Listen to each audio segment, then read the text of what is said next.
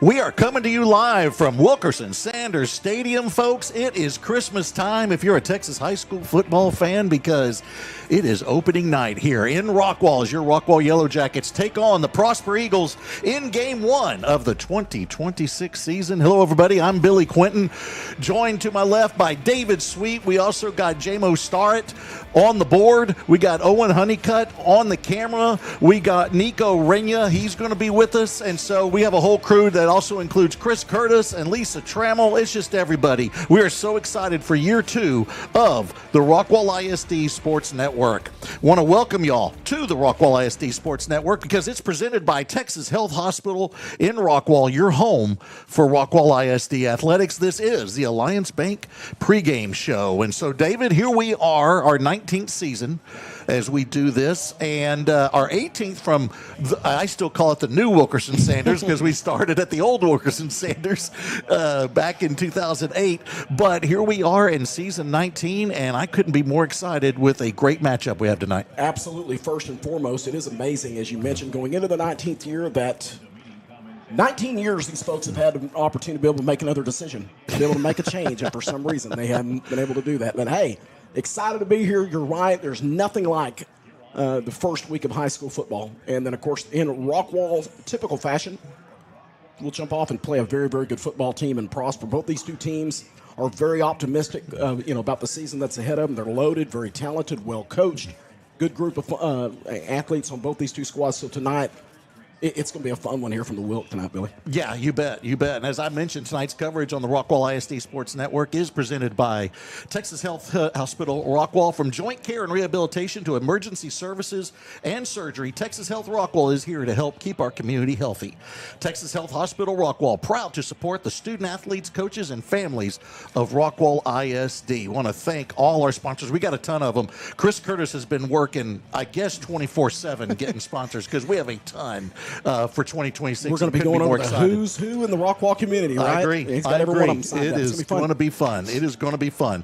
So y'all are wondering, hey, how are the Jackets going to look this season? I'll let you know that I got to talk to Coach Brooks on Wednesday, and so now what we're going to do is let Coach Brooks tell you what he thinks is going to be happening with the Jackets. He'll talk about some of the guys returning, some of the new faces that are popping up here for the Jackets, and what he thinks about facing these Prosper Eagles. So let's go ahead and step away and see what Coach Brooks had to say earlier this week. Welcome back to the pregame show. I am joined by head coach Trey Brooks in his 7th season. You're starting your 7th season now. I know. Coach Webb was 7 years. Have you thought about that? You're going to be here as long as Webb was. I know. I have. It's hard for me to believe. Yeah, because 7 years here as an assistant, now going into my 7th as a head coach. Yeah. Crazy how fast it's gone by. I know. Well, I mean, I'm assuming you're not going to eventually go coach another 16 teams in the future. That hopefully you're here for a long time. No, I'm not gonna make the rounds around the entire district. Right. I'll just stay here. I'll just stay here at Rockwall. For his retirement, I gave him, my hometown. I gave him a Lampasas Badger shirt, and I said, "This, I think, is the only team you haven't coached in Texas." So I thought you should have this T-shirt. So anyway, that's crazy, man. This has been so fun.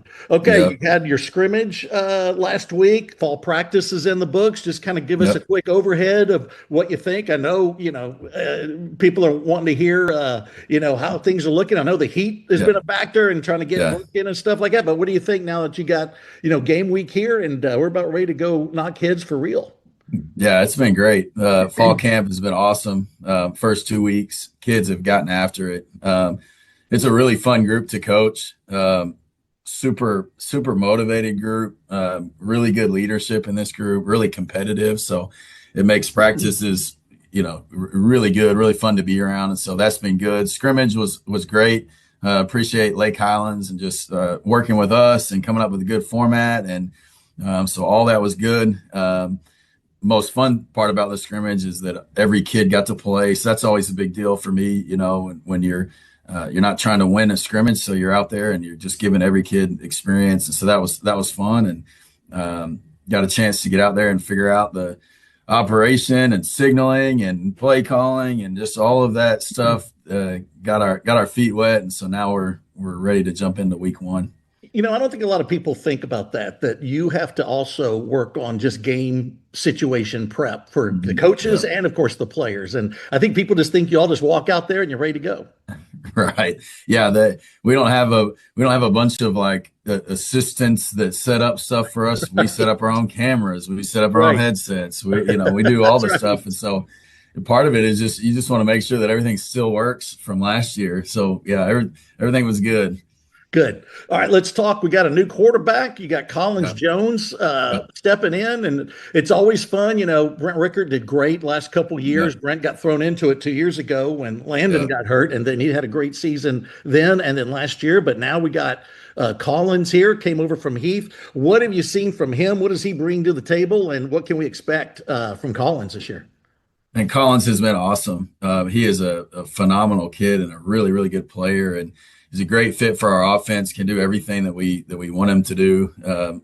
Really good mobile kid, strong arm, and so there's nothing we can't do in our offense with Collins at quarterback. And he's been awesome, been a really good leader. He's got a phenomenal attitude, and so yeah, like you said, it's you hate to see a kid like Brent Rickard go, especially a kid that man just gritty kid like he was, but excited to see what Collins does, and we've been blessed around here with just such great kids and talented kids at quarterback, and it's awesome for me to have coached them all in the last 14 years, which is Yeah. pretty special. So yeah, he'll be the next in line. So, and speaking of that, you got Braden playing for Tarleton on Saturday. You got Yes. Landon over at Sam Houston, and all. Yep. It's just great to see these. And then, of course, you got Jacob Clark over with the Raiders.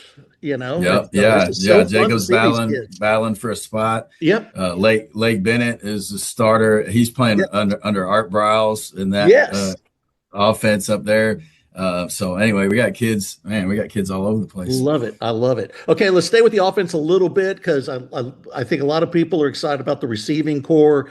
Yeah. You get Wiley back. You got Puffer that played well last season, both those guys. But Mhm. then you got Epps stepping in, who's Yeah. a kid Yeah. that's an enormous talent. And then your offensive line. You got some returners. You also got some twins stepping in that are young kids that Yeah. are going to be a big Yeah. part of this for a while. And then, of course, your tried and true Caden Castro in the backfield. Love watching Caden. Give us a quick overview of this offense and what the guys that have come back, things we're used to, and also the new faces that what we might expect to see. Yeah. You talked about receiver first. Feel really good about our depth. Feel like we've got a lot of guys that can roll out there and play. And playing offense the way that we do and playing fast, you gotta have that. The same guys can't play the entire game, and so you mentioned Wiley and Puffer. Those guys have played a lot of football already, so they'll be a big part of what we do. And we've got some young guys who've stepped up. Jadarius Epps, you mentioned. Logan Schaus is a sophomore who'll be up in the rotation.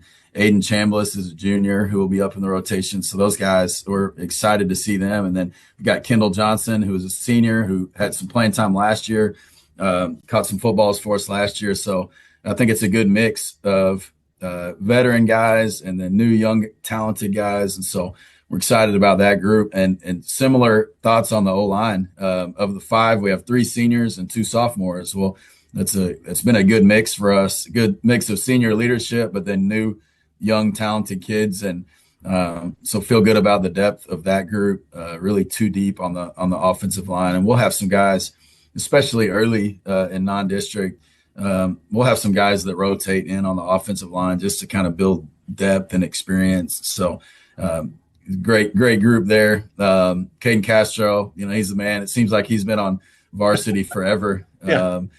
And there's a 3-year varsity player, and he's a captain, and this is his team now, along with the other captains, and him and Elijah Deloach, kid that is up from JV from last year, really talented kid, and they'll carry the load and run behind two really good H-backs, Kason Valencia and Cannon Johnson, both who Cannon was on varsity last year, and then Kason coming up from JV. And so you build that depth in the program through coaching all the kids. We coach our JV really hard too. So those kids have been coached by us and run the same scheme. And so excited to see them get their first opportunity on the varsity level.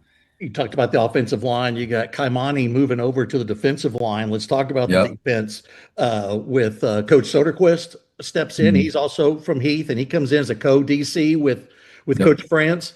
Yeah. And you're kind of changing the layout a little bit of the defense, more 3-4 than the 3-3 Mhm. stack you had before. But really excited to see what Coach Soderquist brings, and then the talent Mhm. coming back with Lawyer and Day and Sanders, Yeah. who had Mhm. great years last year, and new talent. So I know it's still going to be an attacking defense. Love seeing that. Tell us Yeah. what is going to be special this year about this switch and Coach Soderquist coming in. Yeah, I think for us, it's always about just fitting the strengths of our team.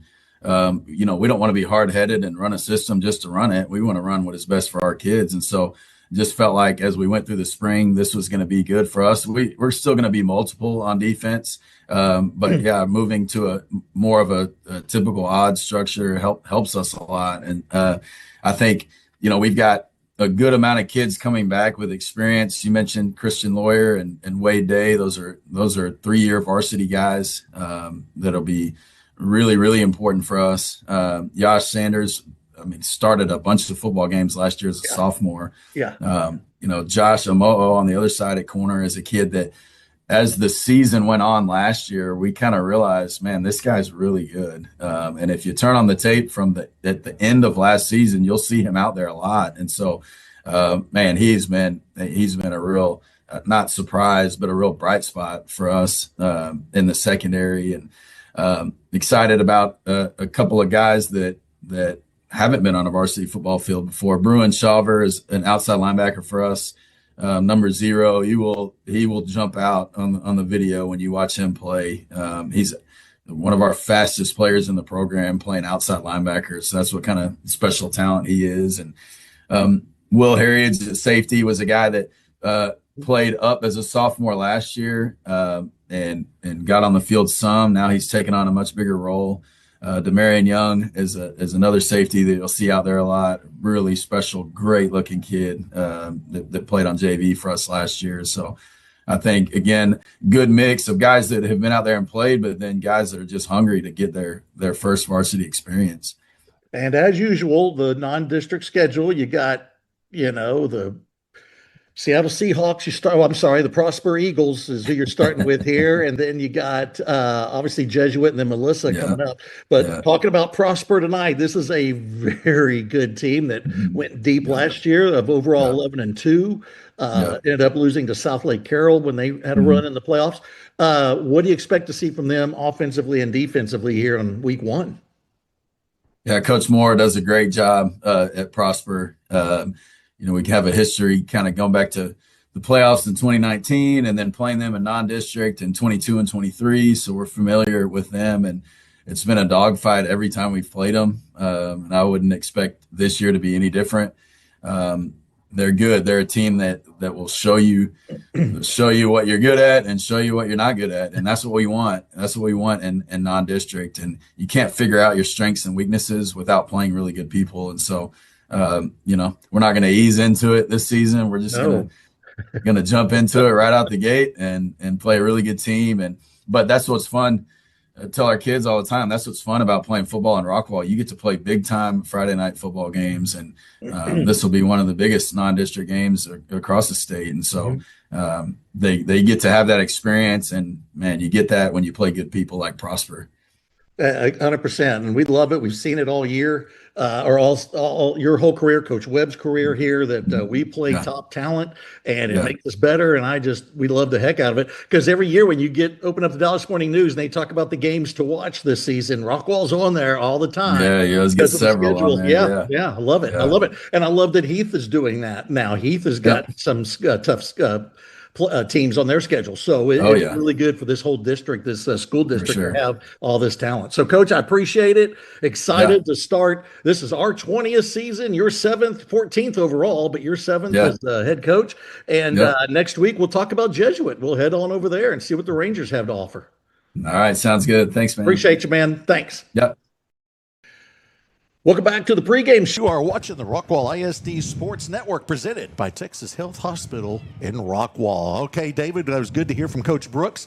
Let's quickly go over tonight's opponent, the Prosper Eagles, and what they have to offer, what you've seen from these guys. It's always hard first game of the season, but let's see what they got. Hey, we'll jump off and give it a shot, right? Prosper, of course, number 8 in the area coming into this ball game. Last year they won 11-2, 7-1 in district. What a crazy district that was. Everybody remembers that was the had an opportunity to be able to win that game, missed a field goal against Allen. Yep. They're over in that crazy district with the Allen Eagles.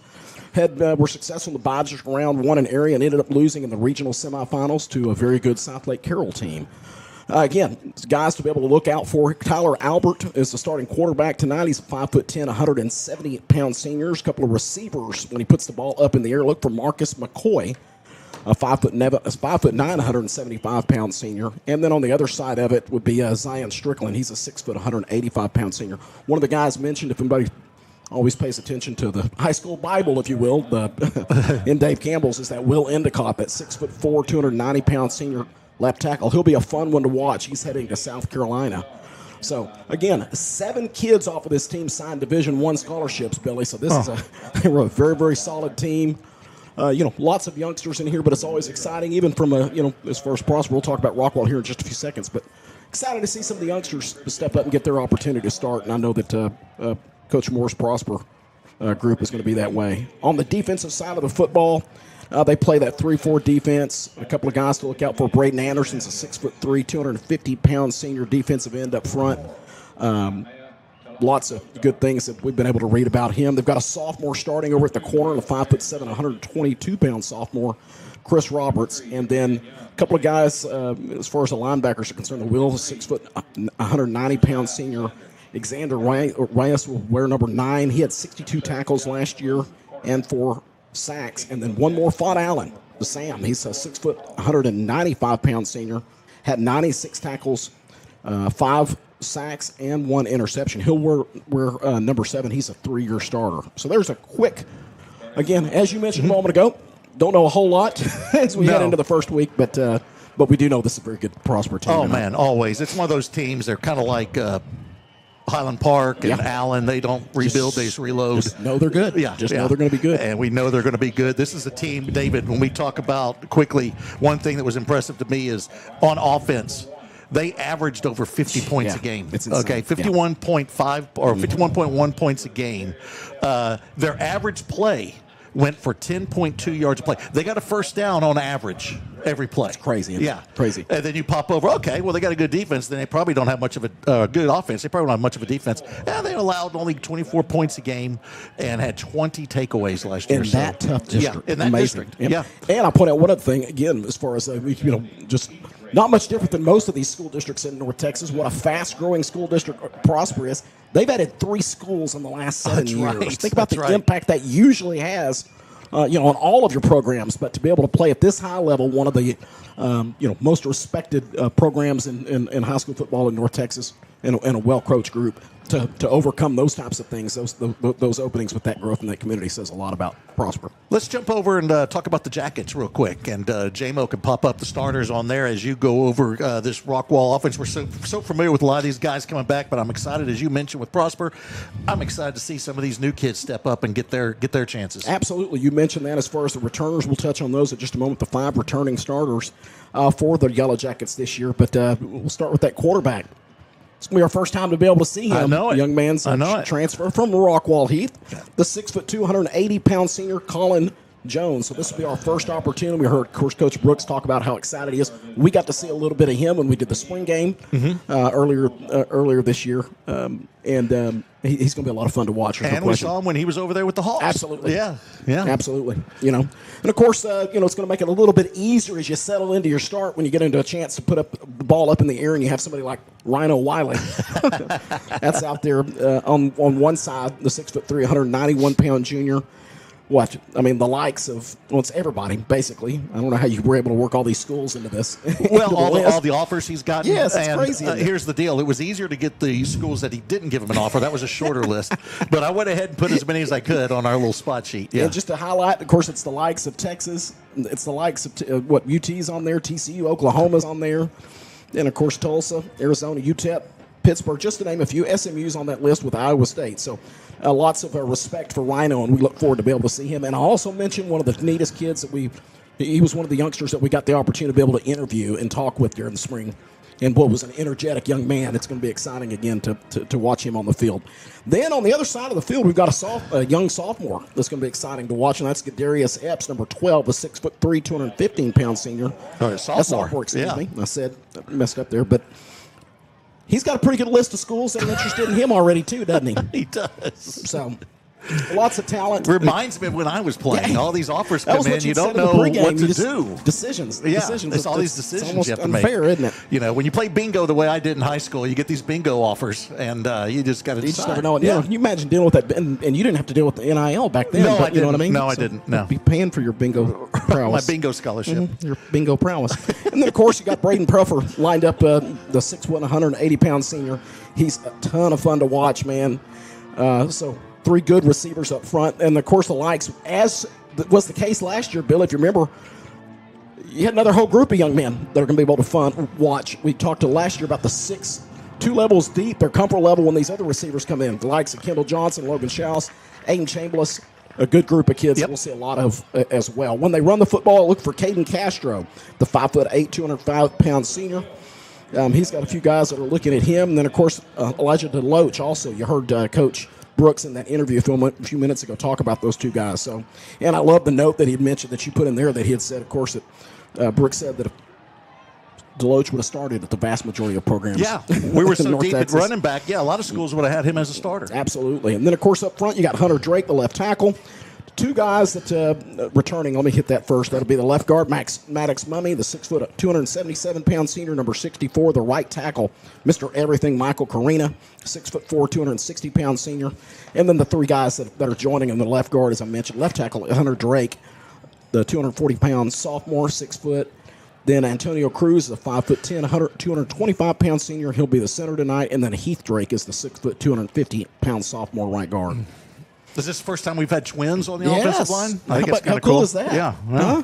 Switch sides to that 3-4 defense, 4 returning starters on that. Last year, Rockwall gave up 151 yards per game through the air, 235 on the ground for a total of 368 yards allowed in that crazy district that Rockwall played in. We'll come back tonight and play the 3-4 defense. Wade Day will lead things up front, the 6'2", 250-pound senior, heading to Army, heading to West Point. Yeah. Heading to West Point, 40 tackles, 27 of those solo, 5 tackles for loss, and a sack last year. Another one of the young men that we had a chance to be able to visit with during spring ball, and very exciting to look out for him. Also, next to him will be say that again. Kaimani. Look at that. Get this one. Not districts for everybody, right? Angelo up front, we got to see him. He'll get the start at the nose guard. And then a couple of other guys that we want to mention to look out for, too. Also, Christian Lawyer, the 6', 205-pound senior. Another one of the captains, the defensive captains, along with Wade Day. 58 tackles for him, 13 tackles for loss. He had 2 sacks and 5 fumble recoveries for Christian. You do have the starters all up front on that. There we go. Let's make sure that we were doing that. Joshua Sanders is the number 23, a 6', 170-pound junior. Corner on the other side will be Amohu. Amohu. Yeah. Yes, sir. Amohu. Amohu. It's a 6'1", 180-pound senior. He'll get the start. He'll wear number 7. And then I mentioned Wade. Preston Asbill would be the other defensive end, number 46. He's a 6'2", 220-pound senior. As far as the linebackers are concerned, joining Christian Lawyer will be next to him. The inside linebacker is Jacob Lyon. He's a 6', 210-pound senior. Chase Caesar is a 6', 215-pound senior. He'll play the inside linebacker next to Jacob Lyon. And on the other side, the outside linebacker, Bruin Shawyer, a 6', 185-pound junior, wears number 0. 2 safeties. Will Harridge is a 5'10", 170-pound junior. We saw him quite a bit last year. He had 20 tackles. 13 of those were solo and 2 pass breakups. And Will get the start tonight wearing number 2. Next to Will be Demarion Young. He's a 6'1", 195-pound junior, and he'll wear number 3. So those are the starters, and love it. It's going to be exciting. Ready to get going, buddy? Yeah, I think we can go down to the field, and we get Chris Curtis with Cale Barnes. Is that right, J-Mo? Let's see what Coach Barnes had to say.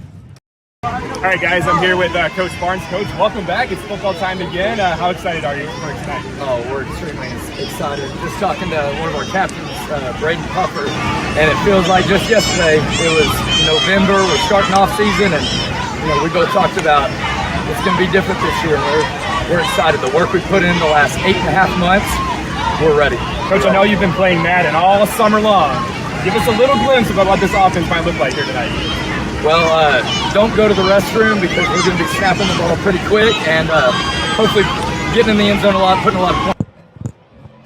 All right, I got to hear from Coach Barnes. Look at this Rockwall ISD Sports Network kind of going Just down a to the machine, field. you know it? Isn't that nuts? Year 2 is starting off great, isn't it? I love it. I love Other it. than the IT stuff that we had to go through earlier, but we'll talk about that. Yeah, well, that'll come up. Don't you worry about that. Pre-game brought to you by Google. Okay, search for we it. got another we want to talk about. Chick-fil-A is always talking about the Teacher of the Week and stuff like Absolutely. that. So I think we got another spot there to highlight one of the teachers that Chick-fil-A recognized.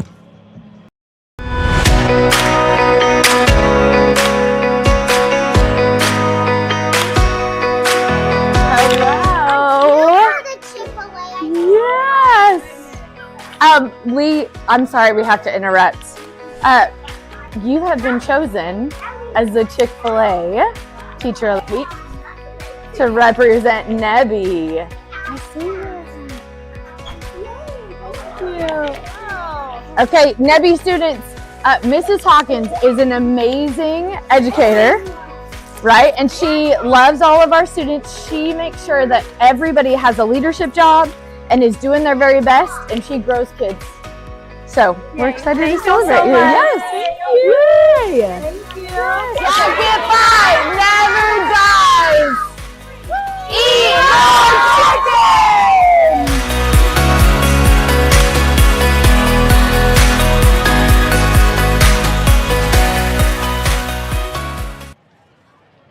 Through good times and uncertain times, American National Bank is here to lend a hand. From helping local businesses access funding to making it easier to bank at home or on the go, American National Bank provides the financial tools and resources you need for today and tomorrow. American National Bank, your bank for life. When right now out on the field, we have the Lane's Chicken Fingers coin toss. And so if you have Lane's Chicken Fingers doing the coin toss, I bet you eat those. You ever had Lane's? Yes, I have. They're outstanding. I love Lane's because it has multiple dips you can use. Yes. You aren't stuck with one. And so I love that. The spicy option or the regular. That's Boy, true. Spicy is something else. That's true. And some Lane sauce, man. That's some good stuff there. And so there is the toss. I did not pay attention. We won the toss, and let's see, we are going to receive. Rockwall wants to get the ball first, as usual. We're always an offensive team. Coach Brooks is very aggressive, and so I'm very excited about getting this one kicked off. We still have about 2 minutes until kickoff, and then we're also going to show you the national anthem when we get here, because we're going to show the junior ROTC and all that stuff who's presenting the colors. So that's a cool thing too. So anyway, David, let's talk a little bit about this new district. And it's not really that new, but we do have one new participant. Picked up a very good team that But we kind of know 'em. Yeah, exactly. Might be a little bit familiar with them. Of course, we kept the likes of of course, Rockwall Heath and, of course, Royce City and the two Forney schools, North Forney and Forney, Longview, as well as Tyler Legacy. And that team that we picked up, as Billy's mentioning, that we're quite familiar with, Mesquite Horn. So Mesquite Horn joins us here in that district. So 7 teams. 8 teams, yeah. excuse me. 8 teams in District 10 6A. Just going off the idea. I was trying to. Well, we tied there when you talk about the 7 district Exactly, games. exactly. Teams. That's We what I lose get one of the tongue-tied on. non-district games. Yep. But Because we don't play ourselves. yeah, exactly. Yes, sir. Yes, sir. But anyway, no, we're excited about that. Absolutely. And it's always good to have Horn back in the mix. Not based solely on a personal level, going to Hanby's always fun. Those cool. people are great when we go to Hanby. Very So nice folks. I'm excited about that. I got to give a shout out to Caden DeShong, also known as Sea Dog. He's our first shout out this season. Is that very cool? Yeah, Caden did camera work when we did the Rock 30 podcasts and stuff. So Caden's always he's up there in Lubbock right now. They got one of those fake floating rivers. San Marcos has a real one. They got the real one? Yeah, but Tech has a fake one. They couldn't handle what San Marcos had, so they had to build their own. And we also have the judge chiming in, David. I know. We've already got a text from him, didn't we? The Texas Hammer. That's Brian Williams. Hey, how about a real quick, very special shout-out? Tonight we talked about Christian Lawyer a moment ago. It's his grandmother, Susan Hunter, her 70th birthday. Oh, wow. So she's here tonight down there Love cheering that. on Christian. You know what? And Christian, I think in his career has 35 fumble recoveries so far. It feels like that. I think Christian will get a fumble recovery in Grandma's honor. It's safe to say. And then, of course, if we don't mention that, if you remember. Oh, we get it. Yeah, we'll get it for We'll Grandma. get corrected. Yeah, So, that's right. Again, I forgot. happy 70th birthday to Susan Hutton, Christian Lawyer's grandmother. Yep. All right, we're going to step away here for a little bit, and I believe also they are showing Judy Milby on the scoreboard, man, and she had passed away earlier this year, and everybody loved Judy, and it's so sad that she's no longer with us, but boy, it was great having her as part of this athletics program, and she ran a tight ship. She did. Yeah. And so, anyway, we're going to step aside now, and I believe they're going to present the colors. We're trying to go along here with the pregame. We don't know exactly how it's going right now, but we do want to thank y'all. I joked around a moment ago. It's, of course, how important non-district is for the football teams. We've been doing this 19 years. But non-district counts for us too, doesn't it? Yes, it's it does. always different up here. Get back into your routine. And yes. So. And we got so many new things going on. So that's bunch the of new thing. toys. We got a lot of new toys, and so it's pretty good. But the JROTC is presenting the colors right now. That's a new program, relatively new here to the Rockwall ISD. Absolutely. So we're very excited about that as they come out on the field, and we'll pause.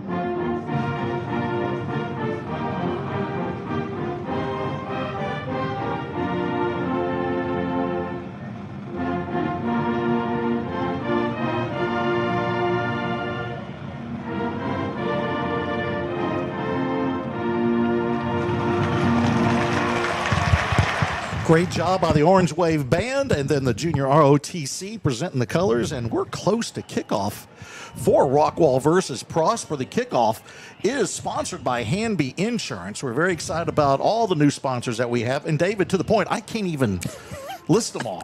I mean, we're going to have to take a breather. everything we do has a sponsor. Yeah. It's a great thing, but it's going to be awesome for the next few hours. So, When hey, you good go luck. to the bathroom, that's sponsored by Cue Ball Design, by the way.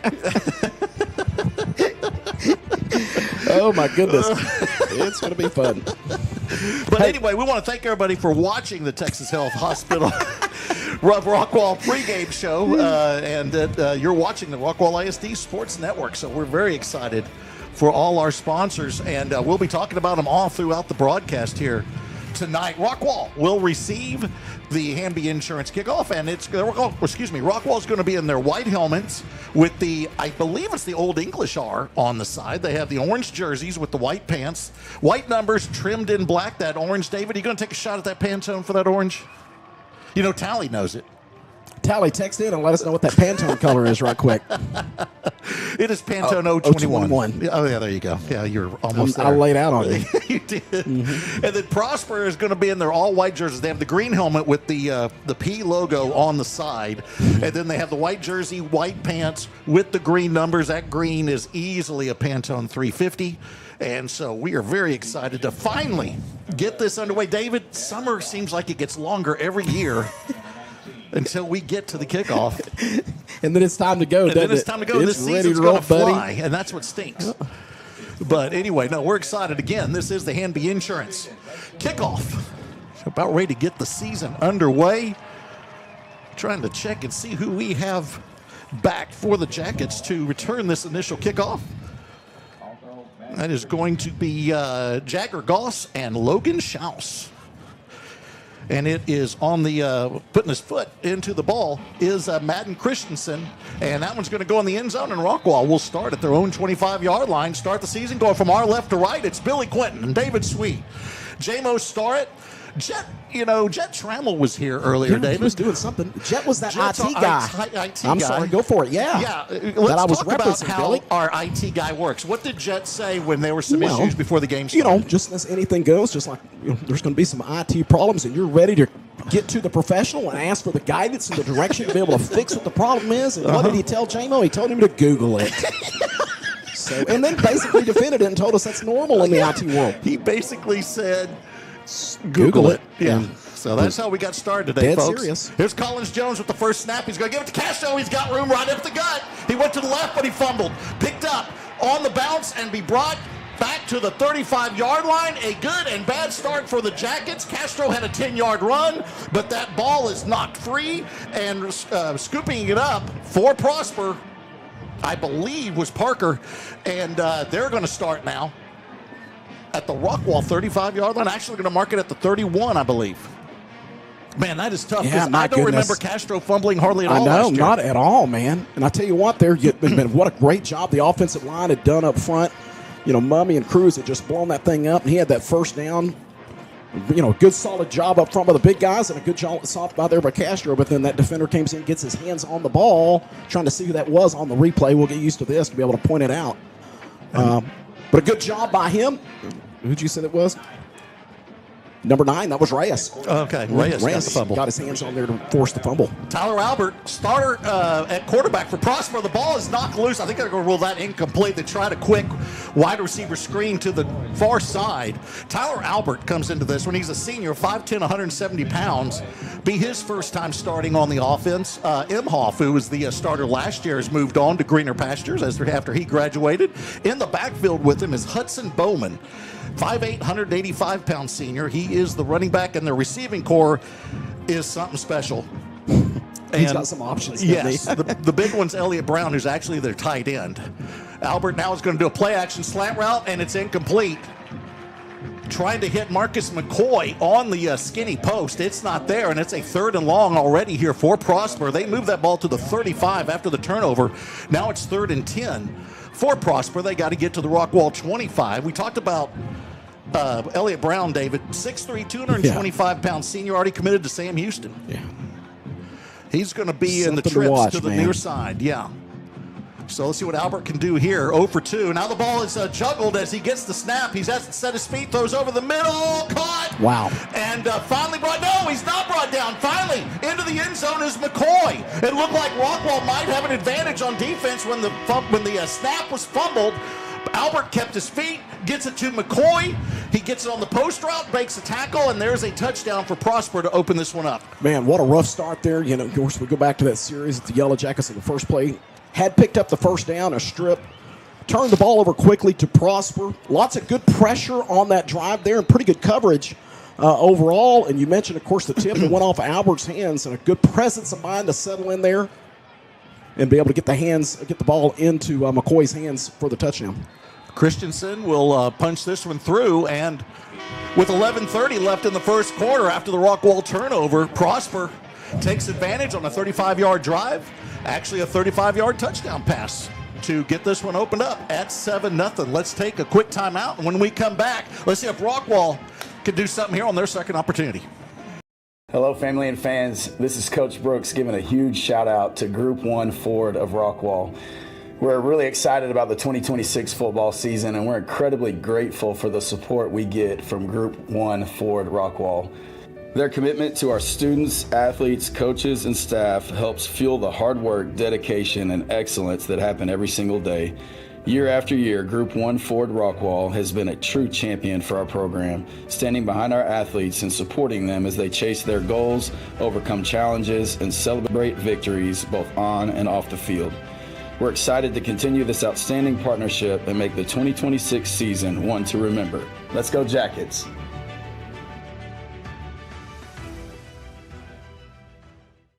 Hi, I'm Jay Trusty, your State Farm agent located right here in Rockwall. I'm a proud supporter of the Rockwall ISD, and I'm so excited to continue supporting our student athletes again this season. Go Yellowjackets!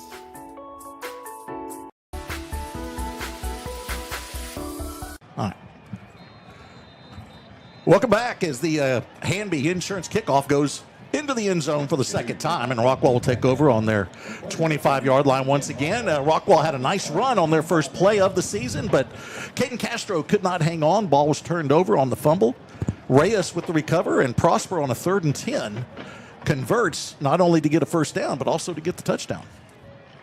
This is a team that averaged over 50 points a game last year, Prosper. So you don't want to give them any short fields. Extra breaks. Yeah. So it's going to be Collins Jones again in at quarterback for the Jackets. He's got Castro to his right. Jones looks to throw for the first time. He's going to roll to his right. Incomplete pass. Nobody's there. But he was out of the pocket, so there's no grounding. And a heavy rush coming in from Prosper to make it really difficult. I think it's Corona. It is. From the linebacker spot. And a 2nd and 10 now for Rockwall with that heavy rush. 6'1", 215-pound middle linebacker there. Into the backfield. Great job. Boy, he exploded through that hole and forced quarterback out of the pocket. This time Castro will be met at the line. Nice spin move will get him past the 25 to the 28-yard line. Going to set up a 3rd and 8 now for Rockwall. For those of y'all that are watching us from the game or here at the stadium, I know you're enjoying the new scoreboard we got. That's outstanding over there. We can really see a lot going on. So love having that. 4 receiver set. They're split either side. Castro in the backfield. Jones looking for the tunnel screen. He's got a man. That's Wiley. Breaks the tackle. Gets to the 35 and will be brought down past the first down marker to the 37-yard line. There's the first down of the season for the Jackets and for Rhino Wiley. And just a reminder, if you didn't know what he was about, I bragged about him in pregame. There's exactly what Rhino Wiley's all about. What a beautiful move after the catch. There's Castro again as he patiently waits and tiptoes through to the hole and gets 5 yards on that carry. Set up a 2nd and 5 for Rockwall. They have to get to the 47 for the first down. They're going to quickly come to the line with Castro to the right of Jones. Quick snap, and then another opportunity for Caden. Goes to the right side. He's got a little bit of room, breaks the tackle, gets across the 45 to the 46, just shy of the first down. He's about a yard short, set up a 3rd and 1. Tell you what, I love to see this as we're getting Castro back involved in this. Shakes that off. You always like to see how a player kind of responds to a fumble, an early turnover like that, and 2 really, really good plays here for Caden Castro. It could be a little bit longer now than 3rd and 1 as there's a whistle on the snap. Rockwall tried to snap it pretty quick. They might have had somebody moving. Let's see what we got as a dead ball. Yep, we got a false start on the Jackets. It's going to be 3rd and 6 now. That'll move it back to the 42-yard line. And they got to get to the 47 for the first down. If you know Coach Brooks and the Jackets, if they get close to that marker, I wouldn't automatically assume that they're going to have a punt. But it is a 3 receiver set here for the Jackets. 2 to the near side, 1 to the far side. Lone receiver on the far side is Wiley. Heavy count. Now the ball snapped. Flag. It could be a freeze play. They're going to do the quick out. It's not going to be enough for the first down. Catch is made, but this could get that 5 yards back as they let the play continue. That was Puffer making the grab, but I believe Rockwall will take this penalty and set up a 3rd and 1 once again. Nice hard count there from the Jackets to get Prosper to jump off sides. That is the call, and they're going to move it back up the 5 yards and now set up a 3rd and 1 again for Rockwall. This could be a Castro moment here. Let that offensive line of the Jackets do their work. Love having the Drake brothers in there. You got Mummy, Cruz, and Karina. We'll talk a little bit about a lineman that's not there because he jumped to the other side of the ball. We'll talk about Kai Money here in a little bit. Rockwall's going to do the muddle, which is a huddle right by the ball, and quickly come to the line. See if they can get the snap quickly and not let Prosper set up on defense. There's the snap. Here comes Castro. Has room, breaks into the secondary, breaks another tackle, and he's into Prosper territory to the 44-yard line. Biggest run of the day so far for Caden Castro, the senior. Yep, we've talked about him going to that left side, following Mummy, and that left tackle Drake. This time he followed Cruz and followed his brother, Hunter's brother Heath, on the right side. Collins Jones, out route, incomplete. Tried to lead Wiley a bit to the sideline, wasn't there. So it's a 2nd down and 10 here for Rockwall. Jackets quickly come back to the line. Puffer's going to be your slot receiver on the far side with the 2 receivers on the left, 1 receiver to the near side. That is Epps, the lone receiver on the near side for the Jackets. Could be offsides again here for Prosper. Yep, there it is. They throw the flag. Here goes Castro. He's got room to the left side. Breaks the tackle into the secondary. To the 20, the 10, the 5. It's a West Haven touchdown for the Rockwall Yellowjackets. What a play. My goodness, we talk about, of course, if you watch Caden Castro, one of the funnest things, the neatest things to watch is when he puts his head down and he barrels through and pushes through and makes a hole where you didn't think it was possible. But don't misunderstand things, folks, when you make that conclusion with him. He is fast. Yep. His speed, once he hit that hole and got into the open field, had a defender behind him, had no chance to catch him there. As you see it on the replay, the defender was able to finally catch up to him right as he crossed the goal line. But what an outstanding job there by Caden Castro. All the touchdowns brought to you by West Haven Funeral Home. You got a joke there? No, we'll have one for later. Okay. We'll be fine. I mean, we'll work it out. Well, I mean, when you go to West Haven, it's a celebration of life, and we're celebrating a touchdown right now. How about that? How's that work for you? Yeah. Good job. Yeah. Holland in for the extra point for the Jackets. He'll send that one through the pipes, and we have a tie score now. Rockwall 7, Prosper 7. Boy, Caden Castro has a fumble on the first play. He says, you know what? I can make up for that. Get it back to me. Yeah, he pretty much put the offense on his back. Absolutely. There. 4 times on that drive, and the last one was a doozy, man. And the guy, hey, shout out right quick to the offensive line up front. They've done a great job all night long. Tons of great holes. Hey, David, what if I need a new car? Where do I go? I get concerned sometimes about a great place to go to get me a new car. I've got a very, very good idea, my friend. Okay. Stop right here. It's off I-30. It's Route 1 Ford of Rockwall, Billy. All right, good. Stop by and see them this season. Drive with the team that supports our community. It's Group 1 Ford of Rockwall. They're proud to support our students, athletes, and fans. Stop by and experience the winning difference. Group 1 Ford of Rockwall, built for Texas, driven by community. One of our numerous sponsors we are very excited to have. We've been watching the replays. We want to let people know those replays are sponsored by Smith & Lee Injury Lawyers. And so big thanks to Smith & Lee for all those. We're going to also have some shots in the stands of some dancing, from what I understand. And that's where Raising Cane's is going to come in. And they're They've got sponsoring that. Sponsored, right? Yeah. What is it, the Dance Cam? Is that it? Yeah. And then we haven't mentioned it yet because we're going to mention them a lot. There's a lot of first downs. Every first down is sponsored by Covenant Commercial Real Estate. Yeah. Who is that? That is Stan Britton. Stan Britton. Yep. Stan, the man with the game plan. Yep. That's who he is. Stan used to be one of our broadcasters over on the south side. Of course, a member of the Board of Trustees for the Rockwall ISD. Yep. Good guy. Yes, Good he dude. is. Best beard in town. Don't you think? Absolutely. Little pooch kick from the Jackets will hit at the 25, be taken there, and then a seam for the return man for Prosper, and he is going to break some more tackles. Another tackle, stays on his feet. He's into Rockwall territory before finally being brought down at the 40-yard line. That is Nathan Haynes. He's normally a safety, but boy, did he have a nice return there. He's popped out of that hole. You got a flag on the field, too, back here on the 30. Let's go ahead and bring that back as we're homers. Y'all know we're homers.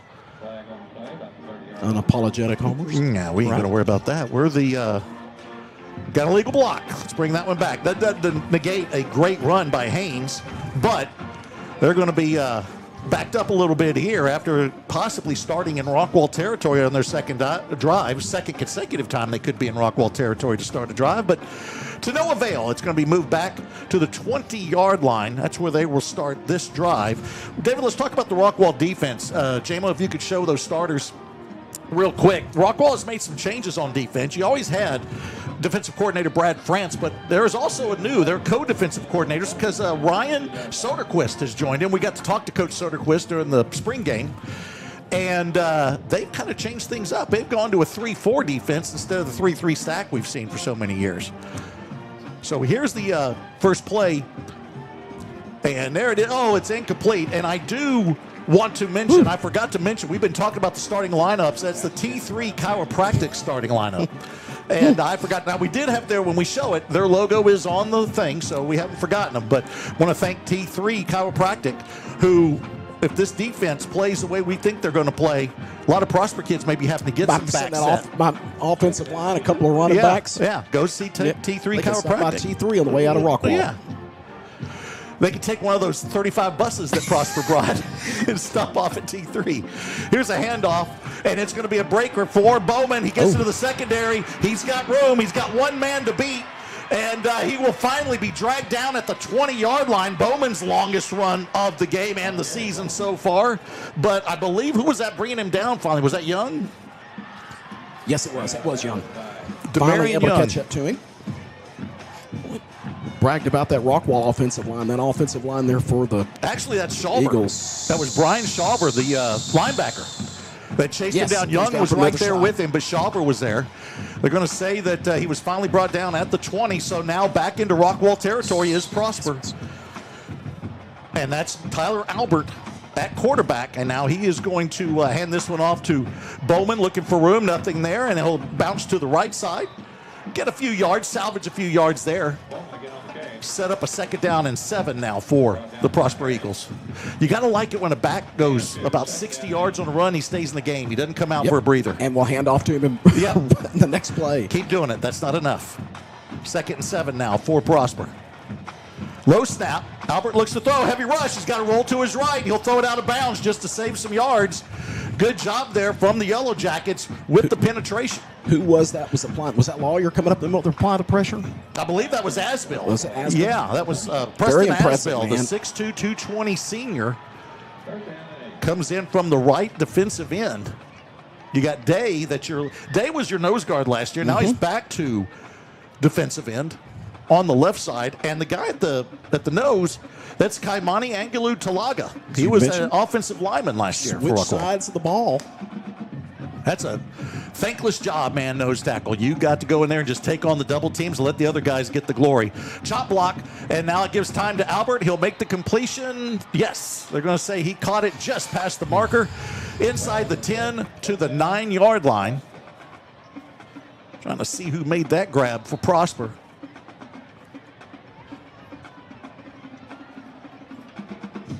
Cannot tell. Oh, I think that was actually Brown, Elliott Brown, the stud, tight end. Yeah, and there we're going to hand it off again to Ballman. Has room. So he plants that left foot. He doesn't go down easily. Ball's loose. Let's see if Rockwall got it. They did. All right, the Jackets get their turnover, and Rockwall will take over very deep in their territory, but we don't care as long as they get their first turnover of the season.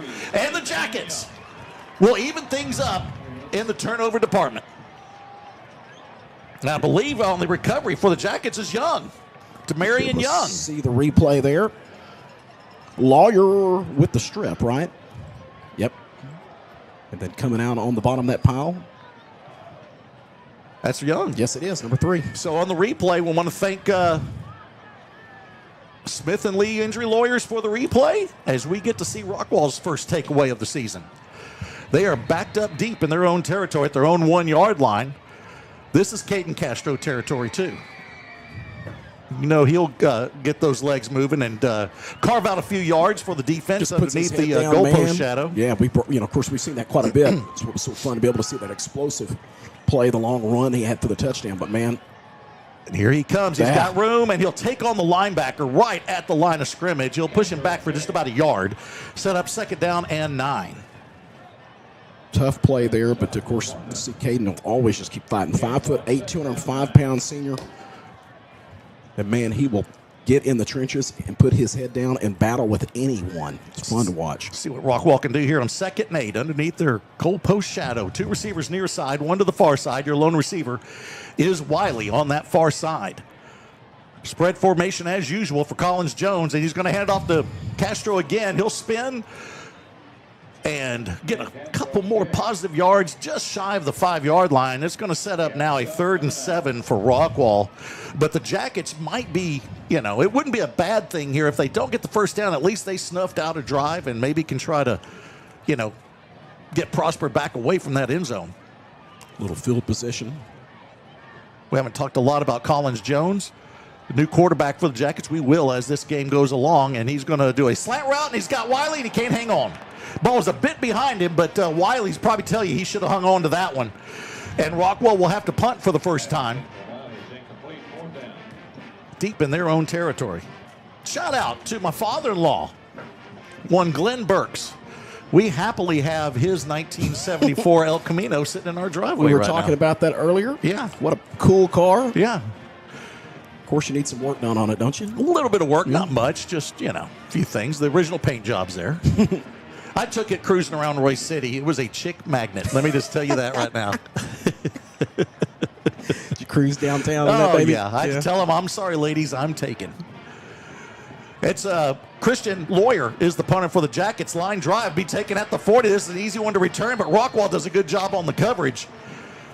Pushing the return man, McCoy, out of bounds at the 31-yard line. And so Prosper will have their third opportunity here in the first quarter. 6:34 left in the first.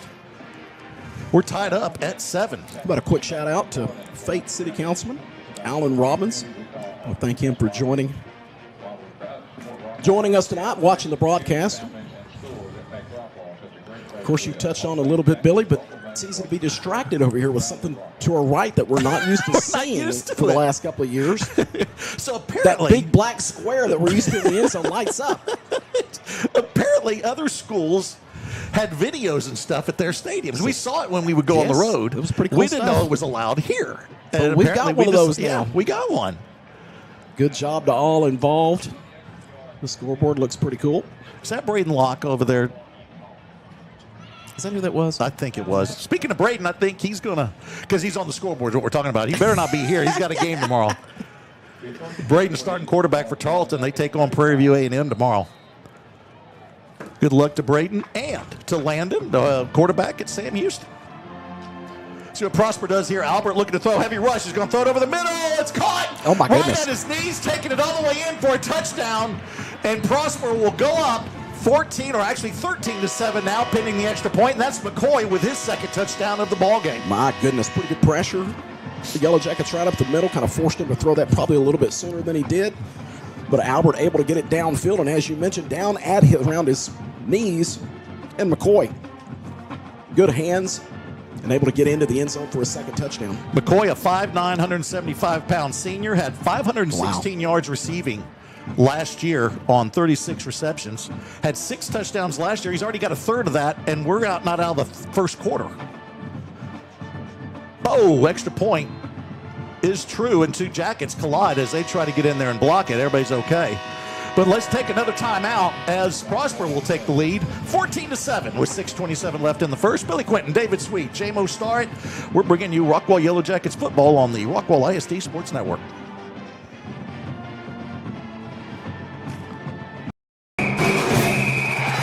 For those with an independent spirit, there's a bank as independent as you. For buying a home, for building a business, for getting snacks at the game. We've been serving North Texas since 1875. Because we're more than a bank. We're your bank for life.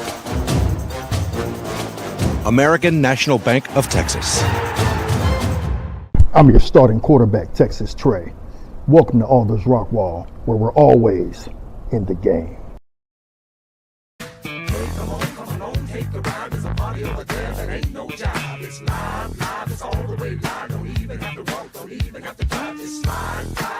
Slide, just forget about the troubles in your 9 to 5 and just sail on. That's what you do, just sail on.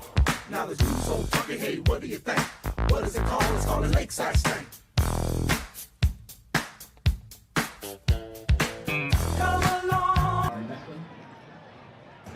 Welcome back to Wilkerson Sanders Stadium. Billy Quinton, David Sweet. Kicking off here for Prosper is Madden Christensen. This is the Hanby Insurance kickoff. If you want good coverage, you go to Hanby Insurance. But right now, we don't want Prosper to have good coverage because we want the Jackets to bring this one back. I believe this is Goss bringing it to the far side, and he'll be tripped up right at about the 25-yard line. Rockwall take over for their third possession. Go ahead. A couple of scores right quick. We just mentioned a moment ago.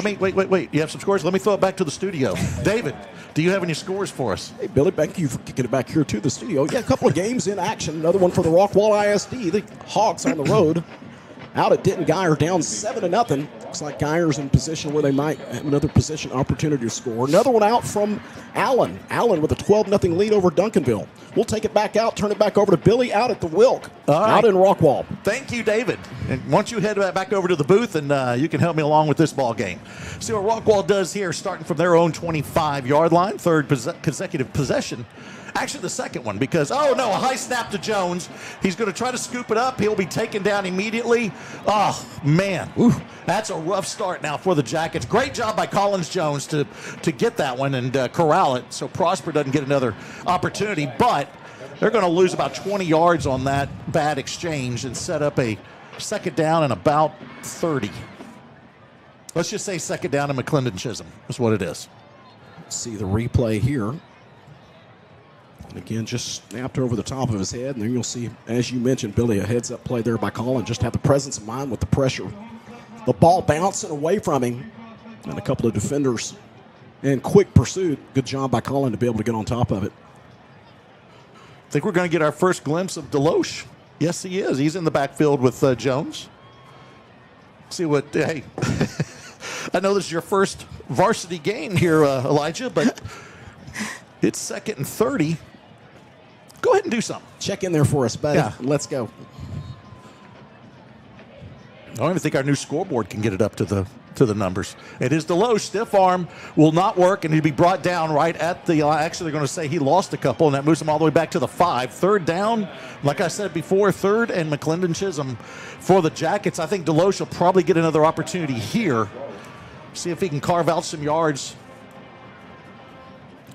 against that 3-4 defense at Prosper. Chris Hatch into the backfield with the tackle for the Eagles. So Jones awaits the snap. Deloche to his right. 3 receiver set. And they are going to give it to Deloche. He bounces off one of his linemen. Doesn't get much. And it'll be stifled, as Archie Bunker would say. Stifled right there at the 6-yard line.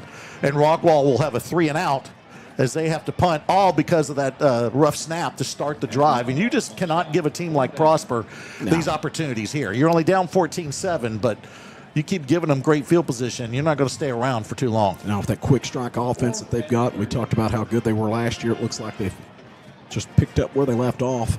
And you're right, giving them short fields. It's a challenge to be able to hold these guys out of the end zone.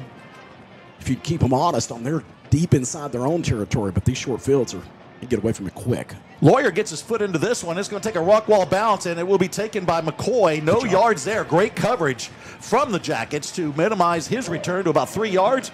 He's in Rockwall territory, but it's at the 43-yard line, and now Prosper has another opportunity still in the first quarter with 4:30 left. And Schaus on the tackle for Rockwall, one of the backup receivers for Rockwall. We'll see a little bit more of him as the game goes along.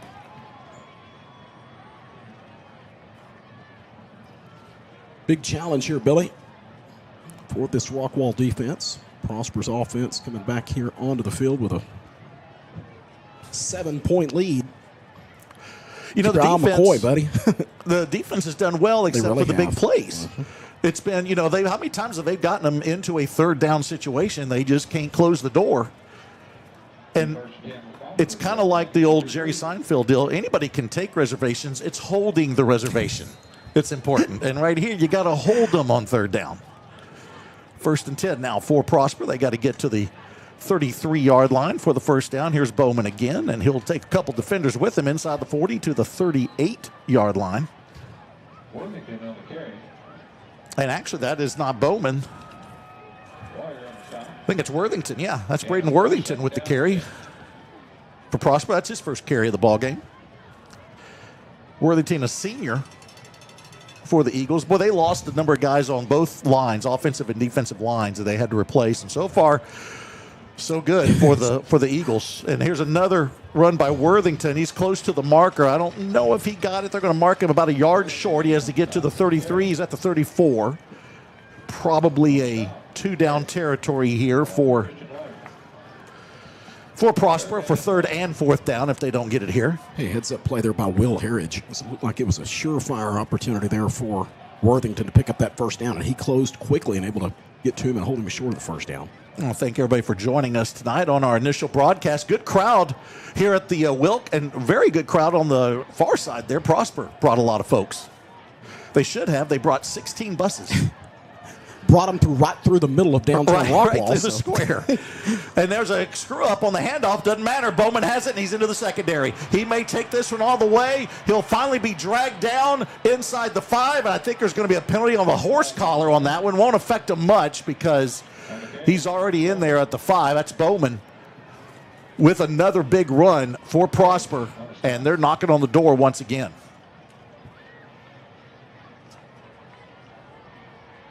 Will Harridge trying to eventually able to play catch up with him, and you're right. Did get called for the horse collar. Mm-hmm. Doesn't really hurt him here. Man, tell you what, looking at the replay there, Bowman, something else. He's a new starter also. Is, yes. He's a senior, 5'8", 185 pounds. But he's got a little burst to him and some strength.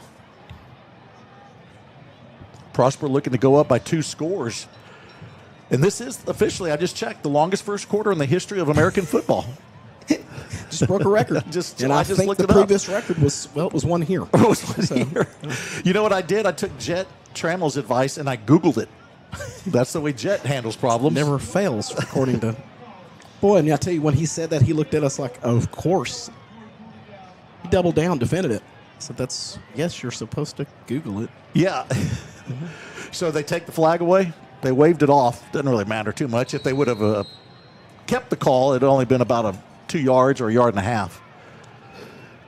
So here comes the offense back out on the field for Prosper. Alberts is your quarterback. Tyler Albert, 5'10", 170-pound senior. Bowman in the backfield with him. He's going to look to throw. It's going to be a quarterback draw. Gets the block, takes it to the left. Touchdown, Prosper. That'll be Albert's first touchdown of the season. Of course, I talked about Will Endicott, the 6'4", 290-pound senior left tackle heading to South Carolina. Of course, we'll see the replay here in just a second. What a great job he had done outside. There was no question. The Smith and Lee replay. Yeah, there we go. The Smith and Lee replay. Perfectly timed, too, by the way. It showed up on the screen right then. Yeah, be able to see the replay of what a great job he had done out there on the outside. Woo. And Albert able to walk into the end zone. Going to be a Gamecock. After this season's over, he is a lot to handle. Christensen with the extra point. That's true. I want to give a shout out to my sister and my mom watching from the Big L in Lampasas. They got it hooked up on the TV. So Claudine and Mom and Quentin. Badgers are playing Gatesville tonight. We're playing the Gatesville Hornets. The Gatesville Hornets, yeah, huh? Yeah. Said earlier that West Mesquite's taking on Mansfield. Right. Who'd we say Crandall, J-Mo? Who's Crandall taking? Denton Braswell, Pirates. So we're trying to keep up with all our old schools. We got 2 Crandalls because we got Owen here too. Owen Honeycutt is J-Mo's cousin. All right, so it's kind of a family deal. I tell you what, though, J-Mo screwed up earlier before we got on the air. He tried to reload something, and it blew. It blew like there was smoke. Owen acted like he didn't even know He it. didn't have anything to do with it. I said, "Aren't you J-Mo's cousin?" He goes, "It was like Peter denying Christ 3 times." Oh my! That's what it was. It was like Owen did not even know. Oh my goodness! J-Mo. He was like, "Nope, don't know him. Don't know him." He distanced so far from you, J-Mo. He did.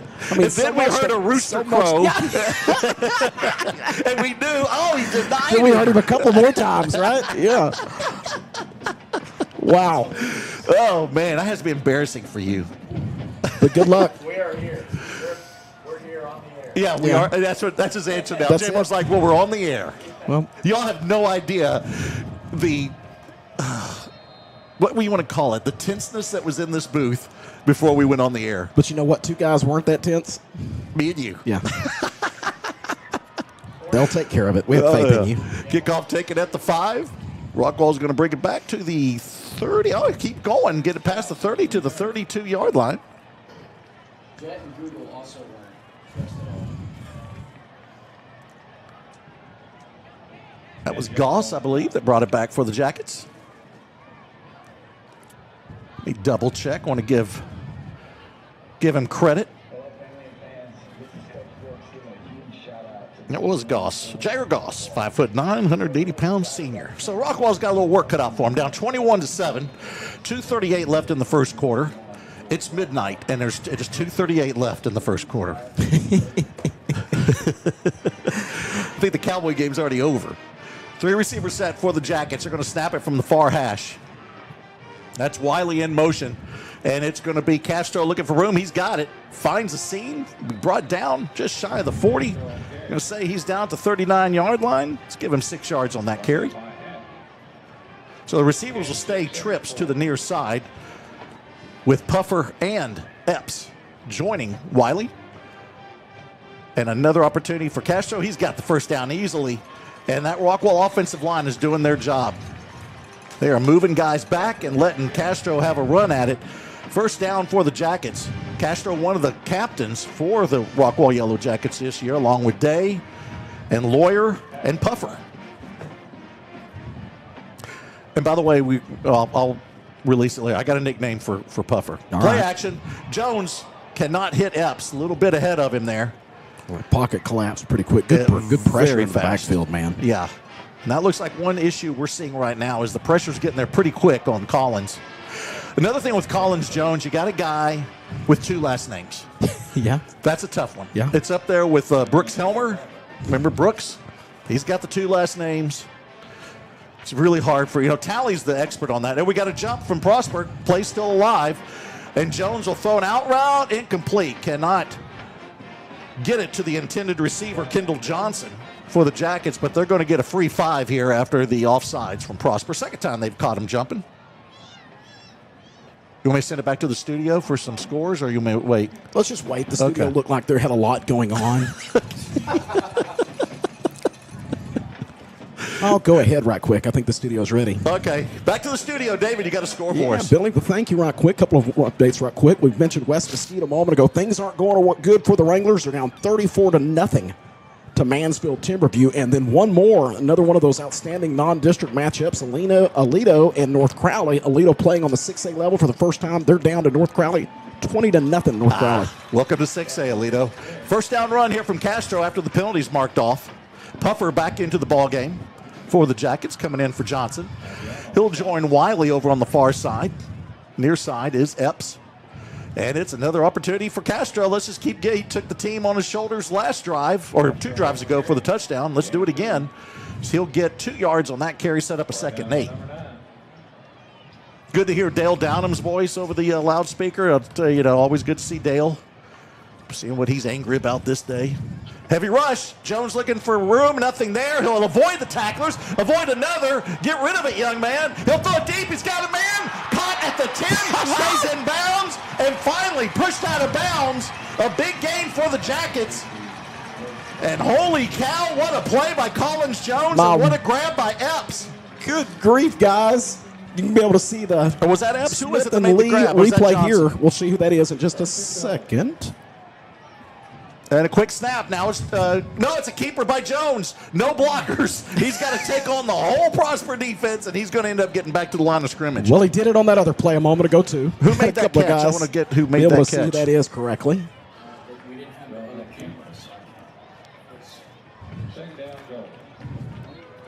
Because that was on the far side. It's hard for us to see. We'll make sure we recognize him. it was Puffer. All right. There you go, Billy. You know who Puffer is? He's the Magic Dragon. That's it. That's what I'm going with. Puffer the Magic Dragon. Puffer the Magic Dragon. Heads up play there, man. How about Jones? Just surviving, doing everything he can. Lots of things collapsing around him. Tons of guys in pursuit of the backfield, and a heads up play to avoid that and then get the ball downfield. And good play. Good job, Puffer, on the back end of that play.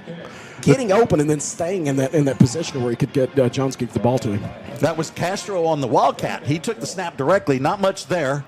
So 3rd down and goal for the Jackets from the 9. They are in field goal range. And want to get some points out of this. We go under 40 seconds left here in the first. In fact, let's see if Rockwall, the play clock hadn't even started, but they don't care. They're up to the line. We never really worry about the play clock. That doesn't factor into too much, does it? It doesn't. Blitz coming from Prosper. There's going to be a miscommunication between Jones and Wiley. Wiley ran the post. Jones thought he was going with the flag. And it's going to be 4th down now for Rockwall. And I believe they're going to send out the field goal team. They will. And we got Austin Hoggum coming in. kick for the Jackets. Hoggum last year went 1 for 1 on field goals, 4 for 4 on extra point attempts. This will be a 26-yard effort. Good snap, good hold, and that kick is true. Good job by Austin. Get the first field goal of the season for the Jackets. We'll make it a 21-10 game, really based on the beautiful play by Collins Jones, avoiding about 16 defenders, and then getting it to Puffer for the big gain when he got inside the 10-yard line. So, David, give me your thoughts here as we have 21 seconds left, and we'll go to break when we change sides. Your thoughts so far, what you're seeing from the Jackets? You know, we mentioned a moment ago the offensive line. It's been a lot of pressure into the backfield there. Kind of been a hot or cold, if you will. A couple of really, really good runs. We've talked about it as far as the running game is concerned, but that the pressure from that Prosper defense has been a factor. Rockwall's got to be able to figure that one out. Really, really like, as far as that drive is concerned, needed to get something out of that, down 21-7. It was getting pretty ugly. I know the Rockwall wishes, of course, that they would have been able to get that into the end zone, but a good job of being able to get downfield and be able to get some points on that. And a shout out, as you mentioned, to Colin Jones on that one specific play to be able to extend that. That could have been would have been a killer of that drive, and a good job of avoiding getting out of that, getting out of trouble in the heads-up play, being able to get it downfield. So shout out be able to see this defense respond. We want to see them. We talked about the offense responding, Billy. Here's a little pressure on the defense on this next series. Go ahead, Eb. I agree. Real quick, I want to give a shout out to Jay Fisher. He's emailed us. Y'all see the email on the scroll at the bottom. Said, let's go Jackets, especially the former Dobbs Little Jackets, the Logan Schaus and Drake twins. He gets credit for being the only one to slow them down by sitting them at recess for being too intense for fifth graders. Congrats to all of them. Super proud, JFND. And here's the kickoff. Be taken at the 5-yard line. That's McCoy looking for room. He's going to go across the field, waits for a block. He'll make a nice move, a cut that finally be brought down. These guys don't go down easy as he gets past the 30 to the 31-yard line. David, you got to work on your sleep mode there. It goes to sleep quickly. Like I'm going to make a little bit of adjustments here in a moment. Get into some settings and fix that. Yeah. Grief. Yeah, David's working on his iPad, and every time I look over, he's got to put in his password. That should have been done. You know what? You know what you need to do? I talked to Jet. You need to Google it. I need to Google that right quick. Google that, and we'll get everything fixed. It's good that our IT guy leans on Google. Get him over there. He's managing his crew next to us. Oh, yeah. Look at that. Huge crew, by the way. Like Love 20 kids, I think. I think all of them are from Heath. I think they are, which is great because they're going to be at all the home games. Okay, let's see what Bowman can do here. He is going to be stopped right at the line of scrimmage. There's that defense you talked about, David. Good job. Yeah, looks like now Harriage came in to make the tackle for the Jackets. We've seen, when you mentioned Will Harriage, we've seen him, man. He's been all over the field tonight. Great job. 5'10", 170-pound junior safety. Number 2, and you're right, been making his presence known here. And gosh, already the first quarter's over? My goodness. All right. Went quick. Oh, it didn't go quick. Let's take a timeout. When we come back, we'll switch sides and see what the Jackets can do on defense as they move to the north side of the field. We all agree that every goal starts somewhere. Purchasing land for development where a vision can come to life. A flexible space where your business can flourish and grow. Or managing your investment property to get the greatest return. At Covenant Commercial Real Estate, we are committed to your goals because we're committed to you. No matter what you're building or what's ahead, we are here to help. Let's talk about what's next. Covenant Commercial Real Estate, committed to you. Hi, I'm Erin Neal, the principal agent and owner of Hamby Insurance. I am passionate about serving the local community and the surrounding areas. My goal is to take the hassle out of buying insurance. I want to educate you on what you're buying and help you make an informed decision. Whether it's personal or commercial insurance, my team and I will be here every step of the way to make sure you are getting the satisfaction you need and the coverage you deserve. My promise to you is that we will never hard sell you insurance, use slick sales techniques, or pressure you into making a decision that you're not comfortable with. Call us today at 972-285-0381 to find. Second and 11 for Prosper, and it's going to be a deep pass, wide open receiver over the middle, got past the safeties, and easily scrolling into the end zone For Prosper, as they answer Rockwall's touchdown with Rockwall's field goal with a touchdown of their own. That is Tommy Sherman, the sophomore, making the grab there. Is that who that was? I think was? so. Is it 22? It's either Sherman or Bo Manning.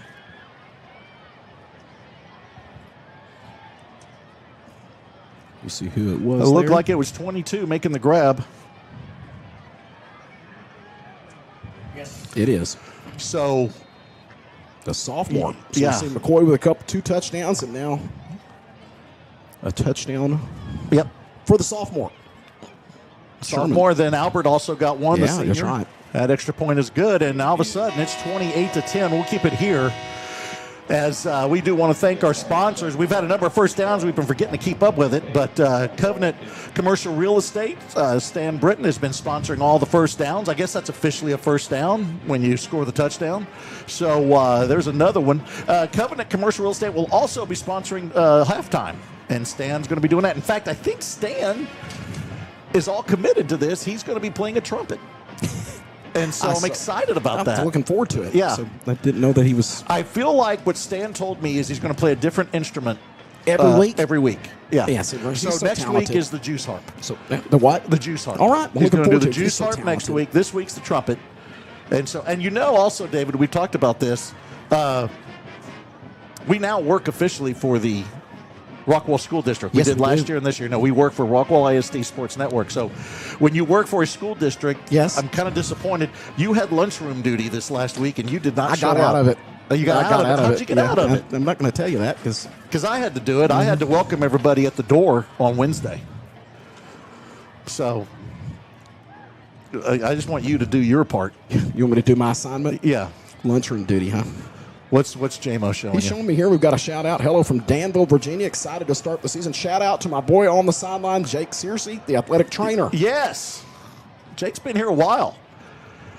Kickoff's going to be taken, and a nice return, taken all the way back to the 40-yard line for the Jackets.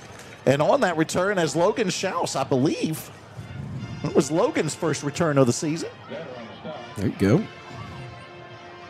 We just talked about Logan with Jay Fisher bringing him up. Jay's the one that finally slowed him down when they were getting too rough for the fifth graders. You know, Logan's brother's on the baseball team, too. So, a lot of Schauses. Dad is a police officer.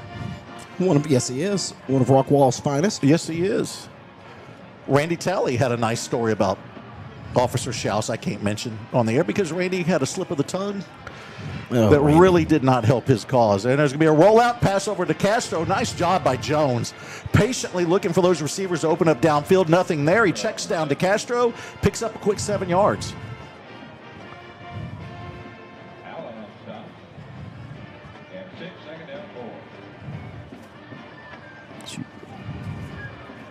And now a quick out for Rockwall. And it's going to be close to the marker. Actually, they're going to just basically get back to the line of scrimmage.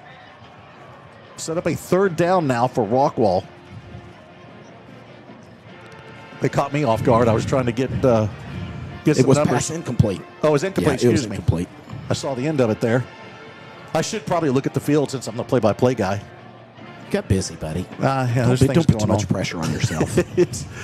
It's Wiley in motion, and it's going to be Castro getting the first down. Nice move. He'll finally be dragged down after getting into Prosper territory and getting to the 43-yard line. Boy, it looked like there was a penetration there from Prosper. He avoided the defender and got some positive yards, got a first down. That is a Covenant Commercial Real Estate first down for the Rockwall Yellowjackets. Thanks, Stan. Thank you, Stan. And now it's going to be Castro again. Waits for that block. Nice cut. Plants that right foot. Goes up the hash. Gets inside the 40 to the 38-yard line. Antonio Cruz and Heath Drake on the right side there gave him a little bit of something to work with. Castro able to take advantage of that one. So Rockwall got that clock moving now at 10:42 left in the second quarter. That long first quarter, David Rako said that maybe they snipped the wires accidentally on the clock, and that's why it was so long. When On they the new installed the new scoreboard? scoreboard, yes. Yeah. Another opportunity for Castro, and there it is. Great block on the left side. He's into the secondary, and he's just going to take on the entire team as he puts his head down and knocks Nate Haynes back a couple yards and gets another first down for the Rockwall Yellowjackets. Yeah, I talked about the right side a moment ago. This time we'll brag about the left. Again, it was Maddox Mummy and Hunter Drake doing a good job over there that we've got to see. When you do give just a little bit of a hole, a little bit of an opportunity, we've seen so much so far what Castro's been able to do, and it's been pretty solid. And now here's a hitch route to the near side. Jones will complete it, and finally get out of bounds is Wiley, and there's going to be a flag. I think there's a face mask, but a nice move by Wiley, making the grab on the hitch, avoiding the defender, gets down the sideline and gets pulled down at the 5. They might add about 2.5 more yards to that one because it'll be half the distance to the goal line. Yeah, we'll be able to see the replay here, and you're right. Nice job. Beautiful throw, getting it out into his hands, and that move after the catch. We'll see here. It's on the back end of it. Did he end up getting the face mask as he was trying to bring him down, didn't he? Yeah. Yeah. So shout out. That's great There it camera work right there, man. And that Yes, what a it great was. job by the crew here for Rockwall ISD Sports Network. Happy to bring that to you. That's another Stan Britton first down. Stan has been very generous with the first down so far. Stan is something else, man. Stan, we need you to keep it up, though, buddy. Yeah, keep doing it. Bring your A game, Stan. Then we need these guys to call some more of those touchdown plays, Billy. That's right. I talked to Coach Brooks about that. He Ask said for he's going some to call more touchdown plays. All right, Castro down. First and goal from the 2 is in the backfield, and it's going to be a slant route. And there's a touchdown for the Rockwall Yellowjackets. Wiley once again on the reception. And Rockwall will draw to within 28-16. Much needed response and a good drive there. It's a rest by the haven Yellowjackets. Great. That was job. Wiley, right? Yep, Wiley. There he is. Yep. Boom. So Ryan Wiley got offers from every school in the nation. You can see why. He's got Pitt, UNT, San Diego State, Tulsa, Arizona, UTEP, SMU, Iowa State, TCU, OU, UT, Houston, Baylor, and Illinois. As you said, And that's always the room I had to put him in. Been easier, as you said earlier, to, well, list the ones he doesn't have. Rockwall's going to go for 2 here. Jones will get the snap, and he's going to look to the left side. Out route, incomplete. Threw it a little bit too high, a little heat on it. Rockwall couldn't convert the 2-point conversion. It was intended for Ryan Wiley there, but Rockwall does close to within 12, and it makes it 28-16 Prosper. And that's what non-district's about here, David. I don't know in district play if you go for 2 there, but you want to see a few things, work on a few See things. what you can do. Yep, got a nice shot of the crowd there. When are we going to do the dance cam? I want to do that. When are we going to get some dancing going? That's the Raising Cane's dance cam. Oh, here we go. We got As the you Raising called Cane. for it, Yeah, I Billy. know. That's the power I have. The Raising Cane's dance cam. Raising Cane's puts out a pretty good chicken strip, Yeah, too. they do. There we go. That is not good dancing. We need some dancing. There we go.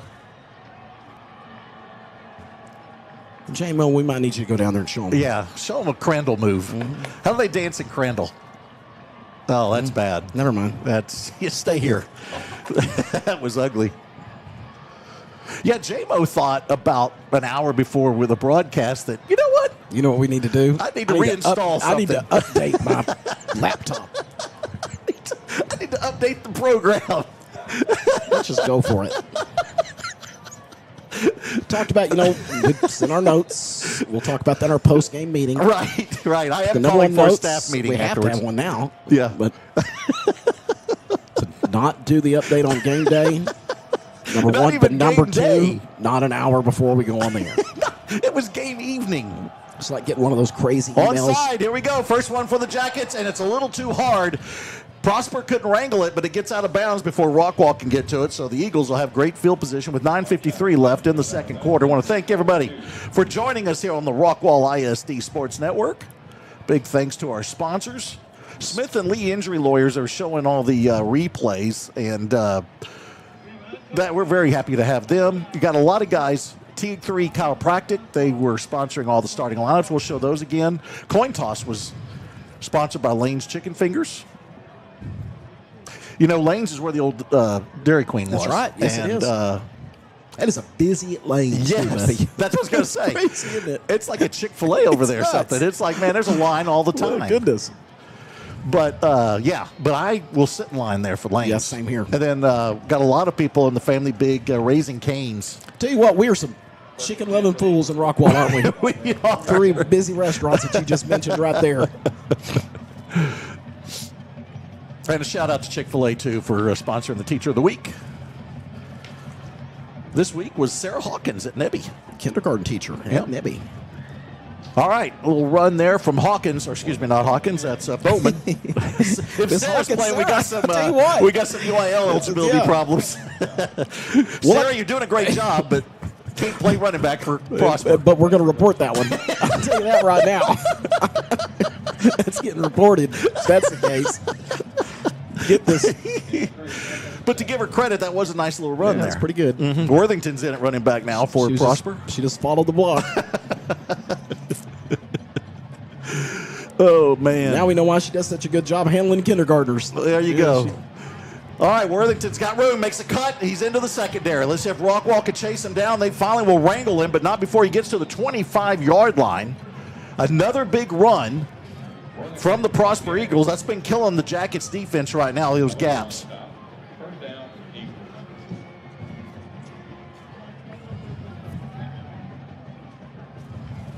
Oh, Braden Locke's checking in, and he's got a great note from the previous times that Rockwall and Prosper's got together. We'll talk about that here in a second, because all 3 games have been really good.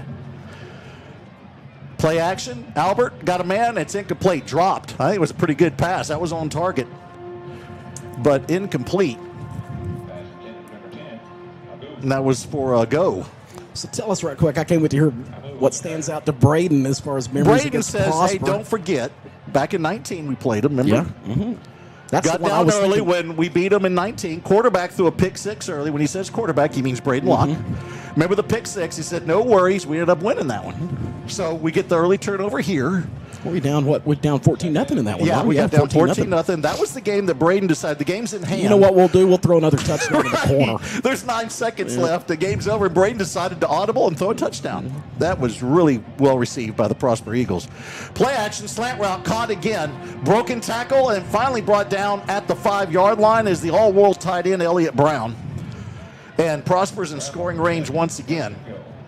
0 up by 12, 28-16 with 8:35 left in the second quarter. Boy, that's a game that was played at the Star. Remember that? Place was packed. Jackson had a great game. Jackson's the one that caught the touchdown that, that made everybody happy. Jackson Smith caught that? Yeah. Wow. Isn't that weird? Yeah. Here we go. Worthington's going to be brought down the backfield. That's Rockwall's first TFL. Let's see who brought him down. I think, once again, let me look there. That's a Lyon. Jacob Lyon, the linebacker. Who did Dale try to say that was? I don't know. Oh. Oh, Alvarez. Jacob Alvarez, excuse me. He's defensive end. Gave that one to Lyon. Sorry about that. There's a heavy rush from Rockwall. Swing pass, easy touchdown now for Prosper as they read that blitz easily. Swung it out to the left side. And Prosper's offense is not missing a beat. As I mentioned, coming into this game, or at the end of last season, they averaged 51 points a game. They're on track here as they're at 34 right now, pending the extra point with 7:46 left in the second quarter. Bit of a machine that just changed out a few of the guys on that side of the football, but they just picked up where they left off last year. My goodness. Mm-hmm. Very talented. Christensen in for the extra point. Left-footed kicker. High snap. But they adjust well, and he punches it through. So good luck to Braden tomorrow as they take on Prairie View A&M. He's starting quarterback over at Tarleton, old Rodney Webb's alma mater. I can't believe that Braden, he hadn't gone to Jake and Dorothy's yet. You ever been to Jake and Dorothy's in Stephenville? They put the gravy underneath the chicken fried steak because that makes the chicken fried steak stay crispy. So it's a nice little good call. Yeah, I like that. Yeah. So anyway, we got to get Braden over there. But good luck to him tomorrow. I was hoping to go down and watch it, but we had some things going on. It's not what he said earlier, Braden. Said heck no, and that was not Coach true. Webb asked him if he was going to go. I got a lot better stuff I want to do. That's what Billy said. Not true. That is not true. So sorry. Why do you do that? This morning, why can't you just member of the media? work We're with just me? here to tell the truth. That's what we've always been known for. We had a broadcast meeting earlier, and what I took from that meeting was tell me. they want us to push the envelope as much as possible. Exactly. That's the only reasonable conclusion. I mean, I don't understand why. I was really confused that we had to meet because it's basically just do what y'all always do. Isn't that what was said? I felt like that's what the gist of the we meeting remembered. was. That's how we remembered it. Yep. So, Yep. there you go. All right. So lots Christensen. more ahead. Yep. Christensen ready to boot this one. That's going to be Goss taking it for the Jackets at about the 10. Nice move. Avoids the defender and then gets it across the 30 to the 33-yard line. That's where Rockwall will start with 7:38 left in the second quarter. They're down 35-16. We talked about the previous games these guys have played. We already talked about 2019. That was when Rockwall won 59-42. They were up 52-42 with 9 seconds left. All we had to do was kneel it, and Braden decided, you know what? I'm going to call an audible and throw another touchdown. As we're going to eliminate their season, end their season right quick. And then we'll go over there and shake their hand. Yeah. Oh, man. But that's okay. That's fine. That's fine. But that was not the last time they played. Rockwall won 47-41 back in 2023. See what they can do here. Rockwall leads the all-time series 2-1. That's Epps in motion, I believe. And it's going to be Deloche with another carry. And that's his best carry so far this ball game, as he's going to get 4 yards past 35 to the 36-yard line. I think Rockwall right now probably wants to kind of take a breath. Let's get another score and get this thing into a manageable situation, getting into half. Keep the defense off the field for a little bit. Exactly. It's a 3-receiver set. Prosper shows blitz. And a hitch route caught at the 40. And then a nice move all the way into Prosper territory to the 49-yard line. And that's Schaus making the grab. Logan Schaus on the reception. 5'10", 170-pound sophomore.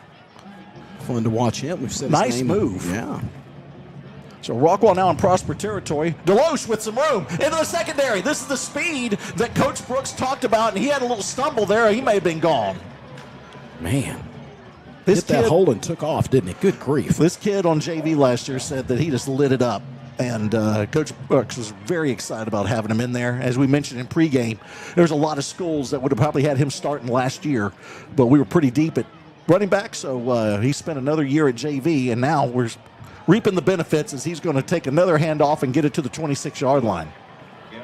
Different style than Castro, David. You know, Castro is that strong runner, just keeps those legs moving, and then not that he ain't fast. Castro is fast, but Deloche has some speed to him, so he get that thing in fifth gear, you may have something going. 4.540. Play action, Jones, slant route, behind the receiver, but caught. I think that's Schaus again. It is. Schaus making the grab. He reaches back with that big paw and brings it in. What's Jamie want? What's happening? They're needing to find out who. Does Jamie know that we're doing players? Something? We're kind of busy, Jamie. Tap on the. Yeah. He just gives us a tap on the Y'all shoulder. y'all need anything else, Jay? Yeah, he wants to come to the scoreboard. Let us know. All right. Just go ahead and. Hey, I'm sorry, I'm back. Just came in and tapped on my back and asked me if I could give him tell him who somebody was. It's like baseball or basketball. People just come up to us while we're broadcasting. We're your resource. We're going to start locking the door in the press box. Deloche tries to make a cut up the middle, but he'll be stuffed right at the line of scrimmage on that first down run. Clock is at 5:33 and running right now as Rockwall has a nice sustained drive here in the red zone. Much needed. Yes, it is. Get that defense some puffs over there to kind of regain their... Some puffs, huh? Get some puffs, like Puffer. All right. Just some puffs. Cool. Anyway. And this is going to be another opportunity for Deloche. Nothing there. Well, maybe there's something because he avoids about 6 defenders and then emerges from the stack and gets inside the 10 to the 9. Emerges from it, then just kept going. That is great. Wow. Pretty impressive. Looks like Deloche had a few puffs and he got ready to go. That left side of the offensive line doing a great job. That's Hunter Drake, Maddox Mummy, and then, of course, Cruz at center. Cruz taking over at center from Mummy, who was center last year. Mummy's moved over to the guard position. And then you have the twins, Heath and Hunter Drake. Hunter at left tackle, Drake at right guard. Both sophomores. Outside receiver in motion, and it's going to be a quick out route. That is to Deloche. Can't make anything happen on that third down play. It's going to be 3rd and 2.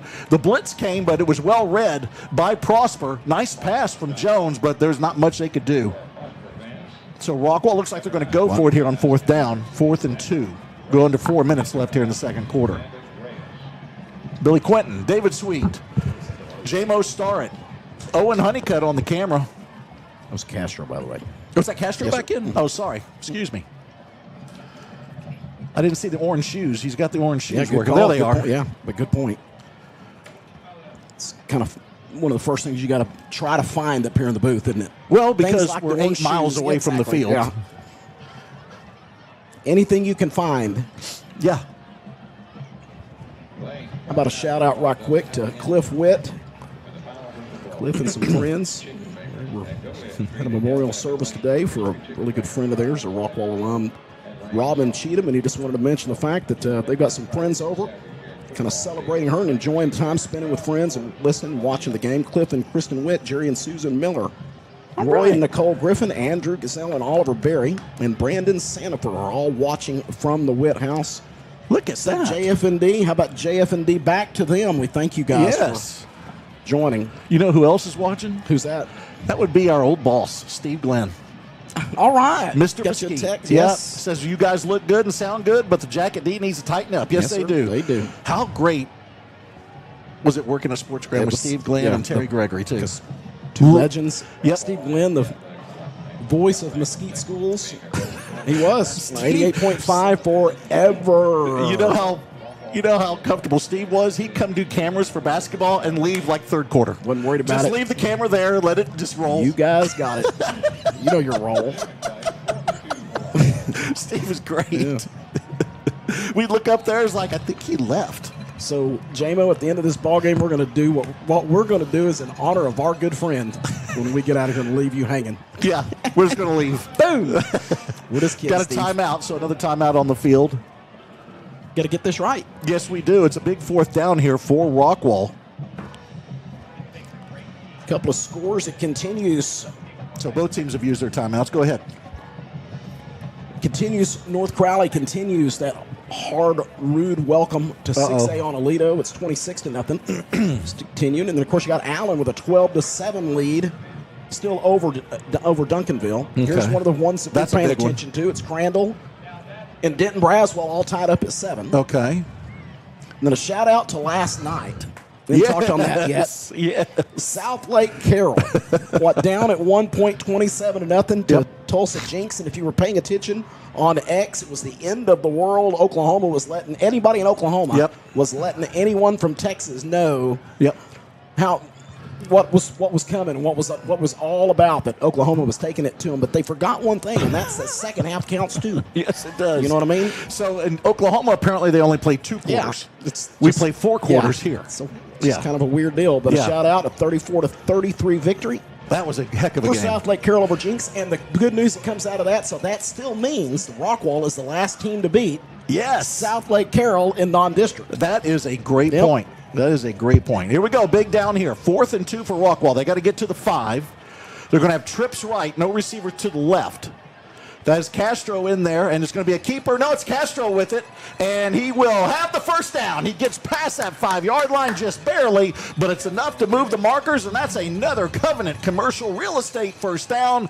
That is a mouthful every time, but we're going to keep doing it because Stan has been generous. Britton, because that's what he's told us to do. Yes, he said you better say this every time. And I tell you what, I bragged about it and talked about it earlier. The big runs that Caden puts out, the big one a moment ago, we got to see his speed. Those are awesome. Love to see those. That's what we're used to seeing from Caden Castro, is when he puts his head down and just continues to push through the pile, and you don't ever understand how he's able to turn something. Jones with the keeper. Does he stay on his feet to get in the end zone? Yes! Touchdown Rockwall. First touchdown rushing for Collins Jones. That's a Rest Haven Funeral Home touchdown. We're celebrating life again here, Yes, David. sir, we are. An outstanding job there by Colin Jones. Great job by the Yellow Jackets on that drive. They needed that one. They needed that drive, and it's fun to be able to watch that thing.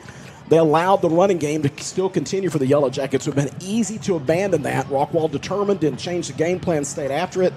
Great job up front, and being able to see there on the replay there by Colin Jones. Heads up play, man.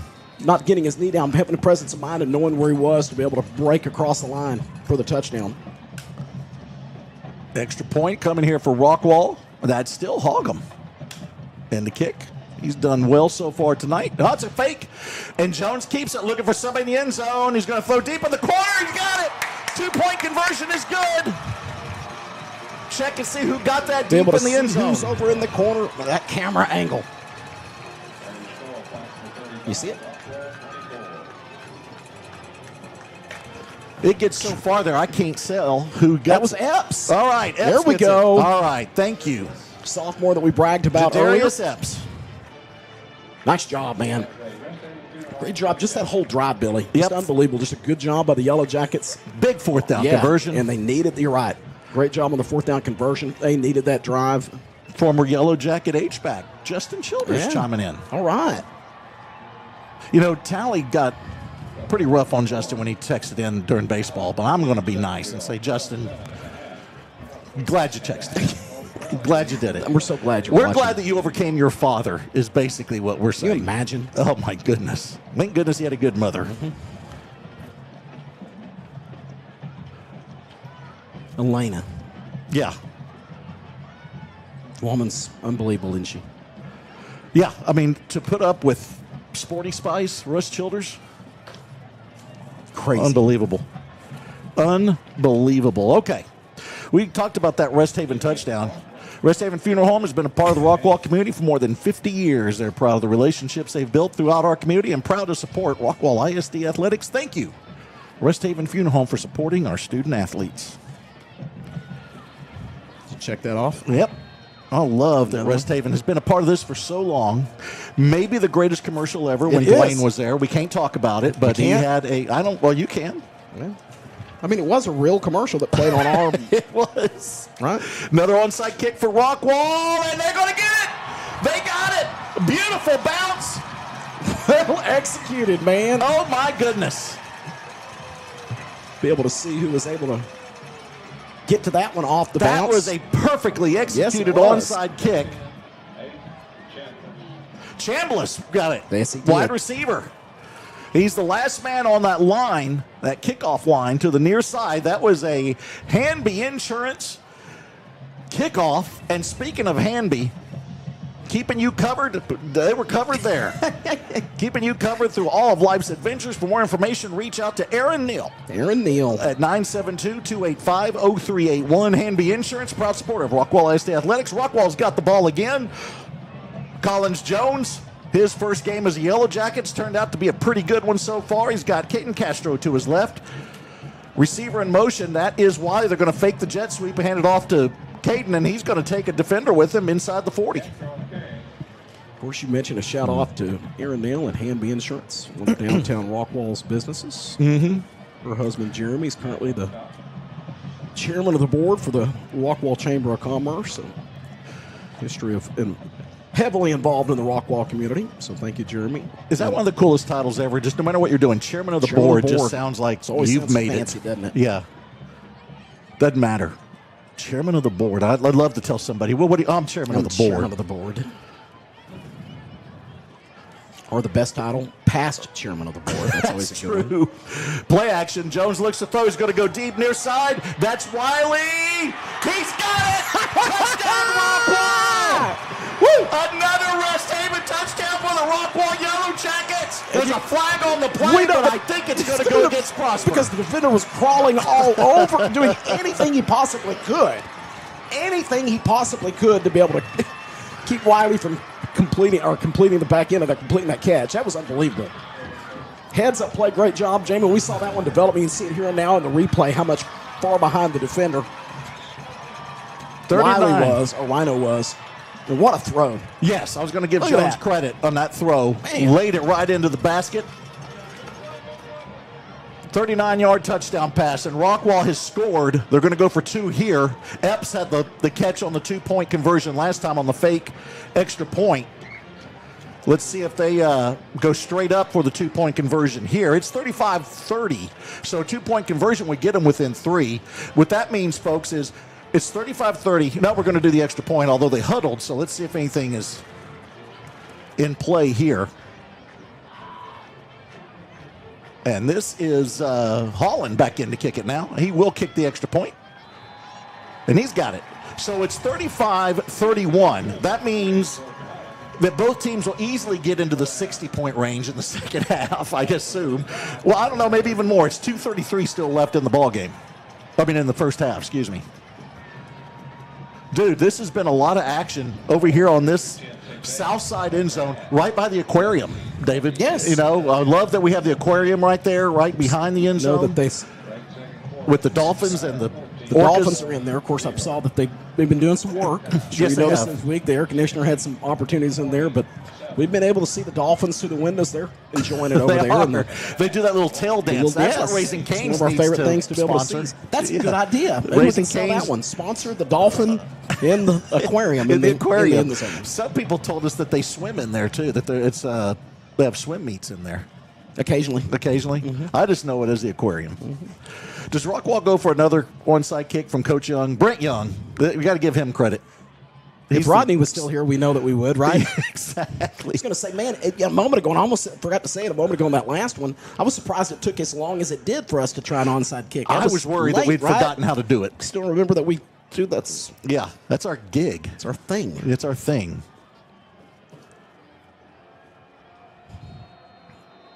All right, let's see what Rockwall does here for the Hamby Insurance kickoff.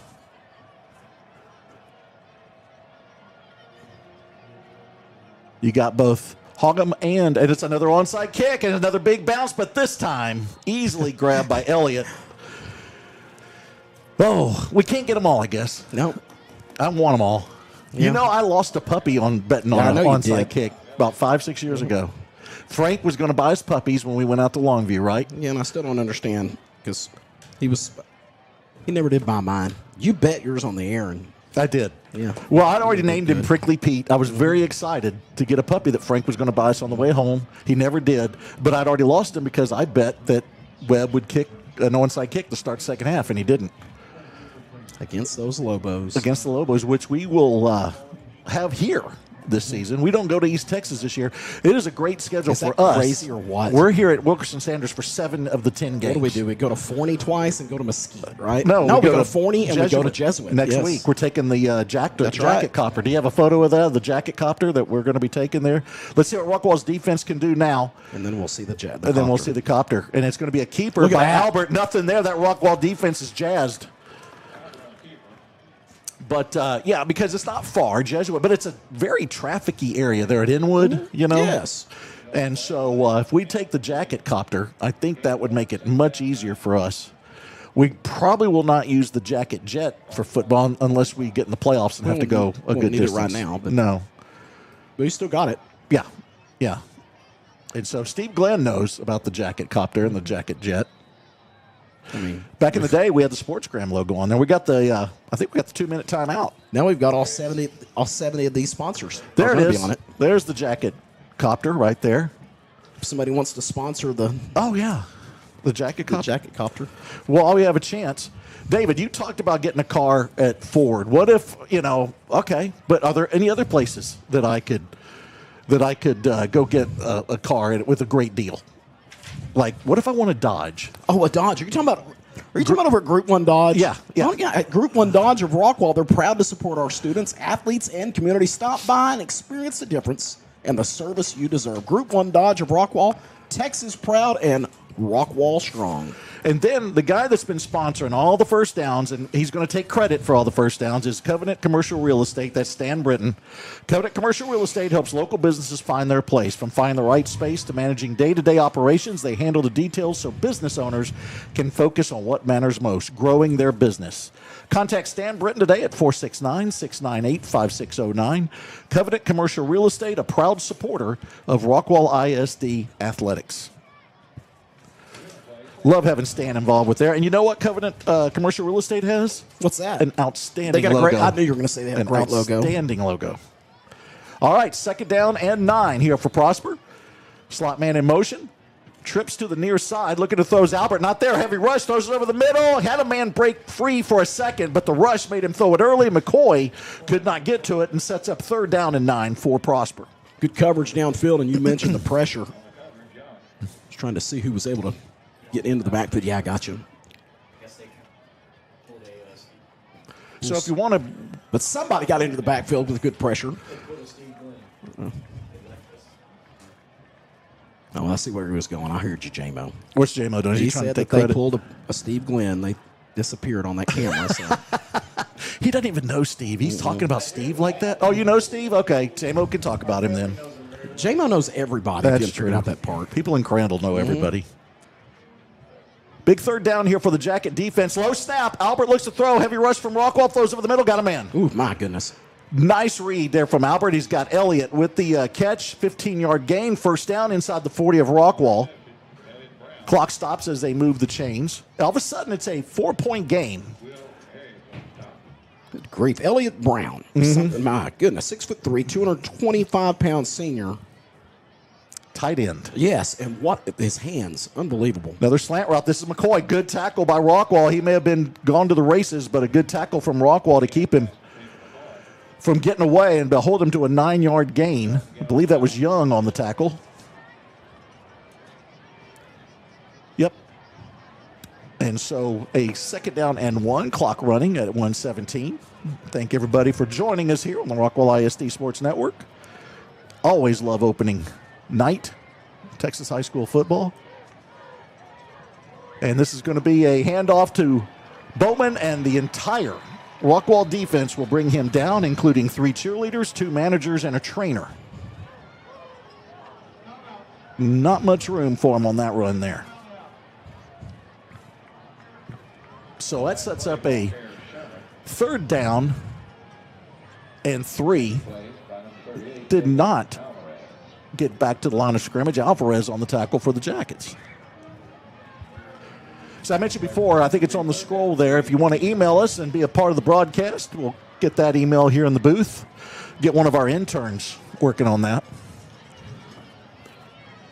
Nico Reyna, one of our interns. Nico used to be a part of the Jackets football team, but unfortunately had a few injuries that kept him from continuing to play, so he's a part of the crew here.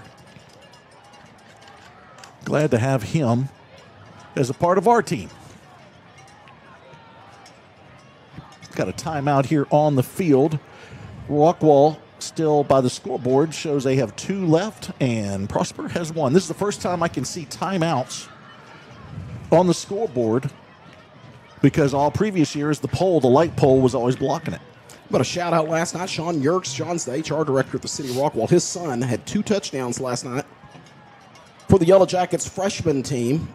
Braden Yerkes, he's going to be somebody that we're going to get to brag about here. Looking forward to that. Yes, his time will come. Braden's something else to watch, so congratulations, Braden. And it's going to be a keeper by Albert. He's got the 1st down. They faked the jet sweep. Albert kept it and took it right up the gut, got just enough inside the 30 to the 28-yard line. Go under a minute left in the 2nd quarter as Prosper tries to add to their 4-point lead. They're up 35-31. Rockwall had 2 touchdowns within a minute to climb back into this one, but now it's going to be McCoy with his 3rd touchdown of the ball game on a nice route, post route, and Albert led him perfectly, and they get in the end zone with 44 seconds left here in the 2nd quarter and make it 41-31 pending the extra point. Tell you what, Albert is something else to watch. He sure his is. Presence in the pocket, it's not been offensive line done a really good job, game over all day long there on that one, but his presence in the pocket is, even with pressure and his ability to find the guys downfield, he's done a really good job of getting the ball into Elliott Brown's hands. And, of course, as you mentioned, Marcus McCoy. 6 touchdowns last year for him and 3 so far just tonight. And Christensen will punch that one through. And your new score with 44 seconds left in the 2nd quarter is Prosper 42, Rockwall 31. I want to encourage everybody to stay for the Covenant Commercial Real Estate halftime because Stan's sponsoring everything. He just does. Mm-hmm. By the First way, downs, half times, what else? Oh, well, I can talk about him. You Get want me him, to talk about him a little bit? Yeah, go ahead, brag about him. Yeah, they're committed to your goals. That's Covenant Commercial Real Estate. Land, space, and get more from what you own. Commercial is all they do right here in Rockwall. Covenant Commercial Real Estate. Go to covenantcommercial.com. Oh, I'm sorry. Go to covenantcre.com. I want to get that correct. What were you over hand signaling about, J-Mo? Oh. Oh, no, I'm sorry, J-Mo. We're trying to... We do have Whataburger as a sponsor. That's always good. That's always very good. Gold Adam, we got got them. sampling of their product, don't we? Mm-hmm. Need some Whataburger in here. I want to talk real quick about Gold Adam. They want to buy your gold. They come to you for free private appraisal with no obligation to sell your watch. Your gold weighed, tested, and valued. Reliability is their standard, and they pay for the right price. Very cool. Book an appointment at goldadam.com and go for the gold.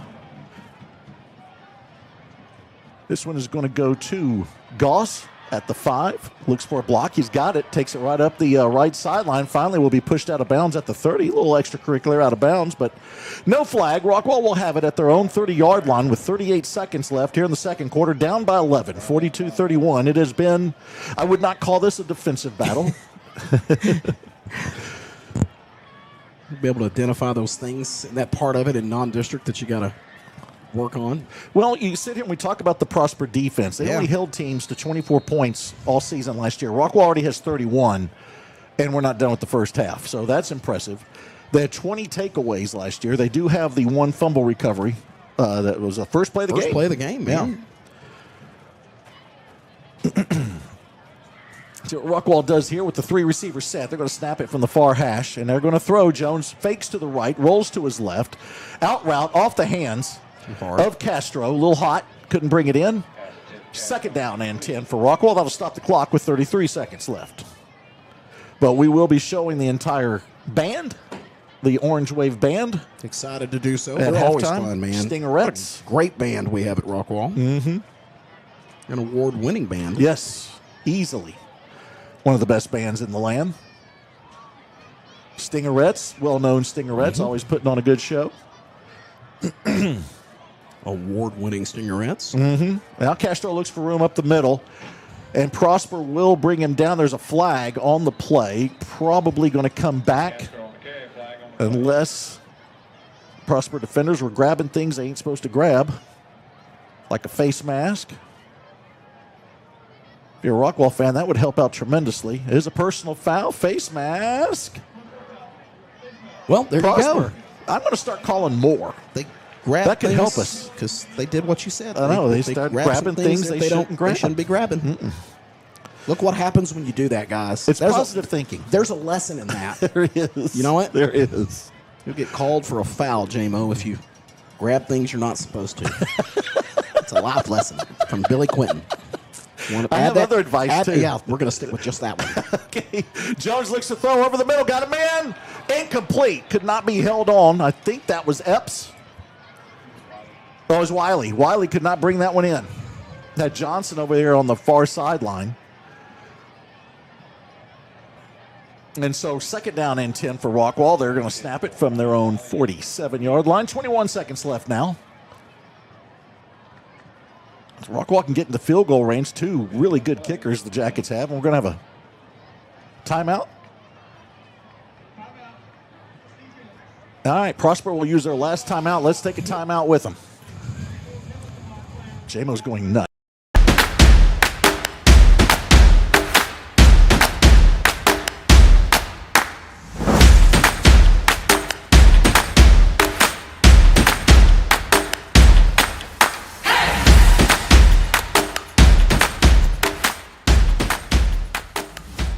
Worried when I mentioned Chick-fil-A. Investing in you and our community is what sets Alliance Bank apart. We are community banking. That's why you can find us at nearly every event volunteering, sponsoring, and donating. Alliance Bank has been serving Rockwall County for over 16 years, and with your help, we have grown into the go-to bank for our community. Time to start a new business, time to expand your business, ready for a new home or a like new home, we will be there because that's who we are. Alliance Bank, your community bank. Member FDIC, Equal Housing Lender.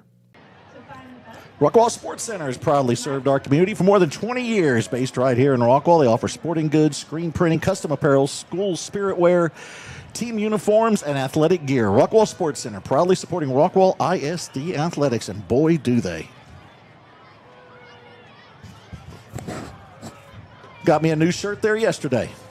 Is that your one you're wearing tonight? That's what I'm wearing now. Yeah, very nice. All right, Rockwall with a 2nd down and 10. Prosper showing blitz. Roll to his left is Jones. He's got a little time. Nothing there. Now he'll keep rolling. Got to get rid of it, and he will. He actually got a receiver on the near sideline. The grab is made. Are they going to say he stayed in bounds? No. Yep. That was the Magic Dragon couldn't keep his feet in bounds. So it's a 3rd down and 10 with 15 seconds left. You got to think Rockwall has 2 timeouts left. Prosper's out of their timeouts. What do you think of that one, J-Mo? The Magic Dragon, huh? The Puffer. Mm-hmm. Puff seems to be a theme tonight. Does it? Yeah. You got Puffer. You got Puff the Magic Dragon. Yeah. A lot of stuff happening here on day one. So much. It's overwhelming. It is. Trips to the near side. And it's going to be a handoff here to Castro. Does he have room? He does. He's right at the marker. He's not going to get there, though. It's 8 yards on the carry. Looks like Rockwall will let the clock run there. If he got a first down, I think they'd think different. But they're going to call timeout. All right, 2 seconds left. They're at the 45-yard line of Prosper. Again, it's what non-district's about. It is. Situations. And let's go back to 2013. Okay. Rockwall was playing Tyler Lee at the time, now Legacy. And they had one more play left before the second half ended.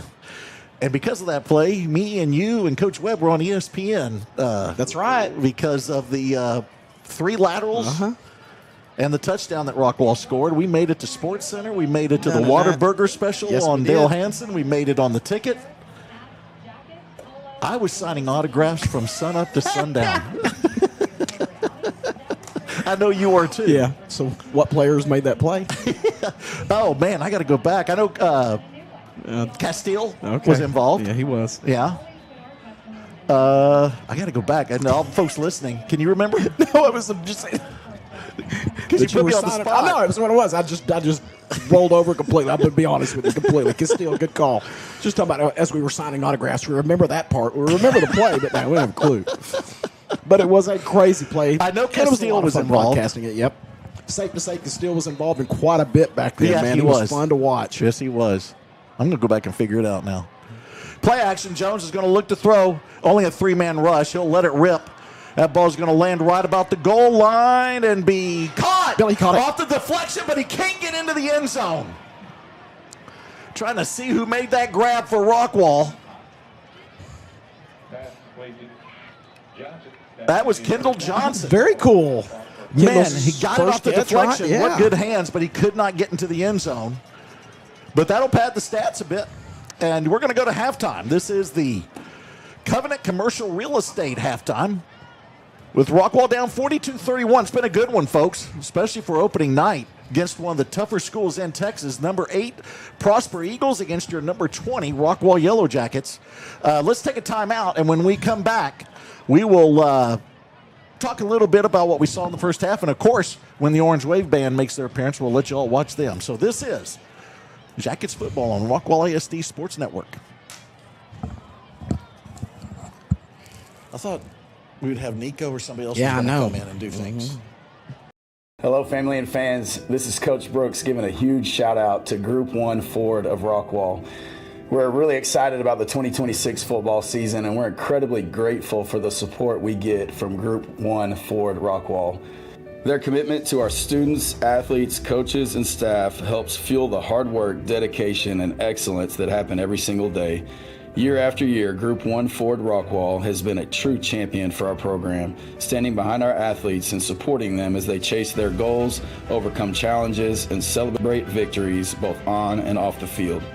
We're excited to continue this outstanding partnership and make the 2026 season one to remember. Let's go Jackets!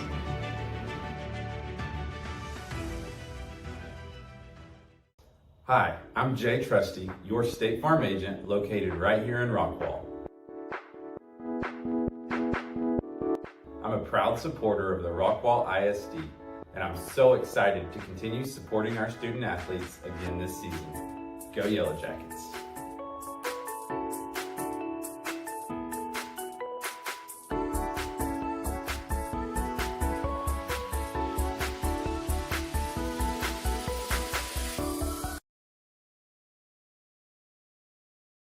This is Dr. Cassidy here from T3 Chiropractic.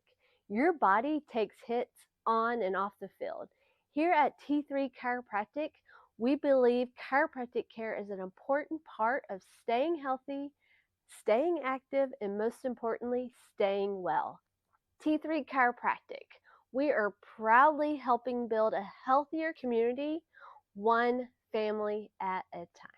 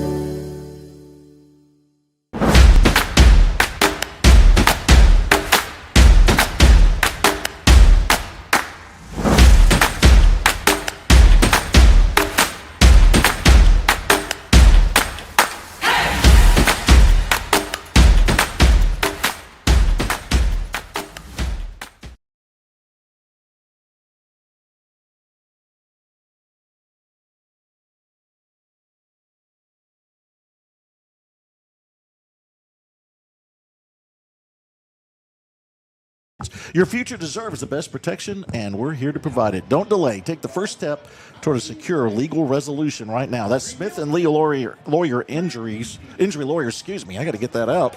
They've been sponsoring all our replays. Love that. So anyway, David, let's talk a little bit about the first half. Let's go over some numbers. You bet. 42-31 is the score here at the half. Prosper with the 11-point lead. We'll talk about the Eagles real quick.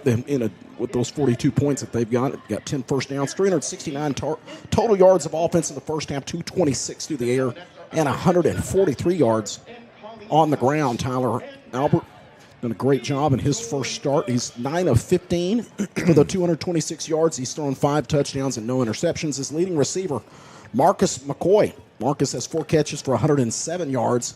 3 touchdowns for McCoy there in the first half. Tommy Sherman had the 1 catch for 70 yards. It was a big one. It was one of the other scores, one of the other touchdown receptions. And then Elliott Brown, 3 catches for 40 yards. Chris Roberts, 1 catch, 1 reception for 9 yards. It was a touchdown. Rushing the football, Hudson Bowman, the leading rusher in the first half for the Eagles. He's got 4 carries for 99 yards. Braden Worthington, the leader as far as carries are concerned. He's got 5 carries for 38 yards. Tyler Albert kept it 3 times himself for 9 yards. Tommy Sherman's had 2 carries as well. Those have been for negative yardage. For the Yellowjackets in the first half, I mentioned 369 yards of total offense for the Eagles, 334 yards of total offense for the Jackets, 187 through the air and 147 on the ground, so pretty balanced for the Jackets. Colin Jones in his first start for Rockwall, 11 of 20 for 187 yards and thrown for 2 touchdowns. Both of those 2 touchdowns have gone to the outstanding junior Ryan O'Reilly's got 4 catches for 73 yards and 2 touchdowns. One of those, one of the most amazing catches that we've seen in a long time. What a great start on the season, and specifically for the first half for Colin Jones, and then of course Ryan O'Reilly. Cannon Johnson, 1 catch for 42 yards, 2 for the Magic Dragon. How about that? Yeah, 2 catches for Puffer for 36 yards. Logan Schaus has 2 catches in the first half for 27 yards. Caden Castro, 2 receptions for 9 yards. Caden, great job on the ground so far. 19 carries for 137 yards, averaging 7.21 yards every time he touches the football and 1 touchdown. Deloach has come in.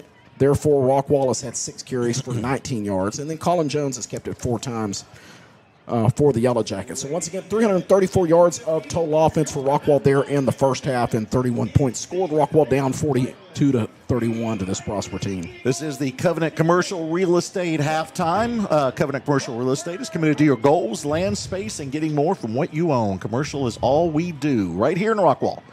Covenant Commercial Real Estate, and you can go to them at covenantcre.com, led by Stan Britton. Stan the man. So, David, let's talk a little bit about this first half. It starts out tough for Rockwall. First play, they get a fumble. Prosper goes in to score. It looks like this one is not going to be Rockwall's night. They do. Castro makes up for it with a drive, that 75-yard drive where he pretty much takes the team on his back all the way to get a score there.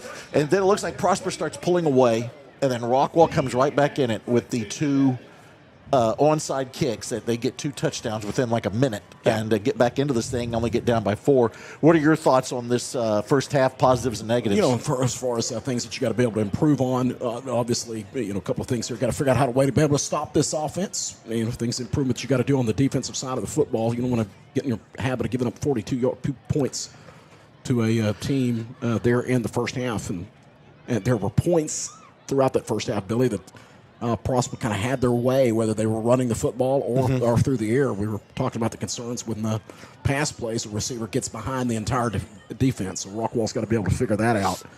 And then offensively, one of the things I think you'll be able to focus in on, and they did, I thought they did a much better job towards the back end of the half there, and that was with the offensive line being able to keep the pressure, keep those Prosper defenders out of the backfield, because they had Colin early, specifically early in the ball game for Colin. They had him moving. Colin he was running for his life at certain points of the time. Now, on the positive side of that, specifically on that offensive side, I love the game plan because we never abandoned. They did not panic. They felt no reason to abandon the run. They were very, very effective with it. We talked about Castro already with 177 yards rushing. It was fun to watch Castro's response. A lot of times it's one of the things that I always like to be able to watch is when something doesn't go your way. Castro, first play, to fumble the football like that, turn it over, and you watch the other team come in and score quickly. Hey, man, I like the confidence of giving the young man the football back, and he responded. I mean, he had really, really good plays, putting his nose down and fighting for those tough yardage. We saw the big play down here on the south end of the end zone where he was able to break free and get into the open field and turn it into a big run for a touchdown. And then, of course, Colin Jones in his first start, what a great job he's done, man. And then, of course, Ryan O'Reilly on the back end of that play down here on the north end of the end zone, heading into the aquarium side of the field. Yeah, right. I mean, that was one heck of a catch, man. And again, we touched on that. The defenders, this one of those ones you could see happening.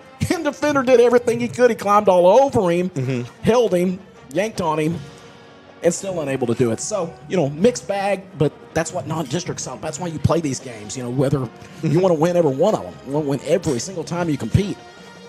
The most important thing is to be able to identify those things, to build on those things you do good, identify things that you got to improve on, and work to work those out here over the next couple of weeks. You got a game against Jesuit next week, and then the last non-district game of the year, or of the season, against Melissa the following week. So, well, and there's a couple things I liked. I always watch to see what the new guys can do. The guys who haven't seen much. And I loved seeing Deloche run the ball. They're good. Thought that was really positive on a number of runs that he had. And we saw Epps get the 2-point conversion. We've heard so much about Jadarius and what he can do, and it's good to see him out there making the grab. You know what I mean? And that's going to be more to come there. I love seeing Collins Jones is doing. Yes. Collins isn't a new guy, but he is new to us. And I thought he has played great. That big pass to Puffer when he avoided at least 4 defenders in the backfield, and you should have been sacked. He avoids it and then has the calm of mind to make the pass. To look downfield and find that receiver like that's crazy. And then a great catch by Puffer. Yeah, Puffer to know where he's at and know his quarterback's in trouble and to be able to make himself such a big target like that.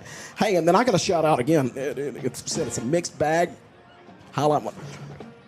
There were times, though, we mentioned those times that their offensive line kind of struggled. There were times, man, they put their heads, they got after it. They got after it and blew that Prosper defense right off the line of scrimmage, opened up some really, really big holes for for Castro. So there are definitely things for each one of these pieces to be proud of there and to build upon here in the second half for sure. And you mentioned the offensive line. That's where I was going to go with the Drake boys. Yes. They're sophomores. Yeah. And this is a very highly competitive club here at Rockwall. We've had the last 13 seasons here.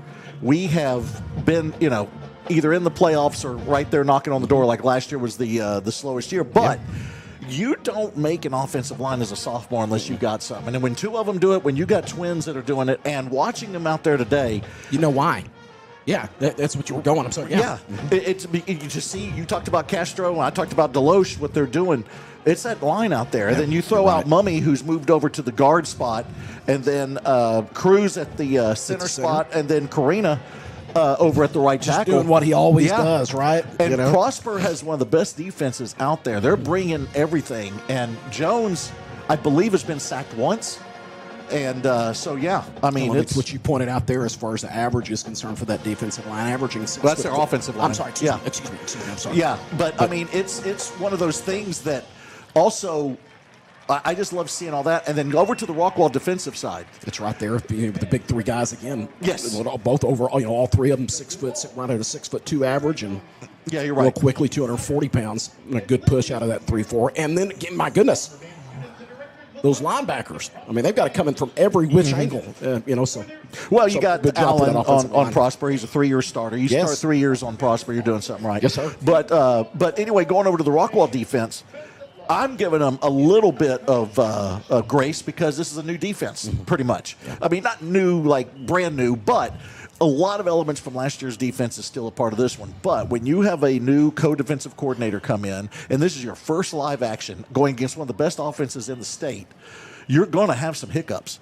And they've had a few, but they've also had some nice plays. They got a fumble recovery. They've had a couple nice stands. To me, it's just the consistency that they will have as they move on down along with the season, because a lot of times, which is what's weird in this situation, a lot of times the defenses are ahead of the offenses when you start the season. And in this case, I think we're a bit opposite because you got the new defense and what they're doing. And each guy, this is the first time that they've all been out there. I know they've had scrimmages. I know they had the spring game and all that. But they don't play much in those. And when you get the starters out there communicating and having to figure out how to do it. Yes, and especially against an offense like this, you're going to have some hiccups, and that's what we've seen. But we've also seen some really, really good plays on the defense. Let's go ahead and step away because I think it's time for the Orange Wave Band and the Rockwall Stingerettes.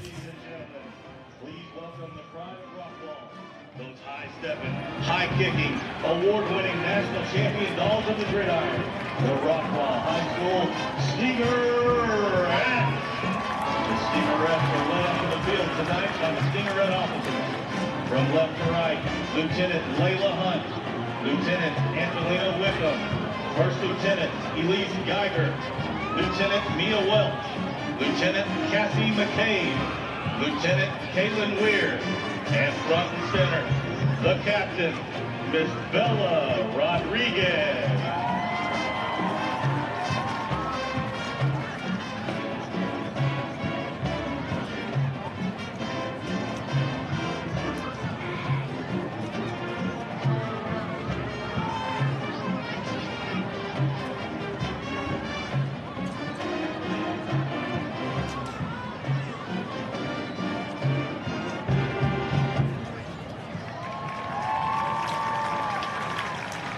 Tonight, we would like to thank our Stingerette Elite and Platinum sponsors, Blow Dry Bar, Equipment Share, Highland Homes, Rockhouse Rats and Vinyl, Terry Costa, The Sister Shoppers, Bell Box Vending, Fantasia Dance and Arts, Goat Roofing, Hartley Law, Hill and Wilkinson General Contractors, Life and Lilac, Montera Homes, Multi-Metal and Manufacturing Company, Nichols Mowing and Irrigation, Raising Cane's, the Center for EMT Excellence, Travis Barton State Farm, and Rudy and Associates. Thank you for your generous support of the Stingerettes. And now, the Stingerettes will perform a palm routine to Loud.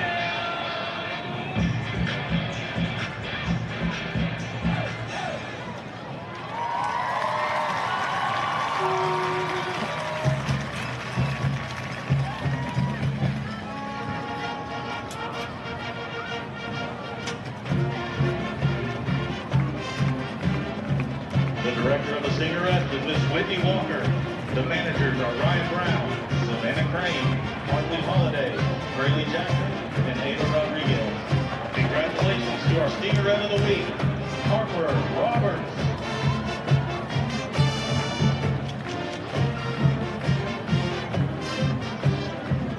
Ladies and gentlemen, the Rockwall High School Stingerette.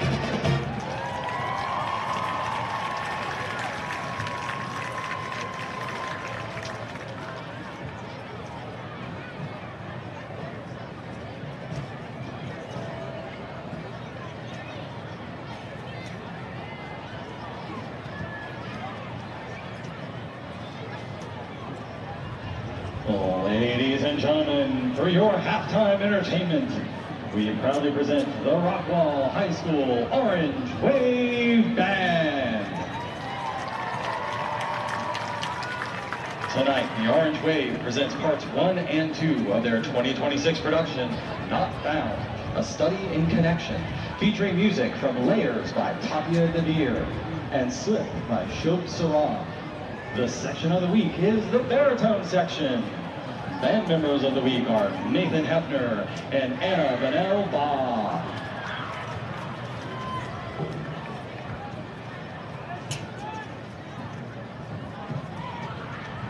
Ladies and gentlemen, the Rockwall High School Orange Wave Band.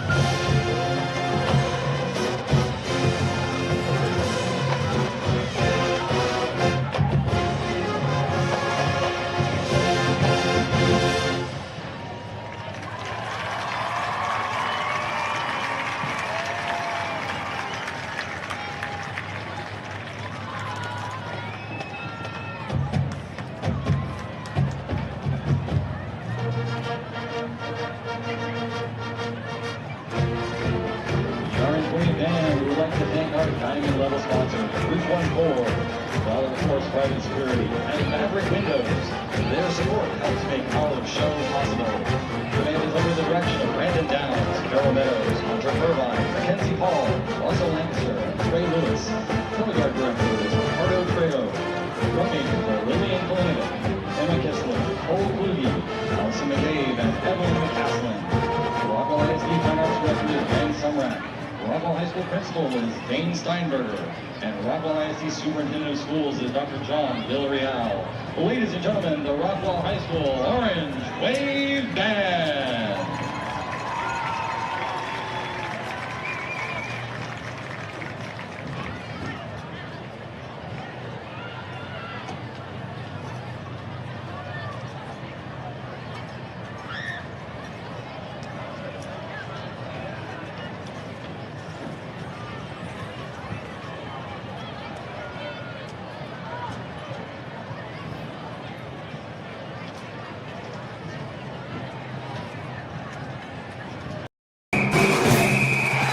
For those with an independent spirit, there's a bank as independent as you.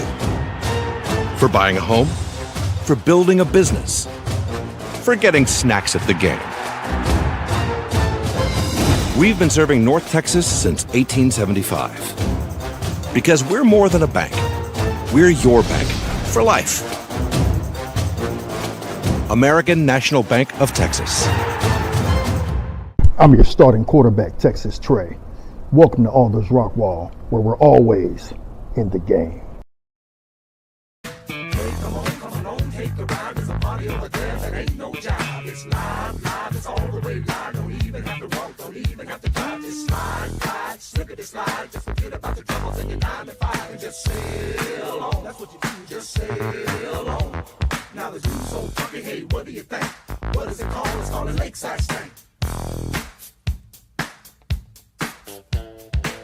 Come along and ride on a fantastic voyage. I'm the captain of this vessel. We wanna take you on a cruise. All around the land, music is at hand. We wanna play it for you. You see. Investing in you and our community is what sets Alliance Bank apart. We are community banking. That's why you can find us at nearly every event volunteering, sponsoring, and donating. Alliance Bank has been serving Rockwall County for over 16 years, and with your help, we have grown into the go-to bank for our community. Time to start a new business, time to expand your business, ready for a new home or a like new home, we will be there because that's who we are. Alliance Bank, your community bank. Member FDIC, equal housing lender.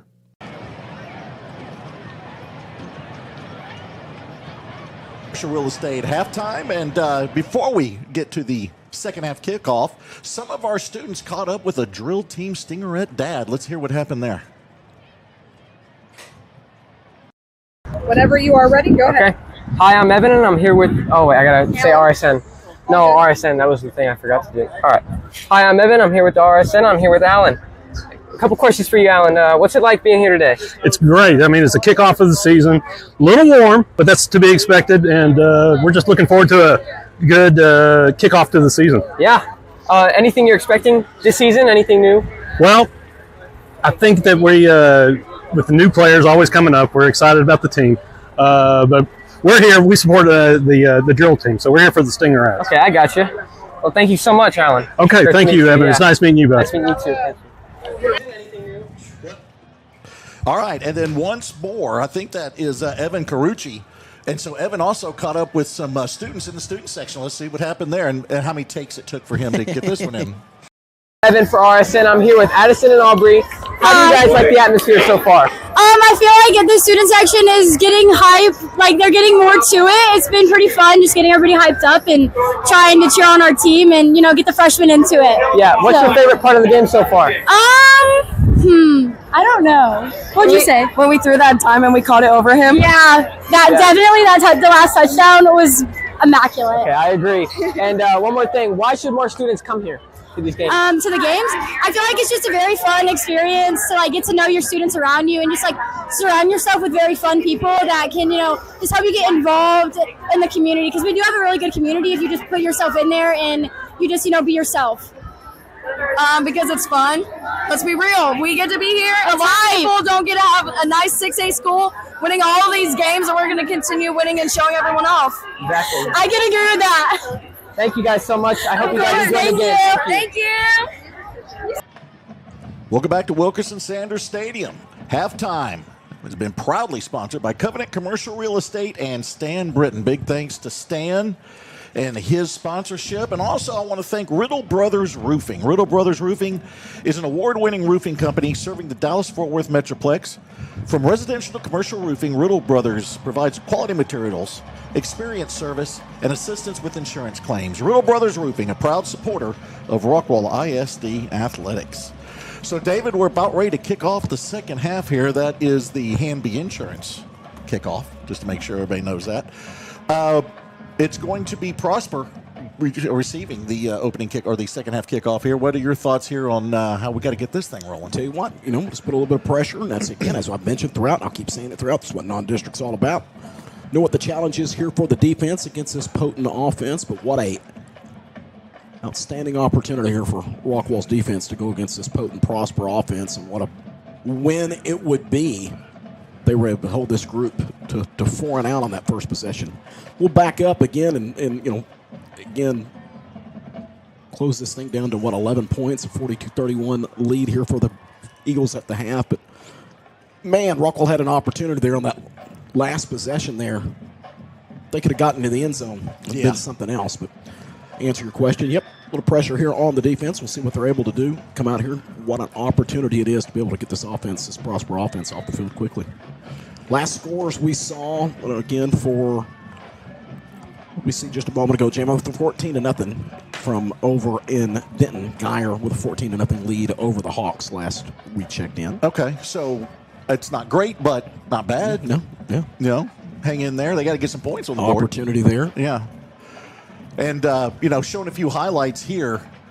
And, of course, these are the Smith and Lee injury lawyers highlights showing what happened in the first half. Got some big plays from Castro, big plays. I just think Collins Jones has been playing really well. And, of course, Wiley doing a great job from the wideout spot. And so I'm excited to see what we do here to start the second half. I got a few shout-outs. I hadn't had a chance to go to the comments section. You got some to do? Yeah, we got some. All right, we got some help. Remember the game back in 2013. All right, good. So he's got those answers for us. Good. It was Jake Viquez. Remember, Jake was the kicker. Very cool. And he was Will Reed, Xavier Castile, and Chris Warren. But there was somebody else. It was the kid that scored, and I'm forgetting his name. It was like a French name almost. I'm thinking there was the kid that scored the touchdown eventually. And I remember, and help me out. Somebody's got to jump in and help me out on who scored that touchdown. And you're in trouble, JMO. Stop putting the sports score line on when the band is on. I can't see my kid play percussion at the bottom of the screen. So, JMO, you are 0 for 4 buddy. That today. might do it. What in the world are you doing over there? You need to go switch places. We've never seen anybody fired on the first day, have we? We might see it tonight. Might happen. It might happen on day one. You go switch places with the cameraman right quick. Nice shot there of Collins Jones on the touchdown run. So a lot of good plays for the Jackets. Got to play a little bit better defense. In fact, it's one of those deals where they've played some good defense, but the big plays are really killing them, and they got to limit that. So Rockwall ready to kick off here as they go from our right to left to start the second half, and they're going to kick this one deep. It'll be taken at the 5-yard line, one of the few returns we've seen tonight, and it will be Haynes finally being brought down at the 26-yard line. There was a flag on the play, so this one might be coming back. Just a couple of flags. So again, as you said before, looks like Big Bird blew up all over the field. Exactly. Trying to check out a few more shout-outs here. Danville, Virginia. Excited to start the season. Shout out to my boy. Did we talk about that? All right. Well, I'm going to do it again. Yeah, why not? Shout out to Jake Searcy. Jake is great. Jake's been here for a while and been great job, big man. part of that. of that training crew and the trainer's crew. And, I'm going blank. Who's our coach for the trainers? I'm all of a sudden going blank. Oh, golly. Sorry, guys. I'm going brain. We'll go back to it. Yep. I'm going brain dead all of a sudden. I'm picturing right in front Tyson. of me. Casey Tyson. There we go. Yeah. Coach Tyson is the head athletic trainer. All right. As we'll get with the first play here, but I have a little bit of a story about Coach Tyson here from baseball. I think J-Mo will remember it. So we got a first down here for Prosper. Low snap. Keeper by Albert. And great penetration from the Yellowjackets. They're going to bring him down for a loss. That's Lyon from the linebacker spot. Yes, it was. The 6 foot, 210-pound senior inside linebacker, Jacob Lyon. So a great start for that Rockwall defense. And let's remind everybody, we talked about this at halftime. This is a bit of a new defense for the Jackets. It's a lot of similarities from the 3-3 stack that they've been running forever here. It's gone to a 3-4.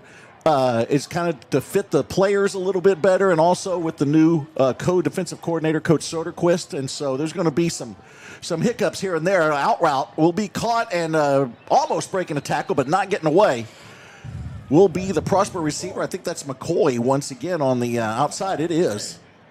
His 5th catch of the night. Mm-hmm.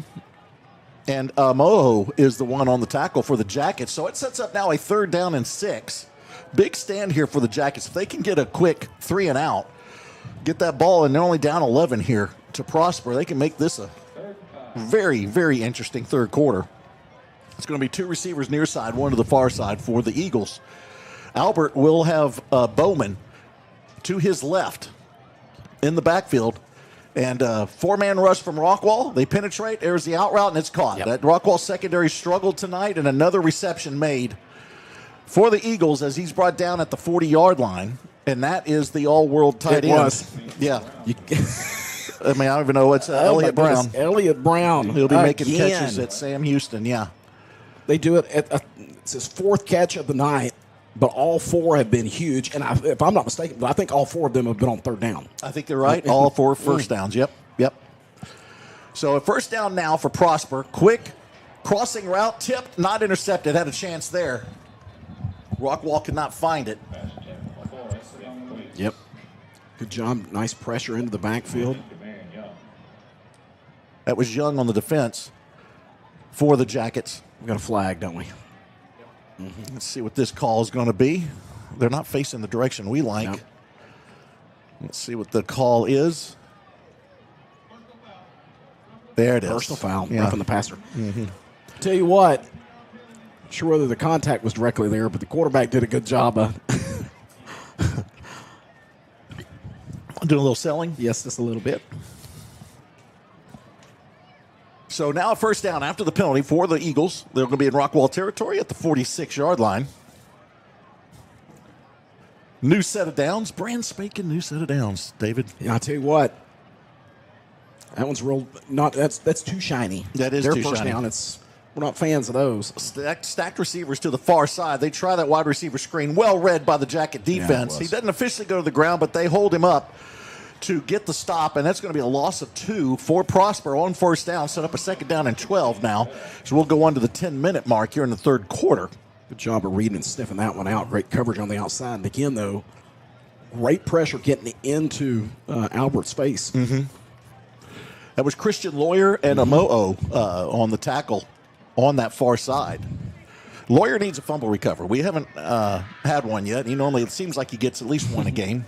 Low snap. Albert looks to throw. Here comes the rush. He'll bring it up to the middle. Tries to cut back. He's not going to get anything. It won't be a sack because I think he did get back to the line of scrimmage, but great penetration by the Jackets to bring him down and set up a 3rd and long. Yeah, good job there, Wade Day, with the tackle for Rockwall.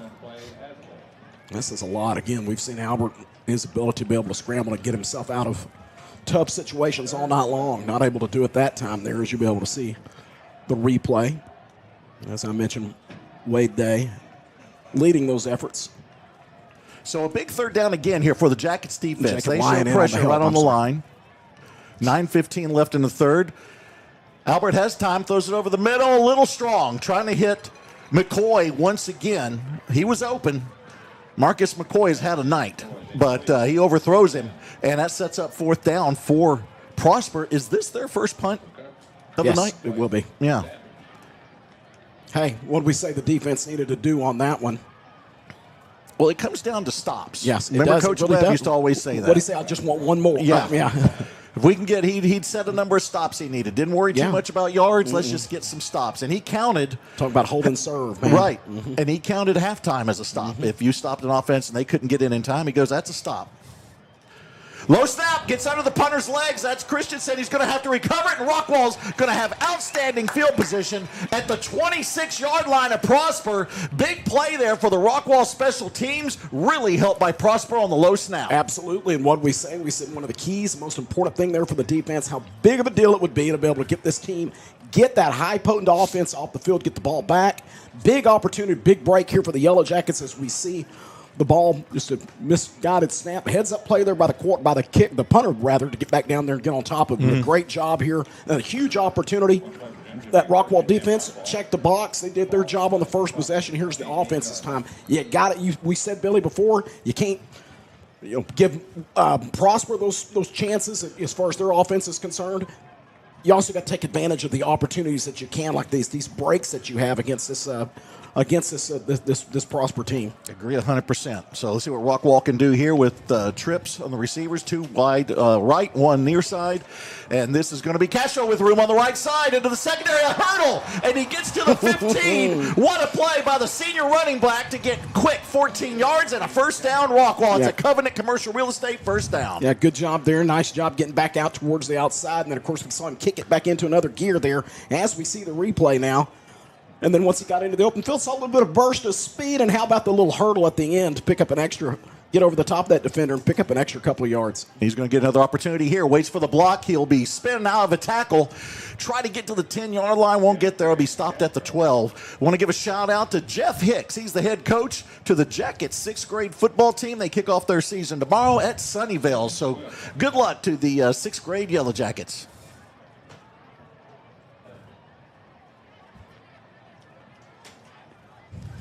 And then, okay, we're going to have a timeout on the field. Let's take one with them here, J-Mo.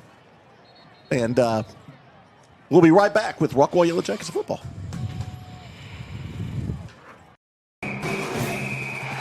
For those with an independent spirit, there's a bank as independent as you. For buying a home, for building a business, for getting snacks at the game. All right, there we go. Sorry, it was abbreviated. We'll apologize to American National Bank. We'll get that back in there, but they came back on the field quicker than we thought. We're blaming J-Mo. Play action. Jones looks to throw. Corner, intercepted. Didn't get enough on it. Intercepted at the goal line. Brought back to the 20, to the 30, and then finally brought down at the 34-yard line. I know Collins, the ball's loose, but I think they say the play is dead. I know Collins probably wanted a little bit more. He's going to be disappointed in himself. He needed more air under that one, David, and a nice play made by the defensive back. Got a little bit carried away there. I think that one's going to go our way as far as this flag is concerned. There's more going out there. Yep. Could be offsetting now. Oh, what a tough break for Rockwall. It was a tough break. Just a little bit of an underthrown football. Had a chance, therefore the intended receiver was on the back end of that play. Had a good separation, man. It would have been if he could have got it over the top. As you mentioned, just wishes he could have had a do-over on that one.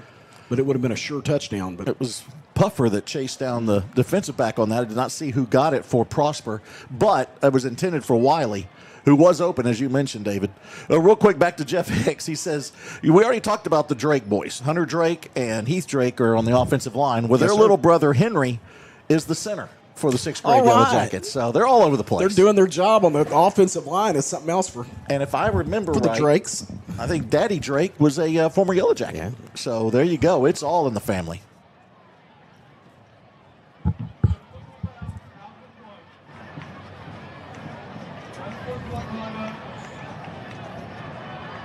Yep, offsetting.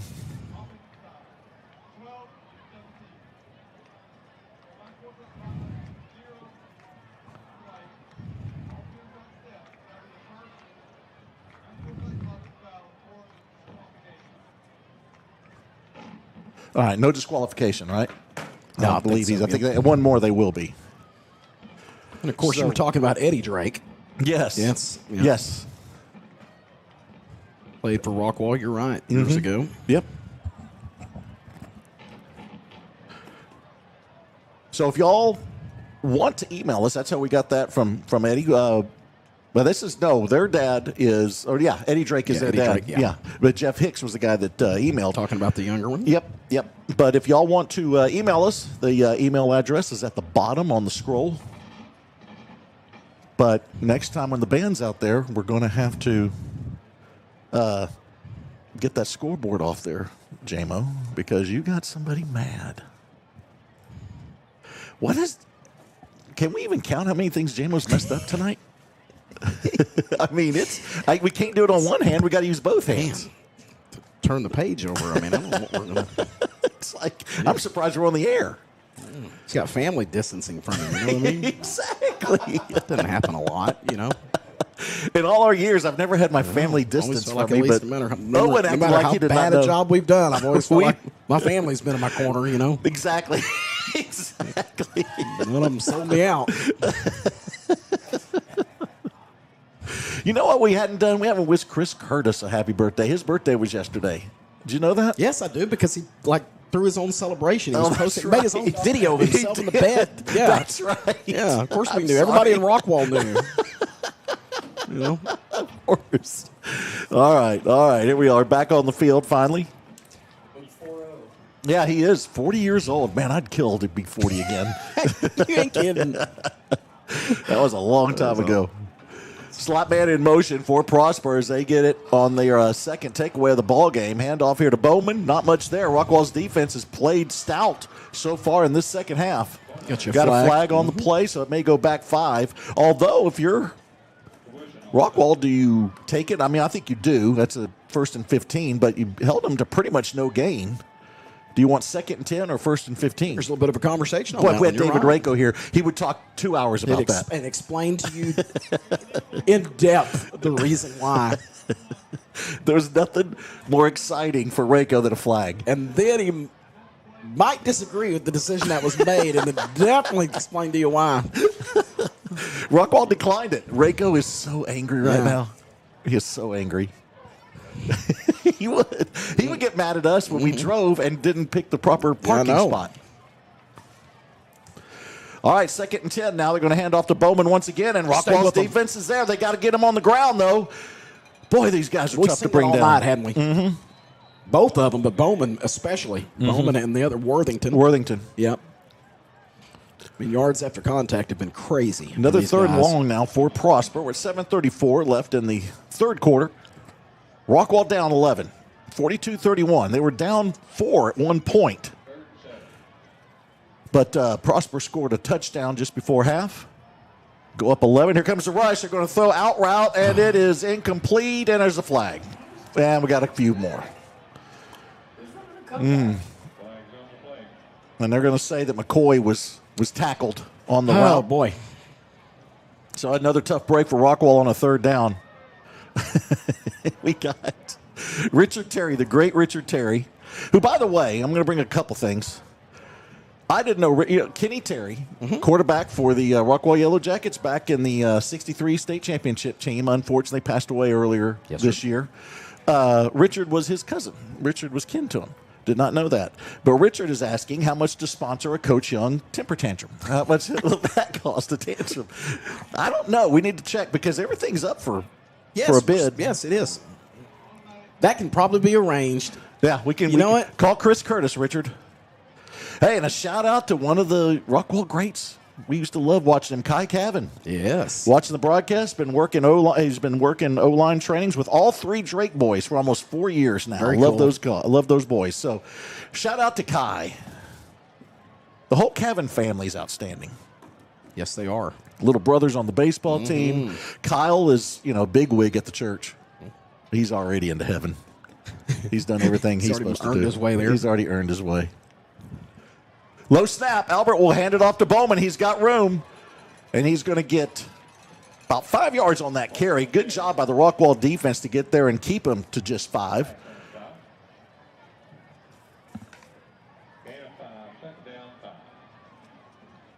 So 2nd and 5 now for Prosper. Let's go.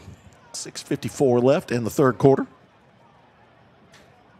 You got Bowman now to the right of Albert, and he's going to get the carry and not get to the marker. He is going to get about 2 yards on the carry, so sets up a third down, about 2.5 now for Prosper. This could be 4-down territory for the Prosper Eagles. They eat up some clock. They get some yards. Rockwall down 11. Now, we've seen already last night that you can come back from any deficit pretty much.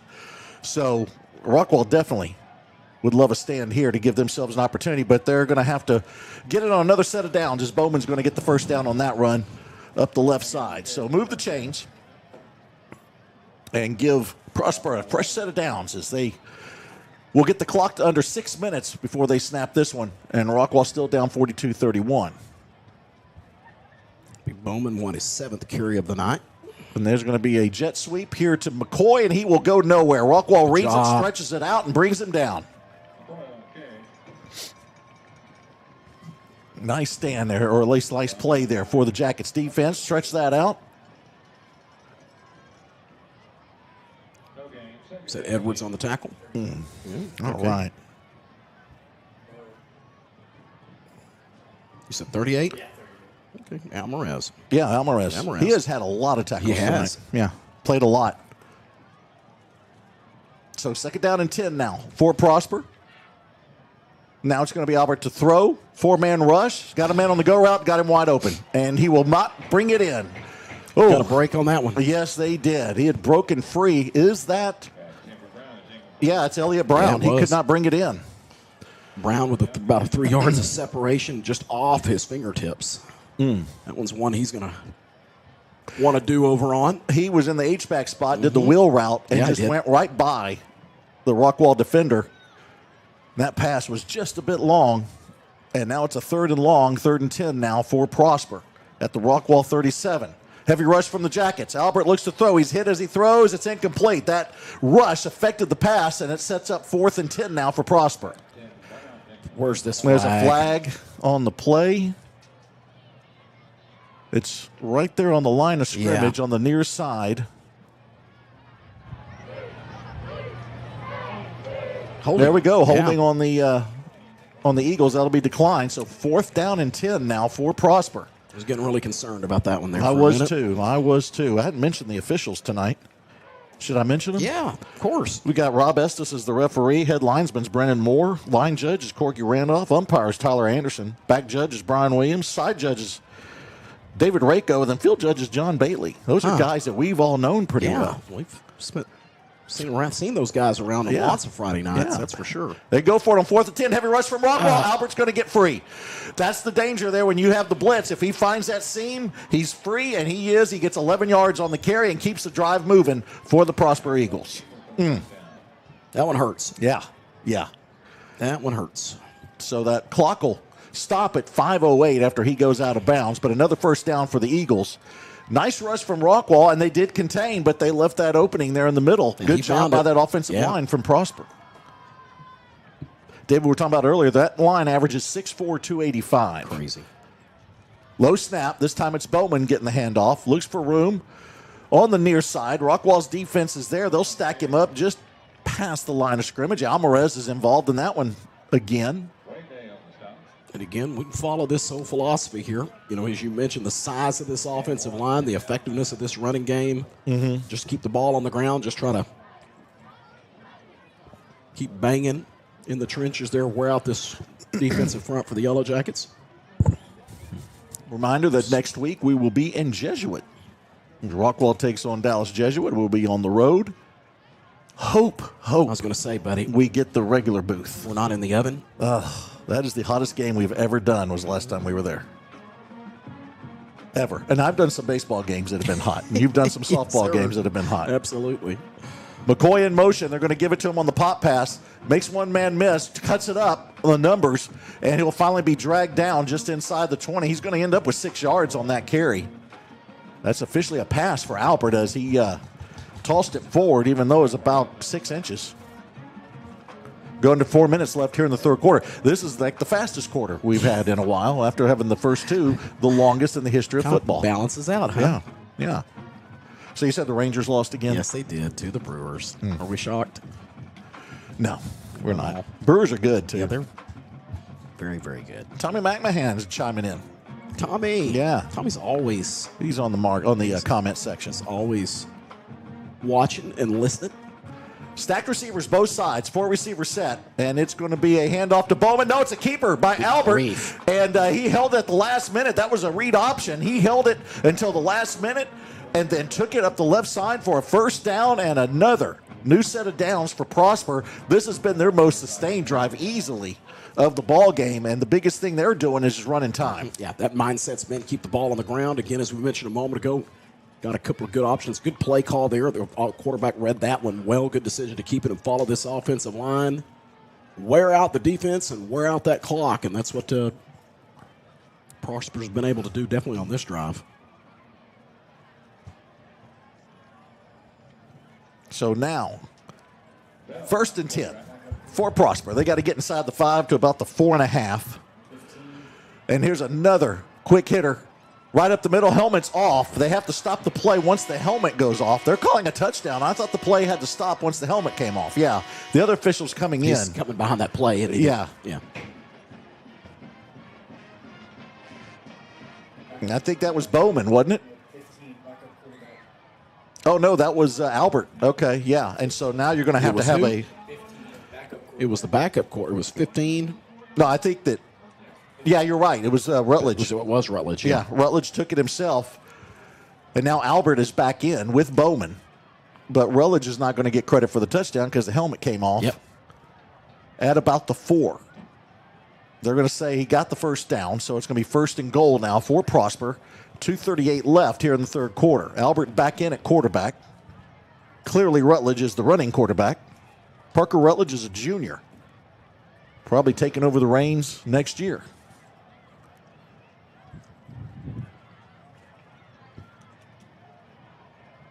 And Prosper, the play clock has still not started, so they can take their time. Not sure the game clock's going, but the play clock the play clock's not. Yeah. Not sure what's happening there. Do we blame Brad Waters? Even though he didn't do it. Low snap. Grounder. Nice field by Albert. He's going to hand it off to Bowman. And they're going to say he's in. Official at the far side says that Bowman got in and another touchdown for Prosper to make it 48-31, pending the extra point. Again, heads-up drive there. Keeping it on the ground, working that clock, trying to wear out the defense. And that one hurts Prosper. A very effective drive. Able to get into the end zone. Okay, somebody has sent us the link. They got it? For the thing. And I'm trying to remember. And y'all have to help me. And there's no sound on extra points good. But there's no sound on it. And I'm trying to remember the young man, number 31, back in 2013. Yeah, that's 13. And he's the one that ended up scoring. Thank you to Michelle Morris for sending the video. Yes, ma'am. And he was the backup running back. Okay, and I remember that. So we're going to figure this out.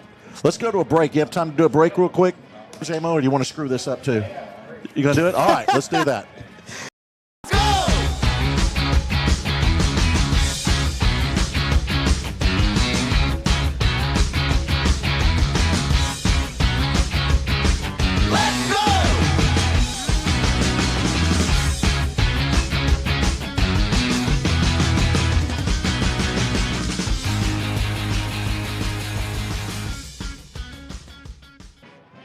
Welcome back to Wilkerson Sanders Stadium, and I feel so much better now. This is Billy Quinton, David Sweet, 2013. It was Reed pitched to Xavier. Xavier pitched to Tamba Juana, and he scored. It was Tamba Juana that got the touchdown. I wanted to give him credit.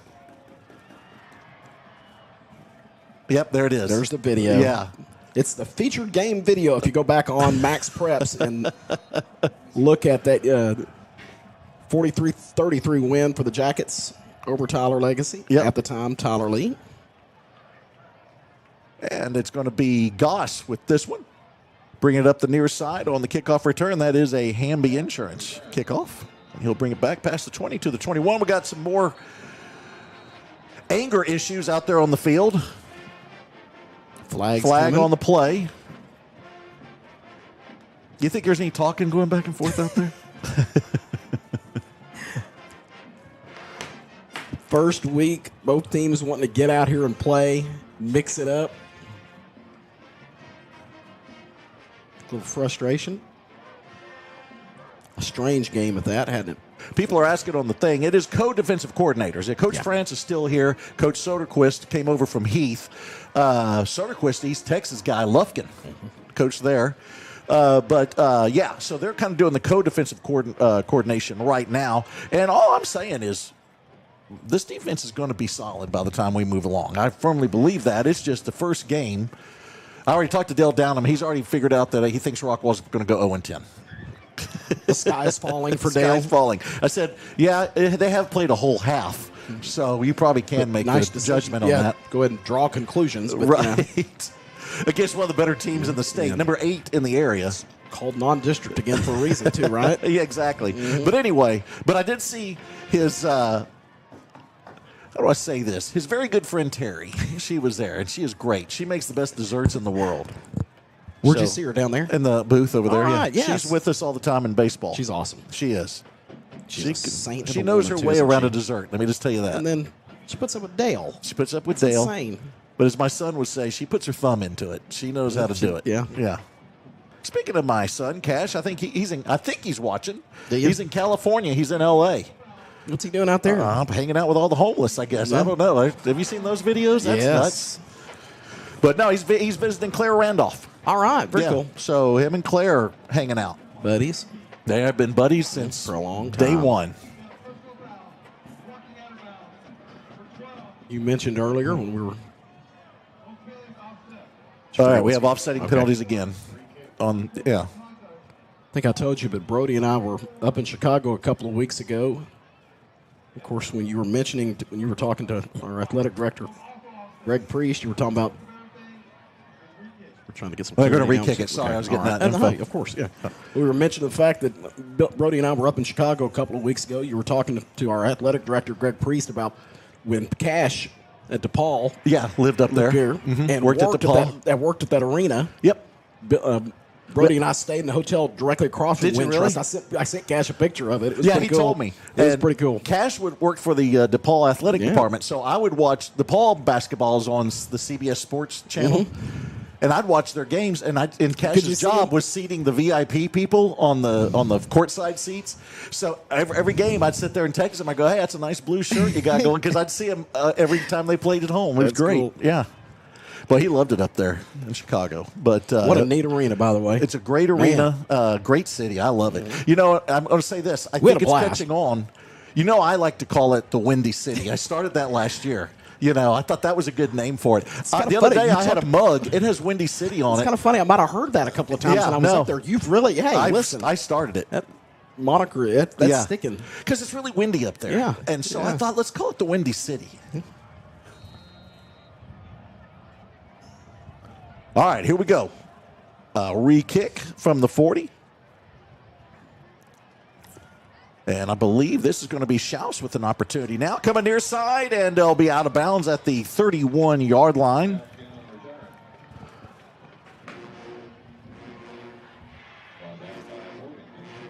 So Rockwall now gets a little bit more yardage out of that transaction.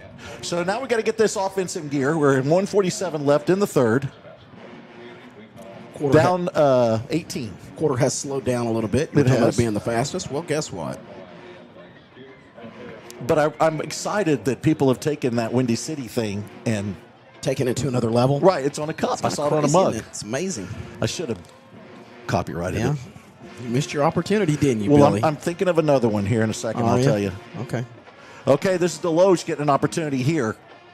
And he is going to take on the entire Prosper defense and finally be brought down. Well, it's never brought down. They'll blow the whistle, and he'll get 3 yards on the carry, past 35 to the 36. Dallas. The city of Dallas. We like things big here, and I think you call it Big D. I think if you start calling Dallas Big D, that would catch on. You think that'll catch on? I think it would. I think it's kind of cool. Let's see how that works. Play action. Jones looks to throw. He's got time. Go route. Caught by Puffer. No, he can't bring it in. Puffer had it in the breadbasket, had to stop. It was thrown a bit behind him, but he couldn't bring it in. And that's now going to set up a third down and about 7 for the Jackets. So Big D, huh? Yeah, I'm going to go with Big D. All right. I'm going to go with Big D on that one. I'll get back to you on some other city nicknames. Got a few more? Yeah, but we'll save them. Okay. But let's all start calling Dallas Big D. Trips right. No receivers to the left for the Jackets. Deloach in the backfield with Jones. Big third down, 3rd and 7. Rockwall's got to get to the 43. Handoff, Deloach. He's going to get near the marker, but not quite enough. They're going to say he got down to 40. Thought he went a little further than that, but they're going to say the 40-yard line sets up a 4th down and 3 now for Rockwall. I think this is go-for-it territory. For Rockwall, we were under a minute left here in the third quarter. 2 receivers right, 2 receivers near side. Actually, it's a 5-receiver set. It's going to be an empty backfield. Deloach will join the receivers on the near side. And there's going to be a flag or a timeout. Surely it's a timeout, right? Yep. Yeah. Timeout, Rockwall. Let's take a timeout with them. J-Mo's going crazy wanting to do a commercial. Let's do it. You and our community is what sets Alliance Bank apart. We are community banking. That's why you can find us at nearly every event volunteering, sponsoring, and donating. Alliance Bank has been serving Rockwall County for over 16 years, and with your help, we have grown into the go-to bank for our community.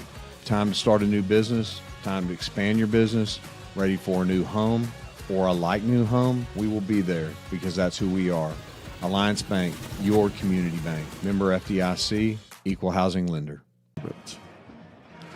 Hey, welcome back to Wilkerson Sanders Stadium. If I needed some insurance, we talked about Smith Allen. What do I do, David? Well, the first thing I would be happy to think about, you nailed it. Jacob Rhodes with Smith Allen Insurance. Has your home insurance rate gone through the roof? Talk to Jacob Rhodes, your trusted broker at Smith Allen Insurance. Born and raised in Rockwall and a Rockwall High School graduate, Jacob is committed to finding great rates with top-notch service. Whether it's home or auto, Jacob will work to find coverage that fits your need.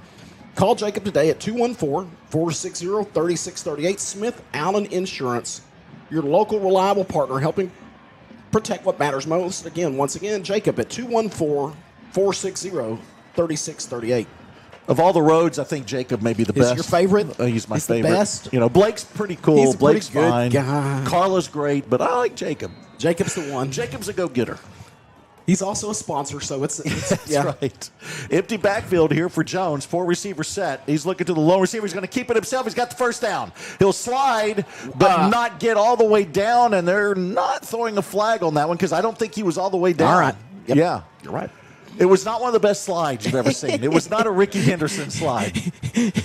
There were some other parts to that slide that were not.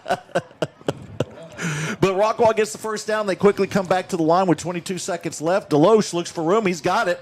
Takes on the linebacker, and he'll win that battle, get across the 50 into Prosper territory at the 49-yard line. Tough yards tonight for Deloach. That'll be his 8th carry of the night. Rockwall trying to get one more play in with 4 seconds left in the quarter. 3, 2, 1, and they get it off. They do not. Referees say, nope, you cannot have fun. We got to stop it right now. We're going to call end of the quarter. End of the quarter. Or did we have a penalty? They're kind of just, there's the end. All right, so let's take a timeout. And when we come back, they don't have to go far to switch sides. They're right at the 50. So we come back, see what Rockwall can do here in the fourth quarter. It's Prosper 49, Rockwall 31 here on the Rockwall ISD Sports Network.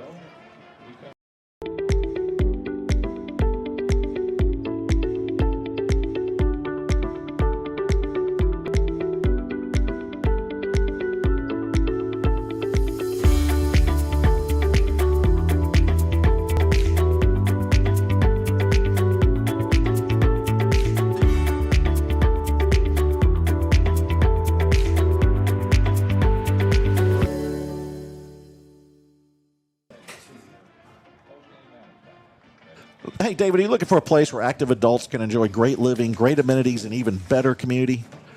You can go to Alders Rockwall, a 62-year-old and over luxury apartment community right here in Rockwall. Come see why our residents love calling Alders Rockwall home. Visit aldersrockwall.com today and schedule your tour. Do not let it affect you that Dale Downham lives there. It's a wonderful place. It's great. It's a great place. You don't have to see Dale. Yeah. Dale is going to be in another part of it. We've even seen commercials where Dale was not anywhere around. So the commercial's great, and Dale's not in it. Mm-hmm. So go there. Terry's there. Terry's great. Yeah. Terry's awesome. Yeah. Terry makes great desserts. She does. So Alders, love having them as a sponsor. That's a great place, Yeah, man. it's pretty cool, man. Yeah. All right, Rockwall now with a 2nd down and 7. Actually a 6, according to the brand new scoreboard, so we'll go with that. So they're just across the 50 in Prosper territory, and Deloche stays in, has got room. He breaks one tackle, and he'll be a bulldog finally down at the 32-yard line. He got about another 5 yards when it looked like he was going to go down, but those legs kept moving, and Rockwall's in business at the 33. It's another Covenant Commercial Real Estate first down. What? Dadgum Stan knew exactly what he was doing by Yes, he sponsoring did. those first downs, didn't he? I've never said the word covenant more in my life. Here's another handoff to Deloche. Man, he is on fire right now. This is his drive. So he takes it inside the 30 to the 27-yard line. Shout out to former Yellow Jacket Trevor Munson, checking in from Bermidi, Minnesota. I think that's how you say it. Watching his little brother play for Rockwall. Yes, he is.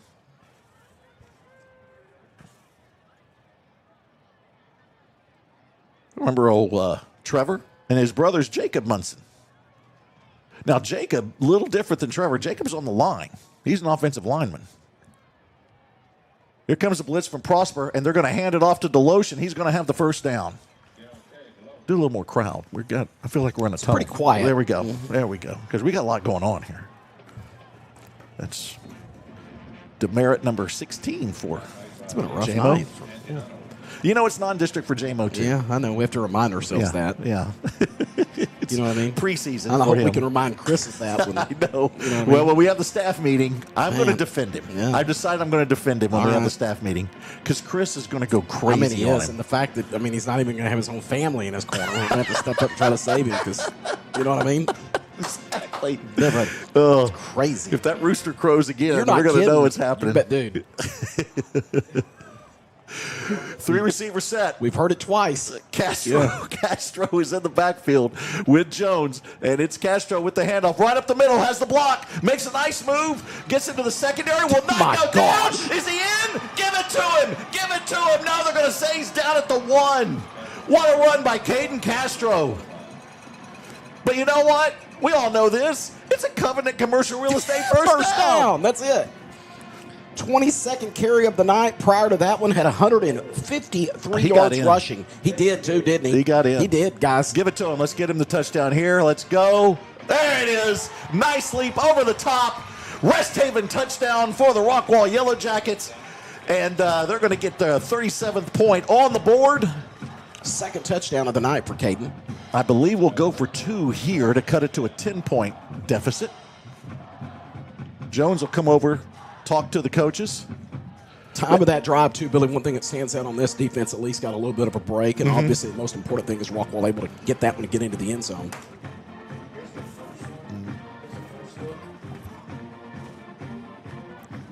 What a pretty leap there. There it is right there. Yeah. Look at that. That is nice. That's Walter Payton-esque. Remember Walter Payton used to do that back in the day. I know. Here we go. Keeper by Jones rolls to his right for the 2-point conversion. Has a man in the corner. I think he was out of bounds. He was. His foot went out of bounds before he could bring it in. And so the 2-point conversion does not go as planned.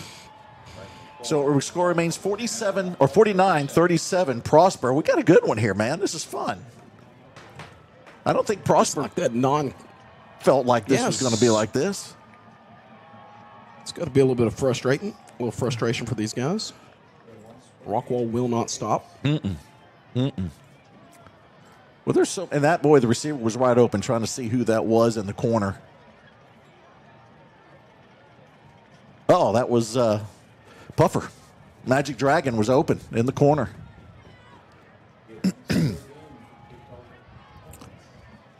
So while we have a break here, I want to talk a little bit about Home Bank Texas, locally owned community banking at its best. Home Bank Texas is recognized as one of the strongest financial institutions in the country.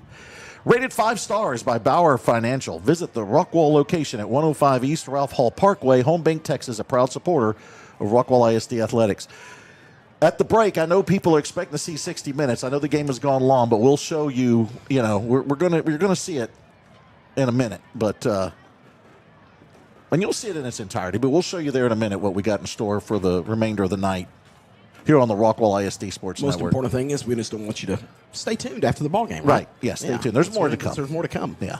On the Rockwall ISD Sports Network. Yep. And so now Rockwall, I'm assuming, will probably try the old onside here. We've seen that before, haven't we, David? I'll be a little familiar with it. Yep. Saw one of the very best we've seen earlier tonight. Yes, we did. Really good looking one. There we go. It's going to go over to the far side, and it will be easily handled. Got the hands group up there for Yep. Prosper. And I think, again, now this time it was not Brown making that one. I think that was Strickland that got that one for Prosper. So Prosper will take over with great field position, just barely in their territory at their own 46-yard line. So Rockwall's defense needs to bow up a little bit here and get that ball back for that potent offense. It's put 37 points on the board so far tonight. You know, last year was one of those rare years. You know, we talk about Rockwall's numbers last year on offense. Averaged 271 yards in the air, 172 on the ground. But it just wasn't the offensive year we're used to a lot, you know, even though it was great. But, you know, and so it feels like this year that offense may be back. This is Albert on the direct snap trying to make something happen. Nothing there. Rockwall's defense stretches it out. Bring him down for about a yard, maybe less than that.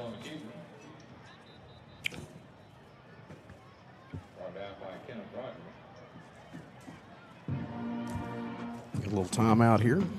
Got another timeout. What was the 60 minutes? Yeah, exactly. Let's go to, you know, if those y'all expecting to see 60 minutes, you will see it in its entirety, along with Murder, She Wrote.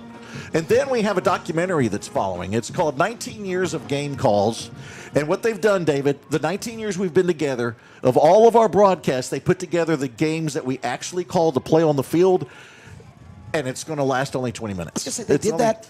I can't believe it took up. I figured that would be like a TikTok video. No, you know what I mean? It's going to take 20 minutes. Yeah, it's 20 minutes. Well, that includes commercials. Okay. Yeah. All right. But anyway, so the times that we actually talked football on the broadcast, they've put it all together in 19 over those years. 19 years. Yeah. So it'd be interesting to watch. Yeah. And 10 minutes of it is just that lateral thing we've been talking about most of this game. That play. That took 10 minutes. It's going to be that play and probably the touchdown and 2-point conversion against Allen. Yeah. You know what I mean? That'll be it. Those two. And maybe that play against Greenville that didn't go our way. We don't. That one ain't included. Yeah. Oh, it's not on that one. You don't think that made the broadcast? We had a coach throw a chair across the entire press box. We need to do one of the stories, the things that we've seen. I miss the days of going to Greenville because that was a very odd stadium, but it was wide open. Yes. But the coaches' wives came in and made supper for you. And we walked right through that area to get into our... Yeah. And you're sitting next to the coaches, nothing between you. What's all going on? They hear us talking about the team. We hear them make the calls. And then the wives are making crock-pot food. It was greatness. True East Texas, isn't it? Yep. 2nd down and 10. Handoff right up the gut and a first down, I believe, or very close to it, is Bowman.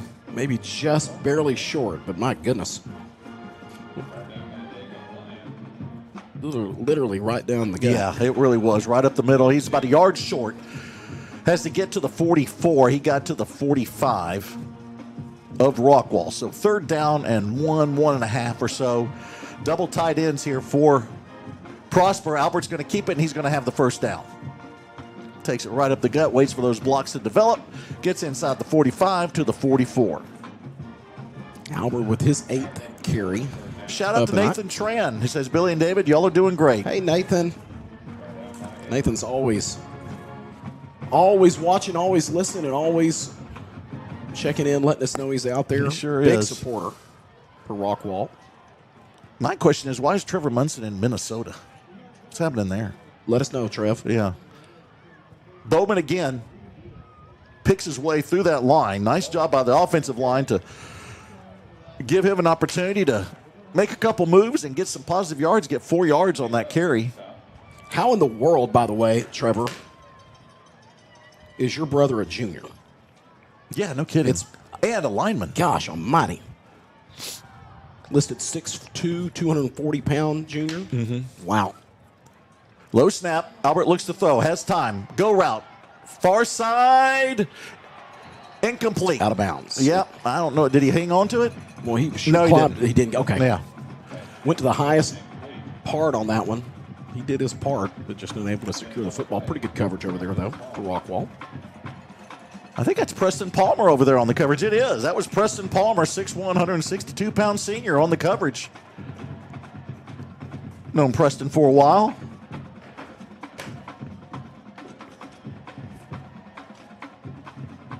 He's in at corner, and then I'm trying to see who the other corner is. I think it's Kenneth Rogers in, isn't it? On the near side. We've got to see who the other corner. 39. Oh, okay. Nope. That's Edwards. It's Edwards. Kason Okay, Kason Edwards. Yeah. Low snap again. Albert has it. Here comes the rush. He's got to run. He's got room to the near side. Let's see if Rockwall can cut him off. They can't. He'll make the cut at the 25-yard line, go out of bounds at the 24. What a run, man. That was a nice one there. Gosh. Got to have containment. Yep. And he saw that opening here on the left side. Felt that pressure coming. The receivers on the left side all ran crossing routes, which brought the defenders over there, and that left that left side wide open. Another first down for Prosper at the 24-yard line. 8:12 left here in the ball game. Rockwall down 49-37. Been a good one. We talked about the series. We'll get into more detail here in a second. Handoff Bowman. He's got room. And Rockwall will finally stand him up, but not before he gets to the 20-yard line to set up a – actually, we're going to get him at a 19, set up a 2nd and 4. You know, with this series, Rockwall leads the series. We talked about 23 is the last time they played. That was Rockwall won that one, 47-41. Then Rockwall won in 22. Prosper won in 22, 19-11. And then the big one was in the playoffs at the Star when Rockwall won 59-42. That was back at 19, and that gives Rockwall the series lead at 2-1. But if they don't come back here, we have a series all knotted up at 2. Got motion, and they're going to let the play go. They're going to do the go route on the far side, incomplete. But that's a free play for Prosper as Rockwall jumped offside. Got a little taste of their own medicine. I think that was Preston again on the coverage on the far side. He's done good so far. So we got a response there from Trevor. He's the wide receivers coach for, what is that? Bernighi State University. Bernighi. I want to know what their mascot is, Trevor. Give us their mascot. I have no idea. The Bernighi. Yeah, put that in there. Tell us what porcelain rabbits. Is that what it is? I'm just taking a guess. Which, by the way, go back to that. I want to see which one of the morning lanes is that? Oh yeah, morning lane. Yeah, he's in there. Which one is that? Tell us which one it is. I can't tell it from the. Is that Noah? The Beavers. There we go. All right, here's a handoff here to Bowman. He's got room on the near side, makes a man miss, and finally gets into the end zone. Do they give it to him, or did he go out of bounds? He turned the corner. Yep, he got in there. Touchdown, Prosper. Hey, Keith Wheeler's checking in. As always, love the broadcast. Hey, Let's Judge. go Jackets. Keith Wheeler. Stepped up. And then Helen Pinkert, his grandparents watching from out of state. Would appreciate you showing the Rockwall cheerleaders at some point during the game. Tell the camera crew to get some cheerleader shots. Give them that feedback, please. Oh, we got a camera out? Yeah, we got a camera out down there. They're working on it. Hey, let's go back to real quick to Judge Wheeler. Of course, Okay. Commissioner's Court pointed him to fulfill when Judge Williams got moved up to the district court. That's right. The Texas Hammer is now a district judge. judge. And that county court of law finally got ran right. Isn't that right? Oh, that's true. Mm-hmm. It's finally under control. There's the extra point from Christensen. It's good. So, and to Helen Pinkert, we're going to try to get some more shots. We have the camera out down there on the sideline. We got some pronunciation there from Munson. Okay. Bemidji. And yeah, hey, shout out right quick. It's Noah. What's up, Noah Morning Lane? And then, is his brother playing at Royce City? Does he have somebody playing at Royce City? Yes, it is. Yes, it is. I did the Royce City football program, and I saw Mooring Lane there, and I'm like, what is going Which is on? Insane, because as I just mentioned a moment ago, remember the Munsons when he was a little dude? Right. Same thing there for Noah's brother. Trust me. Goodness gracious.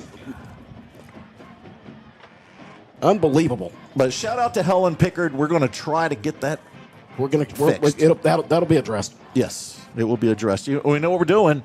We're blaming JMO. That's what we do here. We don't have any? Oh, we don't have communication to the field camera. We'll try to get it. If only there was some sort of communication, like with a phone of some sort that everybody has, that you could get in touch with. Yeah, them. it's weird, isn't it? Yeah, but I guess here that doesn't work. Yeah, Jet's going to Google it. We had Jet come in here, our IT guy. All he does is go to search engines. That's the directions we get. Yeah, that's what we get. The kickoff will be taken in the end zone, and Rockwall will take over at their own 25-yard line with 7:22 left. They're down 56-37 now to the Prosper Eagles. Prosper, number 8 team in the area. Make sure I get all my shout-outs in that I wanted to get. Watching you and your hands over here. Jets coming over here? Okay, well. Hey, I want to give a shout-out to Yellowjackets volleyball. They swept Highland Park. How impressive is that, man? That is outstanding. So big shout-out to them. That is really impressive. So here's Rockwall now. Deloche is still in the backfield here with Jones. They're going to try to do a throwback, not there. Jones will keep it himself, and he'll get out of bounds at the 30-yard line. Nice decision by Collins Jones. A lot of quarterbacks would force that. I think he saw the coverage was there, just tucked it, got some positive yards. In fact, he got 6 yards on that carry. There we go. We got a cheer. There we go. There's your cheerleaders. There we go. All got a camera right. down there on the field. All right. There we go.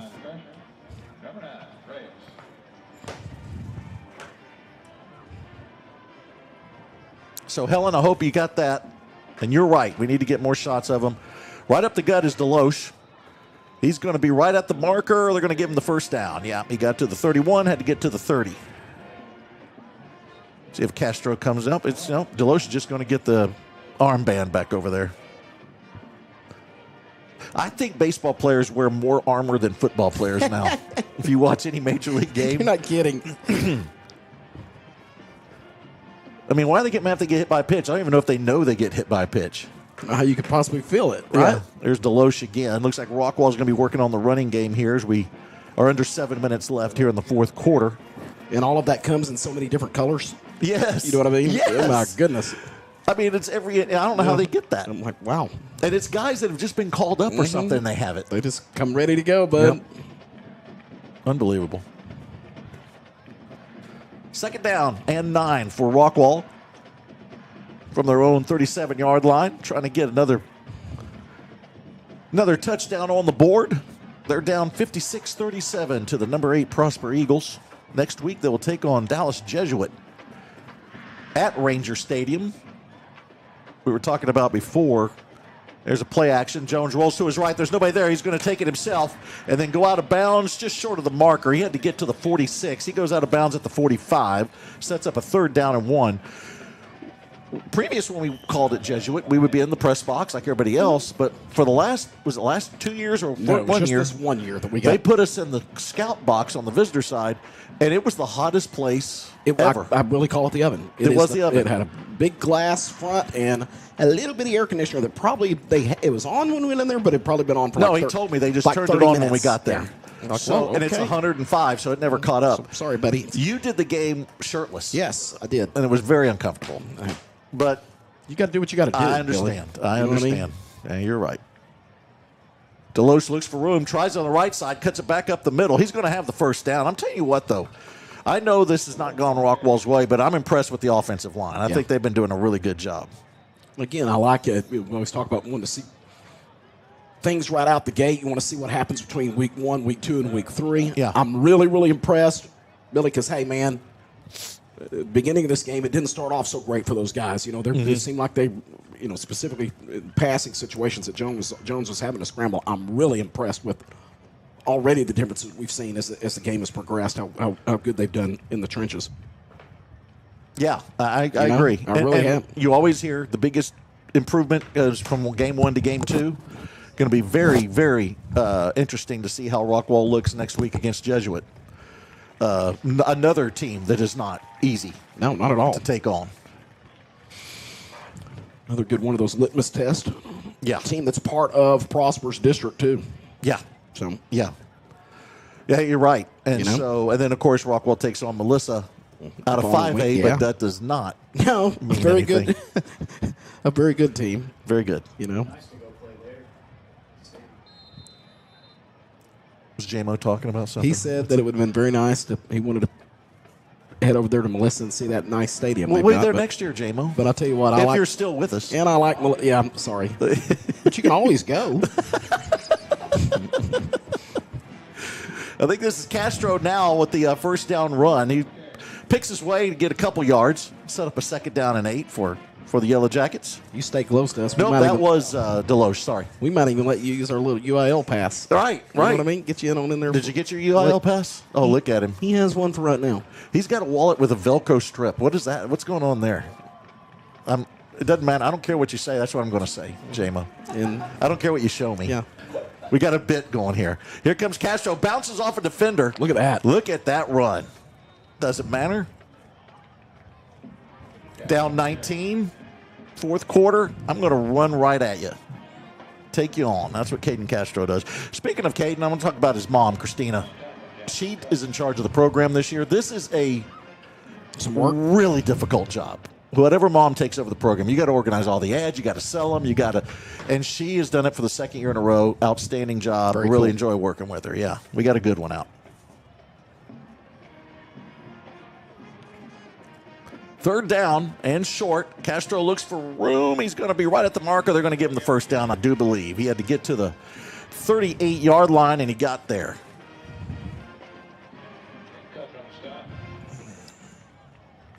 It's going to take him over 180 yards on the night. Castro? Yeah. All right. Well, he had that big run. Yeah. 23 carries for 175 yards. Add a couple of carries to that. Jones going to go route left side. Wiley cannot bring it in. Oh. Yeah. Good coverage over there. That was good coverage, but I think he had a shot at it. He did.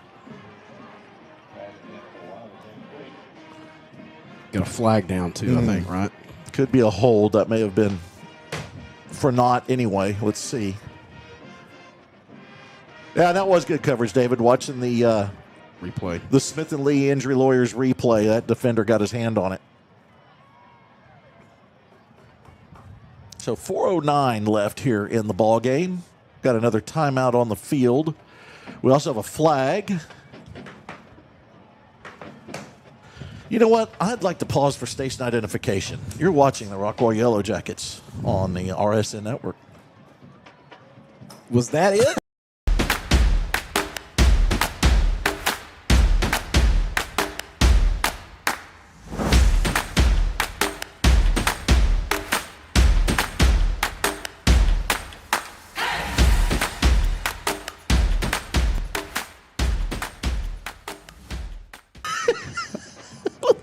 Later. The top 10 moment right there, buddy. Looking at you. Look. You stared at me. Oh, Do you understand the bit yet? You understand? You think after 19 years I'd figure it out? Oh, that's funny. Oh, I know what J-Mo feels like. Just failure all over the place. J-Mo rubbed off on you, Billy. Here's a keeper by Jones, and he'll go out of bounds trying to find an open receiver. Not there. But he will get some positive yards after that penalty was marked off. It was holding against Rockwall. Back into Prosper territory, but it's going to be a 3rd down and 18 hey, for the go Jackets. back to what you were talking about, that Lady Jackets sweep of Highland Park. And we were on a text turn earlier. Like a point that stood out. It's always a great good day. It's always fun. No matter what the sport is. That says a lot about Highland Park on one hand, but as far as the quality of all of their athletics. But it's always a good day to beat them. And congratulations to those girls. That was a big one. Something to be proud of.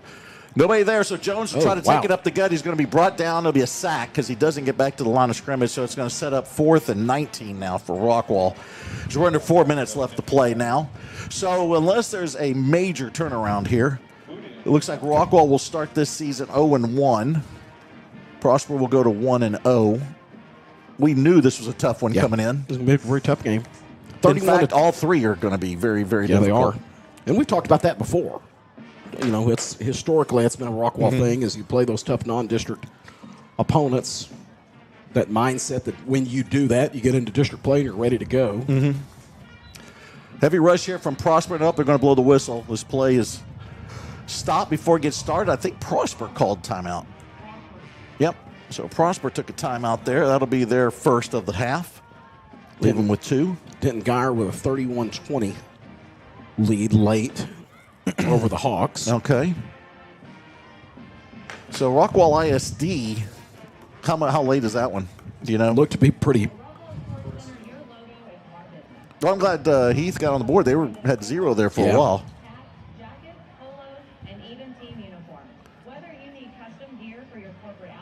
I am loving the new school board. It's very cool. We could actually hear it. Mm-hmm. And I didn't know you could have videos and stuff on school boards. We never had it here for like the last 2 years. Just thought we just thought it was a cool black box. A big black box in the end zone that we should have hung banners on. Right. A couple of other scores right quick. Royce City, it's a tough one for those guys, too. So all 3 Rockwall County schools. Well, they played. Who did they? Frisco Lone Star. Yeah, they played a pretty tough one, too. 41-26. Okay. Jesuit, they're going to be wanting to get a bad taste out of their mouth. They're down 50. They lost 52-24 to Saxe. Oh, well, really? That surprises me. It really does. Surprised me, too. That's where the current wife teaches. At Saxe. Over at Saxe. Yeah. The current wife, huh? Yeah. 4th and 18. Jones looks to throw, heavy rush. He's just going to let it rip down the left side, and it will be incomplete. Double coverage over there. And so that was a wheel route from Caden Castro. They tried to get it to him. He is not going to win the height battle. No, sir. On that one. And so it was a nice call, but obviously when it's 4th and 18, you can sit back and just play center field and not really commit to coverage. And so Rockwall will turn it over on downs, hand it back over to Prosper with 3:11 left. Remind everybody, we'll be on the air next week. What is the starting time for that one next week? Is it 7 or 7:30? 7:30. 7:30, okay. Yeah, everything has been pushed back with the heat. And then I was going to talk about Coach Tyson. I think we're going to have we have something with Coach Tyson. We'll probably have it next week where he talks about how to handle the heat, Okay. when you're out there and stuff. But during baseball season, he's the trainer for all the sports. We had a kid that get injured out on first base, and I never saw a slower trainer than Kerry Tyson. Oh, gosh. By the time he got out there, the kid was healed. He was fine. He was good. Here's a keeper.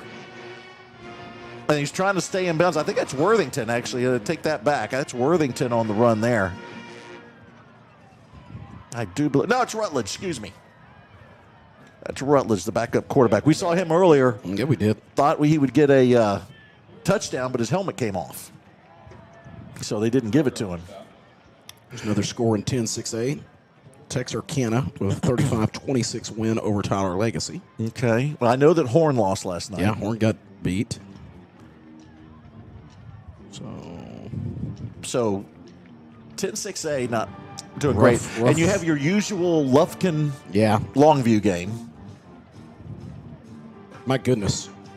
West Mesquite had a rough one, fellas. I'll tell you in a All right, second. here comes a heavy rush from Rockwall. Rutledge tries to hand it off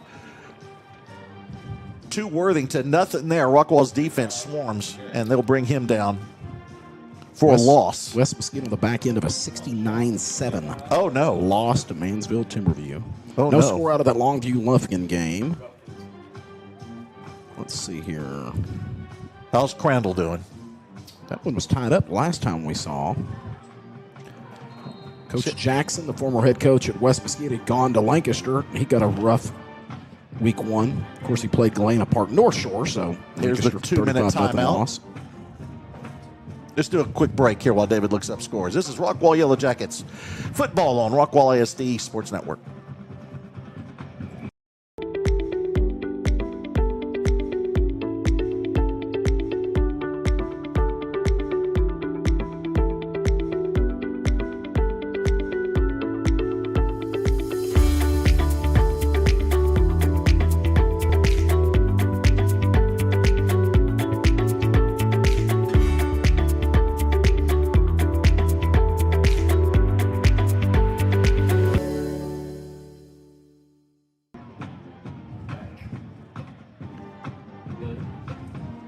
Welcome back to Wilkerson Sanders Stadium.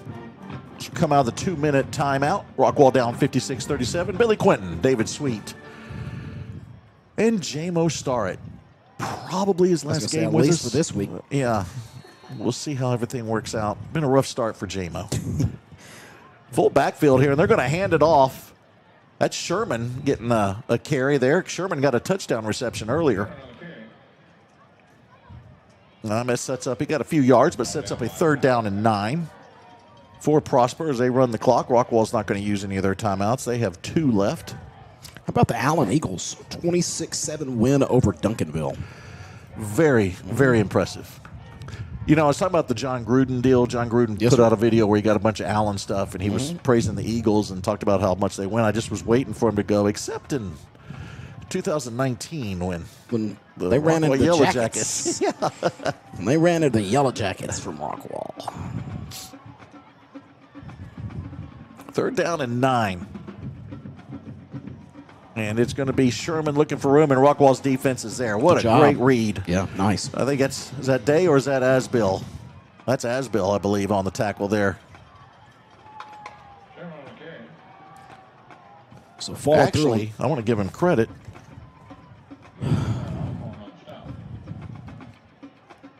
I think it was Alcorn. It's another one of the youngsters. Yeah, Tyler Alcorn with the tackle there. You mentioned Mesquite Horn. Mesquite Horn it was Plano East, a 55-21 win over Plano Mesquite East. Horn. So it's like things are going to be Rockwall, Roy City, Rockwall Heath, Mesquite Horn, and Tyler Legacy. Those teams in 10-6A. The first week was a tough one for them. And there's a 4th down, and it's going to be caught on a tip. Wow. Oh, my goodness. It has not gone well for the Jackets on the throw from Rutledge. Rockwall's there. They get the tip, but then it's complete. That'll be the last play, as I'm sure that Prosper will now be content in letting the clock run after that one as they keep possession on converting that 4th down, and they will. So your final score here from the Wilkerson Sanders Stadium is 56-37 in favor of the Prosper Eagles. Stay tuned for the post-game show. And we'll be right back. Let's take a quick timeout. This is Billy Quinton, David Sweet, and J-Mo Starring, Rockwall Yellowjackets football. You and our community is what sets Alliance Bank apart. We are community banking. That's why you can find us at nearly every event volunteering, sponsoring, and donating. Alliance Bank has been serving Rockwall County for over 16 years, and with your help, we have grown into the go-to bank for our community. Time to start a new business, time to expand your business, ready for a new home or a like new home, we will be there because that's who we are. Alliance Bank, your community bank. Member FDIC, equal housing lender. Once again, glad you didn't listen to that. Tonight's broadcast has been presented by Texas Health Hospital Rockwall, the year-round title sponsor of the Rockwall ISD Sports Network. We thank Texas Health Rockwall for its continued support of Rockwall ISD athletics and our student athletes. David, do you have any numbers you can share with us as we wrap this one up? Week 1 is in the books. You asked me a question. I can't lie to you. Nope, it updated. I'm trying to get to it. I'm sorry. That's okay. Let's talk a little bit about this then, just from our vantage point. Rockwall had a lot of positives, but they got some negatives they're going to have to deal with here. You bet. Again, here we go. I am going to be able to get over there. So bear with me just a second, if you don't mind. I'm sorry. Oh, All right, we're going to talk about Prosper. 56-37 win again for the Eagles over the Yellowjackets. Prosper had 531 yards of total offense with 22 first downs, 250 through the air and 281 on the ground.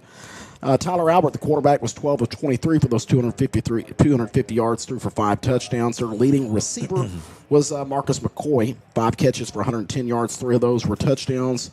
Tommy Sherman had the big catch in the first half, 1 for 70. That was the touchdown. Elliott Brown, the outstanding tight end, 4 catches for 63 yards, and as we mentioned, all 4 of those were third down conversions where he was able to pick up a first down. Chris Roberts had a catch for 9 yards. Good game on the ground for Hudson Bowman. He had 16 carries for 160 yards and 2 touchdowns. Tyler Albert, the quarterback, kept it 9 times for 47 yards. 1 of those was a touchdown. Braden Worthington had 5 carries for 38 yards. Braden Sheffer-Bell had 3 carries for 32 yards. McCoy carried it 2 times for 6 yards. And Luke Jakar, 2 carries for a yard. For the Yellowjackets, 457 yards of offense. They had 23 first downs. 187 of the yards were through the air and 270 on the ground. Collins Jones in his first start, 11 completions of 24, 11 of 24 for 187 yards through 2 touchdowns, had the 1 interception down here in the end zone. Rhino Wiley was the leading receiver for the Jackets tonight, had 4 catches for 73 yards. 2 of those were touchdowns. Cannon Johnson, 1 reception for 42 yards, 2 catches for 36 yards for Braden Puffer. Logan Schaus had 2 receptions for 27 yards. Caden Castro had 2 catches for 9 yards. On the ground, Caden Castro tonight, what a great job he did. Had 24 carries for 177 yards. Let's do the quick math, almost 8 yards per carry every time he touched the football, and had 2 touchdowns. Deloach had the tough yards tonight, carried it 17 times for 78 yards. Colin Jones, the quarterback, kept it 9 times himself for 15 yards and did score the 1 touchdown. So again, for the Yellowjackets here, come back on the back end of a 56-37 loss. Had 457 yards of total offense for Rockwall tonight. All right. It was I know it's a loss, but a lot of good things we saw today. I love seeing that offense clicking. And I really do think there's some good things here on this defense going up against one of the better offenses you're going to see this year. You bet. But there were some big plays that they just could not close the deal on a few. They'd get them in 3rd and long situations. That's what you want to do. You just got to finish. And I think that will be addressed. And by the time we get into district, I don't think we're going to have that worry much anymore. Exactly. I think you're right. I'm very excited to see what they can do against Jesuit next week. And these kids, a lot of these kids, as I talked to Coach Brooks about, it was off the air when we did the interview, we got a lot of kids on this team that has gone straight from JV to starting on the varsity. They're Not ready just to go on tonight. varsity, yeah. And so that's a big deal. And I don't care how much you play on the JV level, Billy. I don't care about the scrimmages, the practice, all that's important. Very, very important. It's not the same. No. It's varsity contest. Oh, and then, by the way, when we get you at first start, we're going to take on Prosper. Right. Yeah. So that'll even the series now 2 apiece for Rockwall and Prosper as they win this one tonight. And, David, any final words before we wrap this one up and get ready for Jesuit next week? Now, other than just the simple fact that, again, address those things that we've already mentioned, build on top of those positives. You highlighted it. You did a good job of that. Talking about that if there were definitely some good things tonight, you want to make sure that you build on top of those. What did you say earlier? I apologize. You said that this Prosper defense gave up how many points on average per ball game last week or last year? Yeah, and I allowed 37. There's something you can build upon. Yeah. You know what I mean? There's something you can highlight that against a very tough defense that you were able to do that. So, and again, I did want to point out, if I'm looking at this correctly in the scores as I'm walking through our district 4, 10, 6, because you had North Forney was off. Yeah. The only other one, so we know that Rockwall, Heath, Forney lost tonight. We don't know about Longview. Don't know about Longview. Yeah. And North Forney was off. Okay, Longview did win. Longview did win, so Longview's the only team out of 10-6A that won tonight. Mm-hmm. That played not good. Yeah. You know what I mean? So anyway, all right.